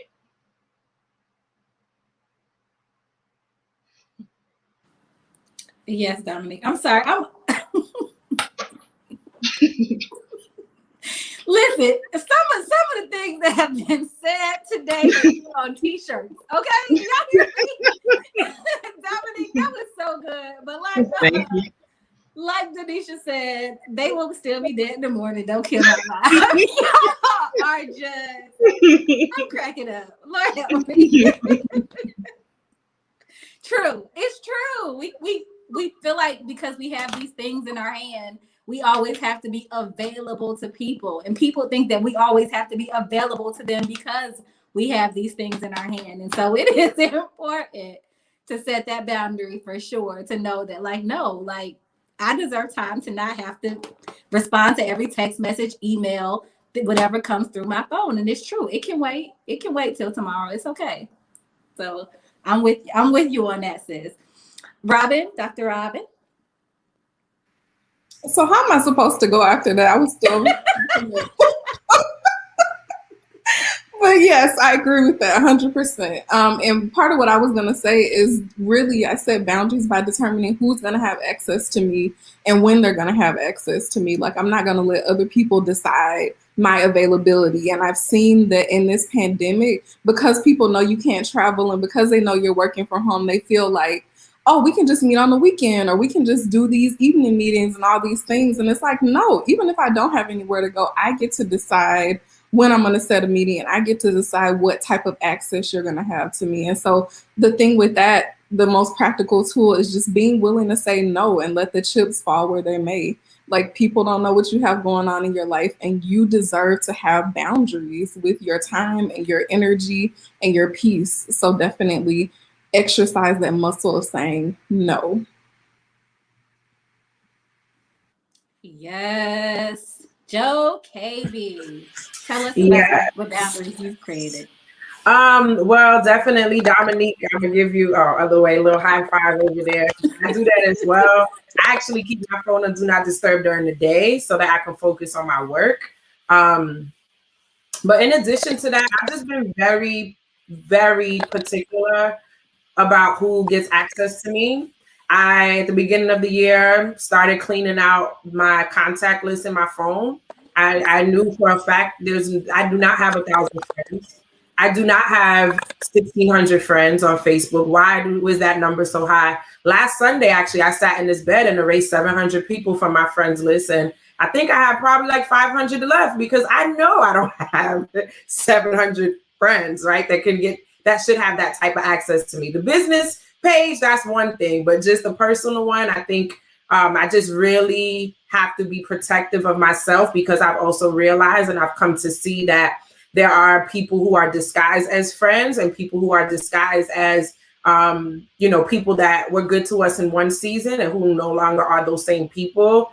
Personally, I just believe don't need to have access to me because I know that you don't mean me good, right? So that also transcends to my Instagram. I try to like every week just go through, and if it's not positive, if it's not encouraging, if it's not uplifting, and if it's not people who I can be that to, I've, gotten rid of them. Boundaries have also looked like, since the year has begun, having difficult conversations with people in my life, with people who, I just know that our seasons may have been expired or, it's just not serving either one of us. I have released some people from my life, people who I've never thought that wouldn't be here to this day. People who were here recently as up until a month ago who are no longer in my life. Why? Because I've seen what it looks like, especially, you know, just from my family and my background. I see what it looks like to have people around that you really don't care about, or somebody leaves and then as soon as they leave your house, you talking about them, or you saying things. And I don't want to live that kind of life. I realized that I inherited a lot of those behaviors from just, you know, my family, right? Childhood trauma is real. A lot of our personality is shaped based on, you know, how we were raised and grew up. And I don't want to be like that. I don't. I want to have like the best people around me and in my space. So I'm really like just in this season one of unlearning a lot of things that I've picked up, but acting on it and not just saying it, but really truly doing it. And it's just making for a better life. So yeah, those are my boundaries. So good. Listen, that Natalie and I have talked about that before, going through that Facebook list for sure. I know. Same sis. I think I got down to like 300. But it's just honest. Natalie, what are some boundaries you've created? Ooh. Well, what has helped? I had struggled with creating boundaries because I want to help the world. I want to help you. And then I needed help, man. I was like, hey, ain't nobody here to help me. So I had to learn how to set boundaries. One, and what helped me with that was understanding that my peace is mine. It belongs to me. I cannot give anyone else authority to come in and interrupt my peace because it's mine. So I had to check myself on how I respond to things, how I allow certain things to trigger me, and why, get to the root of why these things triggered me, why I felt a certain kind of way, and allow certain things to interrupt my peace. So I had to set boundaries. So the first thing is, if my spirit don't feel right with it, bye. End conversation, click, out the group, out, unfriend. If something in my spirit does not feel right, I'm off of it real quick. Real quick. And sometimes I might explain, other times I might not. So, and it's not even necessary. So learning to, God gave me the gift of discernment to appreciate that gift and use it, put it into play. So when I feel like something is off, I'm aware, I'm paying attention to why I feel off about this, or why is something off? So that's number one. Just being aware, because if you're not aware, then you won't, how you protect peace? Because you don't even know how to do it. So being aware, the also boundary is, I do the same thing when I'm helping my mom or helping my son. I stopped apologizing. I had to reschedule a lot during this time because some days she's great, some days she's not. Some days she wake up in the morning, she's fine. Other days she's not. So I had to reschedule a lot of things. And for the most part, people were understanding, but then some people were rude. And I'm like, y'all don't understand like the whole life of a caregiver. So it is what it is. And I stopped allowing that to bother me. And I stopped allowing people comments on what they had to say. Okay, I got to reschedule. And if you don't want to be a part of, my podcast or what I got going on, because I got to reschedule. Okay, God bless you. Keep moving. I'll have another guest. So it is what it is. So just being, giving myself permission to have to reschedule and understand that it's not the end of the world. Saying no when I don't feel like it. I have days where I'm like, I just don't feel like recording a podcast today, or I just don't feel like doing it, and giving myself permission to do that. So saying no, and not feeling guilty about the no, because sometimes we say no and we're like, oh, I should have just pushed through. But no, sometimes you just need to say no. Mm-hmm. So just saying no. I love journaling. Like Dominique said, I'm a journaler all day. I have journals full of stuff. And read worship music. I will blast some worship music and just sing my little heart out until I feel better. So yeah, that's my thing. That's all the things that I do for boundaries and setting boundaries. Awesome. Dr. Kyla, what boundaries have you created to maintain your peace? I want y'all to know, I know people was like, what's she doing besides drinking my gallon of water? But I was writing my list for y'all. Okay? She has a list, y'all. A list. I got to get it in your hands. That's what this is about. I don't know why this one little piece of dread is about to get cut off, y'all. It's getting in my way. So what boundaries have I defined or made? in this season of my life to decrease my stress? I think that was the question. What I'm going to tell y'all is I've been doing this for years. I have been operating. So I want you to think about your life as being an onion, right? As you cut that onion, there are layers and levels to it. And so it's kind of like your faith. You will be big faith, big faith, big faith. And then something comes along and you realize, well, I don't know what kind of faith that was, because I need a different kind of faith for this thing, right? Every season, every time you go through something, there's an adjustment that has to happen. And you have to learn how to adjust. If you want to maintain peace in your life, then you have to learn how to not go with the unforced rhythms of grace for your life. All of this balance and this and that, your life is like a big old symphony song. I tell people creating balance is a myth. What you have to focus on is creating harmony in your world. When things happen, you have to learn how to harmonize where you are. And we hold on to a lot of self in our decisions and what we do. So you have to learn how to not go against the unforced rhythms of grace. If it's not working, now the opposition will always come when you're trying to birth something and you're trying to do something and you bring in change and you're making, but there's a difference in opposition and force. I want you to understand that, because a lot of your frustrations and the peace levels that you have is tied to one of the other. Am I receiving opposition or am I doing something by force? Because they create two different types of responses in you. Life is tough, but it shouldn't be knockout, drag out, super duper on the ground, hard, falling over, broke, busted, disgusted, stressed, no sleep. At some point, we got to be like, sis, how many times you've been trying to do this? How long you've been trying to do it? And you've produced what? Know every man by their fruit. Those boundaries that you put in place are there based on actionable things. So for me, you got to be present. You got to be present in every season that you're in.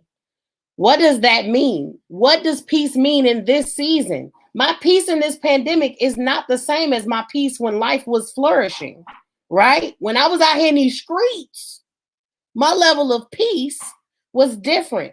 And I had to define what that peace looks like in my season now. Now in my season is, okay, hey, I got to be health conscious. My kids got to be health conscious. You know, I got to be family orientated because people are dropping like flies. Now I got to define what's important to me. What's going to help me maintain my peace? Is that's making hard decisions. Sometimes in order to maintain that level of peace that you desire requires you to make a hard decision and disrupted because of your refusal to adjust. You are your problem. If you are sitting where you're disrupted in peace for multiple times and days and weeks considering or concerning a situation, you are your problem.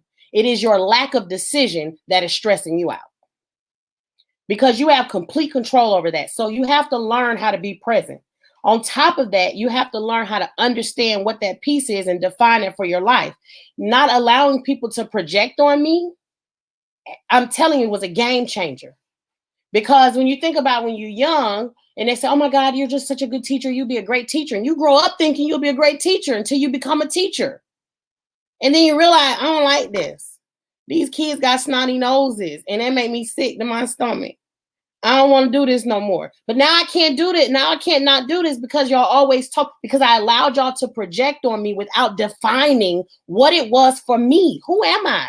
What do I want to do? That's always changing. This is the thing that society puts on us, especially African-American women, is that your purpose is this. My purpose is to be a wife. My purpose is to be a mom. Wait a minute. Hold up. Because your purpose is specifically tied to your season in that moment. You have to understand that. So just because Natalie right now is being a caregiver to her mom, there are certain muscles that are being activated and worked in her, certain situations that are happening to her, because once that situation, whatever God does with it, her purpose is going to shift. As her son gets older and he grows and things happen, her purpose is going to shift. Your purpose and your peace is completely tied to the decisions that you make on an everyday basis. You are stressed out because you refuse to make decisions. Your lack of your everyday small decisions, what I'm going to eat, what I'm going to wear, if I'm going to go. Them small decisions, you need to make them. If that's your weakness, you need to make them. Listen, I don't have time during the week to eat. Therefore, I either prep my food or I'm going to starve. Which one is it? You get what I'm saying? Because it's a real thing. Why am I stressed? Oh my God, it's 7 o'clock. I haven't eaten all day. I just want some tacos. I want some ribs. I want some gushers. I want some, wait a minute. But then you go get in the mirror and you're like, oh my God, cellulite Sally won't go away. Well, babe, you got to stop eating that bag of gushers every night. I do. My lack of is stressing me out. You know what I mean? So you have to be able to make those decisions and define those things. What's shaking you? And lastly, my biggest thing was I stopped ignoring me. I know when something ain't right. I absolutely know when it's off. I absolutely know if the client ain't a good fit. I absolutely know if I'm too tired to do this thing. I absolutely know if I've overcommitted. I absolutely know if I said yes in January, but in April, I'm not going to feel like it because I'm going to forget. I don't care if it's on my calendar as a reminder the day before. I'm going to forget. I don't know you. You reached out to me. We ain't got no relationship. I said yes. I might not should have said yes, but I'm going to go. Because what I know is you asked me to do something too fast. It's too many times and months and days in between your January and my April. Because I'm self-aware. I know when my seasons are up and my seasons are down. I'm getting ready to sell my house, move, build, buy, and all of this. I strategically have to do that over summer. It's a slower business season for me. So I can now overwhelm myself with, I got to get out of this house. I got to sell it. I got to do this. That would be foolish of me to try to do that in January when first quarter is a busy season for me. You got to know yourself. You got to know what ticks. You got to adjust. You got to go with it because that stress level and maintaining peace, we screaming. I want peace. I want to be happy. I want this. I want that. Then start making decisions. Start defining your peace. Start defining what's important to you. Stop projecting. Stop allowing people to project. Stop ignoring yourself. Stop going with the unforced rhythms of grace because you know where you are every day. Oh, we always know. But we want more. We want to do more. We want to give more. We want to serve more because we're on some kind of timeline that we don't even know we created, which is foolish. Because my 35 and your 35 don't look the same. My 35 lesson and your 35 lesson is different. Me trying to look at you, oh my God, people say it all the time. How are you making 6 figures? You're not on social media. Well, guess what? I don't need your approval. I know what my bank say. I ain't got to post on here every day, but I ain't gonna do it. Why? Because it stresses me out. I done scheduled it, done tried it, I done hired, I done fired, I done built, I done made, I done separated pages, I done created new pages. Me don't like social media. I don't. It's boring, it's bland, I don't like it because it's not real, it's not who I am. That's cool. You want me to have a presence? I might not post for 2 days. You better have my number, email, DM, because I don't know what to tell you. I stopped subscribing to the formula. Well, you know, if you don't do it this way, you ain't gonna make it. That's a lie. The sooner you accept that for you, the larger your peace. Well, it'll overtake you. You don't even realize. I done got to this age where everything is met. Forget it. I said that in a nice way. So I'm trying not to cuss on camera. Forget it. Forget it. I just give it to the people, y'all. Forget it. I ain't doing it. I don't want to do it. I go to the gym 5 days a week, and that trainer asked me to put that band on. I'm not doing that. But I will do this exercise. I'm not at that place. I'm not going to do it. And you're not going to make me hate working out because I need to. You get what I'm saying? I need to. I know that works good for you, but that's a problem for me. And that's going to set me on a bad path. So I'm going to use that band when I'm ready for that band. I ain't going to use it the day before. We're going to work out and all because y'all still taking my money. So give me an alternative or something. Tell me how to lift my leg up better. Listen. Motivational speaker / comedian, okay? Because you're going to get these jokes when Dr. Kyla comes to the stage. And she did tell y'all to buckle up y'all seatbelt. So I hope that you were buckled up through this panel because they have definitely dropped some gems. Dare I say, even some bombs to shake you up and help you to make some better decisions. And when it comes to your peace and life in general, this has been such an awesome panel. All of the panelists have been amazing. I'm so grateful for all of your time today. I'm so grateful for everything that you all have shared today. You guys make sure that you will stay connected with these amazing women. Their Instagrams, even though Dr. Kyla says she don't be on social media, she does have a presence. So make sure that you follow her on social media, and you can get her other contacts and connects through there.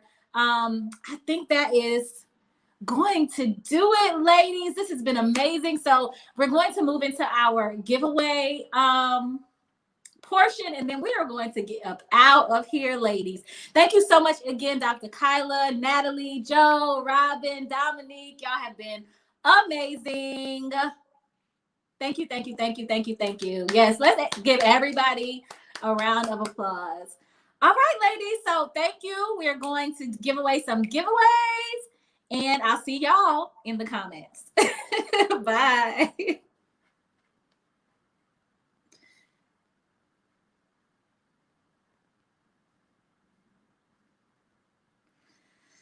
Okay, ladies, how are y'all feeling? How are y'all feeling? This has been an amazing day. I know that my cup is personally so full. I thought to myself, like, oh, I've been so busy working on this event, planning for this event, getting in this seat, sitting here for 4 hours. I just was telling myself I am going to crash when once this event is over. But I truly feel like my cup is full, and I hope that you all do as well. So we have some giveaways. We are going to do some giveaways. I'm not sure if Jasmine is still around, but Jasmine is going to give away one of her My Consistency strategy journals. So that's awesome. What we will do though is that full sis. I'm so happy. I'm so happy that you all have enjoyed yourself. But what we will do as far as giving away the consistency strategy journal, just in case Jasmine doesn't pop back in here. So if you would like to win the My Consistency Strategy Journal, what I need for you to do is to tell me one thing that you are going to take with you from this event. What is one gem that was dropped that you know you are going to implement in your life? Because like our sister Crystal Day said, it's not that knowledge is power, yes, but it's when you implement that knowledge that makes it powerful. So what are you going to do? What are you going to take with you after this event? Drop it in the comments for a chance to win the My Consistency Strategy Journal from Jasmine Stokes at the Greater Me Consulting. And just so you know, all of the giveaways that we give away are going to be based on the comments that you all put down there. So whether you want to win the My Consistency Strategy Journal or anything else that we are giving away, go ahead. Tell me what you are going to leave with. What are you going to implement in your life after this event, after all of these powerful gems have been dropped?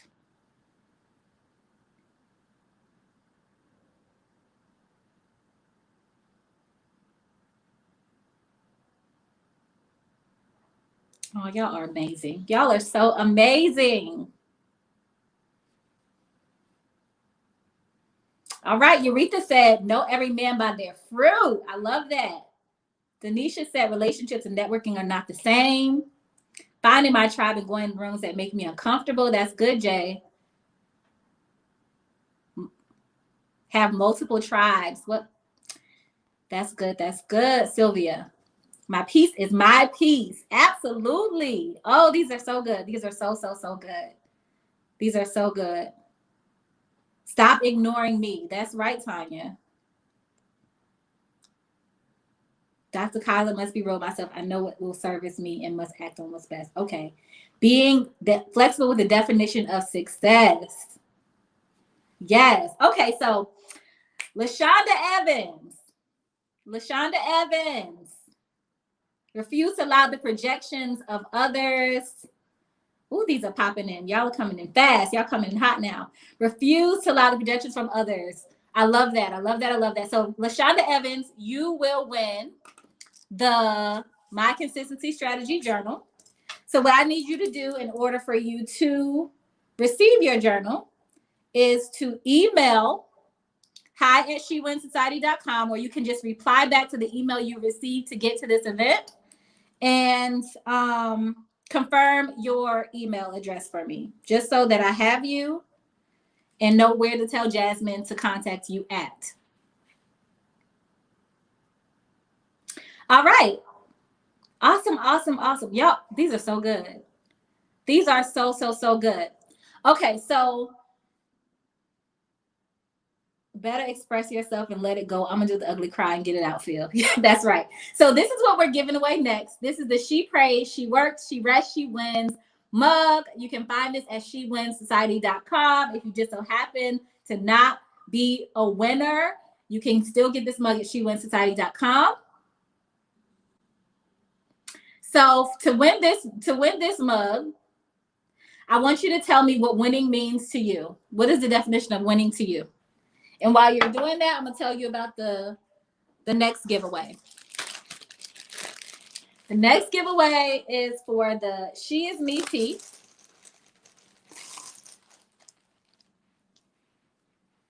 And that is, she is vibrating higher, getting stronger, feeling fiercer, glowing brighter, and winning bigger. She is me. Yes. So if you would like to win this shirt, tell me what winning means to you.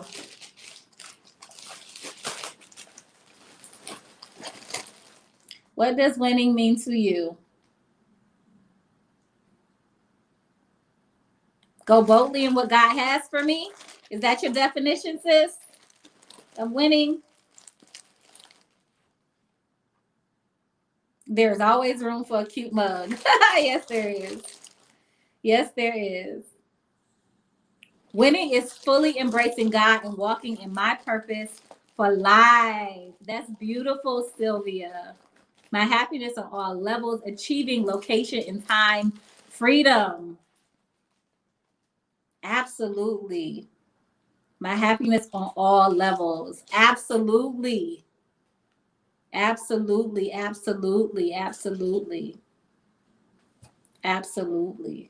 This is good. Okay, so winning is fully embracing God and walking in my purpose for my life. That is beautiful, Sylvia. That is so beautiful. So you win the She Prays, She Works, She Rests, She Wins mug. And I need you to do the same. I need you to email me your address so that you can receive your mug. And Sylvia, I believe that you are, it might be you, and correct me if I'm wrong, but I think you are joining us from somewhere in Africa. Beverly said, winning is knowing what God has ordained is mine and no one else's. That's right. Carolyn said, winning means I'm no longer doing what others say I need to be doing, but instead I stop running from God and his purpose for me. Absolutely. You read the definition of winning is finally walking in my purpose, trusting the process. Yes. So Beverly, you are going to win the She Is Me tea. Oh, no, you're in DC? Okay. I know we have a sister that's on here from somewhere in Africa. But okay, Sylvia, email me at hi@shewinsociety.com. Send me your address to receive your mug. And you can also just reply to the email you received to get here. And who did I just say won the chic shirt? I forget. I think it wasn't Eureka. No, Beverly or Eureka. Who did I say won the shirt, y'all? My mind, I'm telling y'all, I'm old. Whoever I said won the shirt, send me an email as well with your address and your t-shirt size to hi@shewinsociety.com. Or you can just reply to the email you received to get here. but that works. Sorry, y'all. Like, I think y'all are commenting faster than it's coming through on my end, which is why I can't see. Beverly, thank you. Thank you. Sorry, Beverly. I see it now. But okay, yes, please email me at hi@sheonesociety.com. All right. So, and I have one final giveaway. And that is going to be for a free 1-year membership to She Wins Society, to the Winning Tribe. And so in order to win that gift, you have to tell me what sisterhood means to you. What does sisterhood mean to you? Sorry, Eureka. Both of your answers were awesome. Everybody's answers were awesome. It was very hard to choose, but thank you for playing along. Congratulations, Beverly. Congratulations, Sylvia, and LaShonda. Congratulations. So what does sisterhood mean to you? If you would like to win a 1-year membership to She Wins Society, to our winning tribe, tell me what sisterhood means to you. Why would you like to be a member of this tribe? And while you guys are commenting, I'm going to let you know that any of you who are listening to the sound of my voice right now can join She Wins Society at shewinsociety.com. You'll just click join in the menu. But for today and tomorrow only, so this weekend, you can become a member at shewinsociety.com and save 50% off your first month's membership. Whatever membership you choose, whether you choose Gold Digger, Glow Getter, or Rising Star, you can get 50% off your first month's membership using code SN2S at shewinsociety.com. So we hope that you will stay connected with us. As you have seen throughout the day, several women have spoken on how important it is to be a part of a tribe, how important it is to find your tribe, and how awesome She Wins Society Sisterhood is. So I don't have to tell you how awesome it is. Even though, I created it, this has become something so much bigger than myself. It has taken on a life of its own. The women who are a part of She Wins Society truly make it all that it has become. So I'm so grateful for all of the amazing, beautiful women that She Wins Society has attracted, and all the women who have come into this sisterhood and contributed so much to our growth and our success and the relationships that we build. Is truly a beautiful place to be. So if you're looking for an empowering place to grow, a soft space to land, a dependable support system, a tribe of women who will treat each other with respect and compassion, you are welcome to join the winning tribe. We will welcome you with open arms. And so you can, once again, join at shewinsociety.com. Save 50% off your first month's membership using code SN2S, and this code will expire tomorrow. So you have to make a choice. Soon. Okay, so LaShonda says sisterhood means having a safe place to speak, truly be myself without feeling judged, someone to lean on, cry with, and just to do life with, grow together. Sisterhood means a group of ladies. S. Lynn says sisterhood means a group of ladies with different backgrounds joining together to uplift each other no matter what stage of life we are in. I love that. That's beautiful. Sisterhood is creating a safe space for each of us to be our authentic selves while growing and healing. Absolutely, business bestie. Donisha says sisterhood means having a covering covenant that edifies, embraces, loves, and corrects. Ooh, that one gave me chills, Donisha. Love, love, love, love, love. All these are such beautiful answers. Jay said sisterhood means having the ability to pour into and receive support from your fellow woman with equal ease. Now that's beautiful as well. LaShonda said, I have found my tribe today. Yes, you did, sis. Hey, sis. Hey, sis. These are beautiful. Carolyn said, yes, ladies, join our bond tribe. Carolyn has been a member for quite some time. She is such a blessing to us. We love you and appreciate you, Carolyn. Okay, so, y'all are going to make it hard for me. This is tough.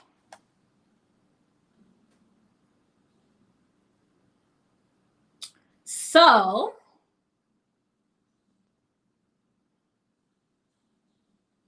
I am going to go with, Denisha. Denisha, congratulations. You have won a complimentary 1-year membership to She Wins Society, our winning tribe. Congratulations, congratulations. So what I need you to do is to email me as well. Because if y'all notice, like literally, I will forget. It's been a long week and a long 4 hours. So I need you to email me so I can remember who you were. So I can remember who you were. Demetra, I think I'm saying that right. I think that's the first comment I saw from you, dear. But Donisha, I think I'm saying that right as well. You won the 1-year membership, Donisha Starling. So do me a favor and email me, Donisha, after this event is over so that I can send you over your welcome packet and get you into the winning tribe. But again, if you did not win and you still would like to stay connected with the sisterhood and be a part of the winning tribe, you can again join at SheWinSociety.com, learn more about our membership levels, all that we offer, including access to virtual events. We go on seasonal retreats. So we're actually getting ready to head to Phoenix, Arizona in June for our spring retreat. So you get discounts, heavy discounts on retreats. You get discounts on events. You get access to virtual meetups. You get access to online courses. Some of these amazing women who are on our panel, they teach classes within our network, actually. So if you want to remain connected and continue to grow and win together, SheWinSociety.com. Join the winning tribe. Congratulations to everyone who attended today. We are really all winners here. Seriously. The fact that you took the time out to invest in yourself, to be here, to stay here, to learn, to engage, to be present, to make new connections, to write down notes that are going to help you moving forward. You are absolutely a winner. So thank you so much for being here. Thank you so much for all that you contributed to this experience. We could not have done it without you. And until we meet again, keep working and winning. Bye.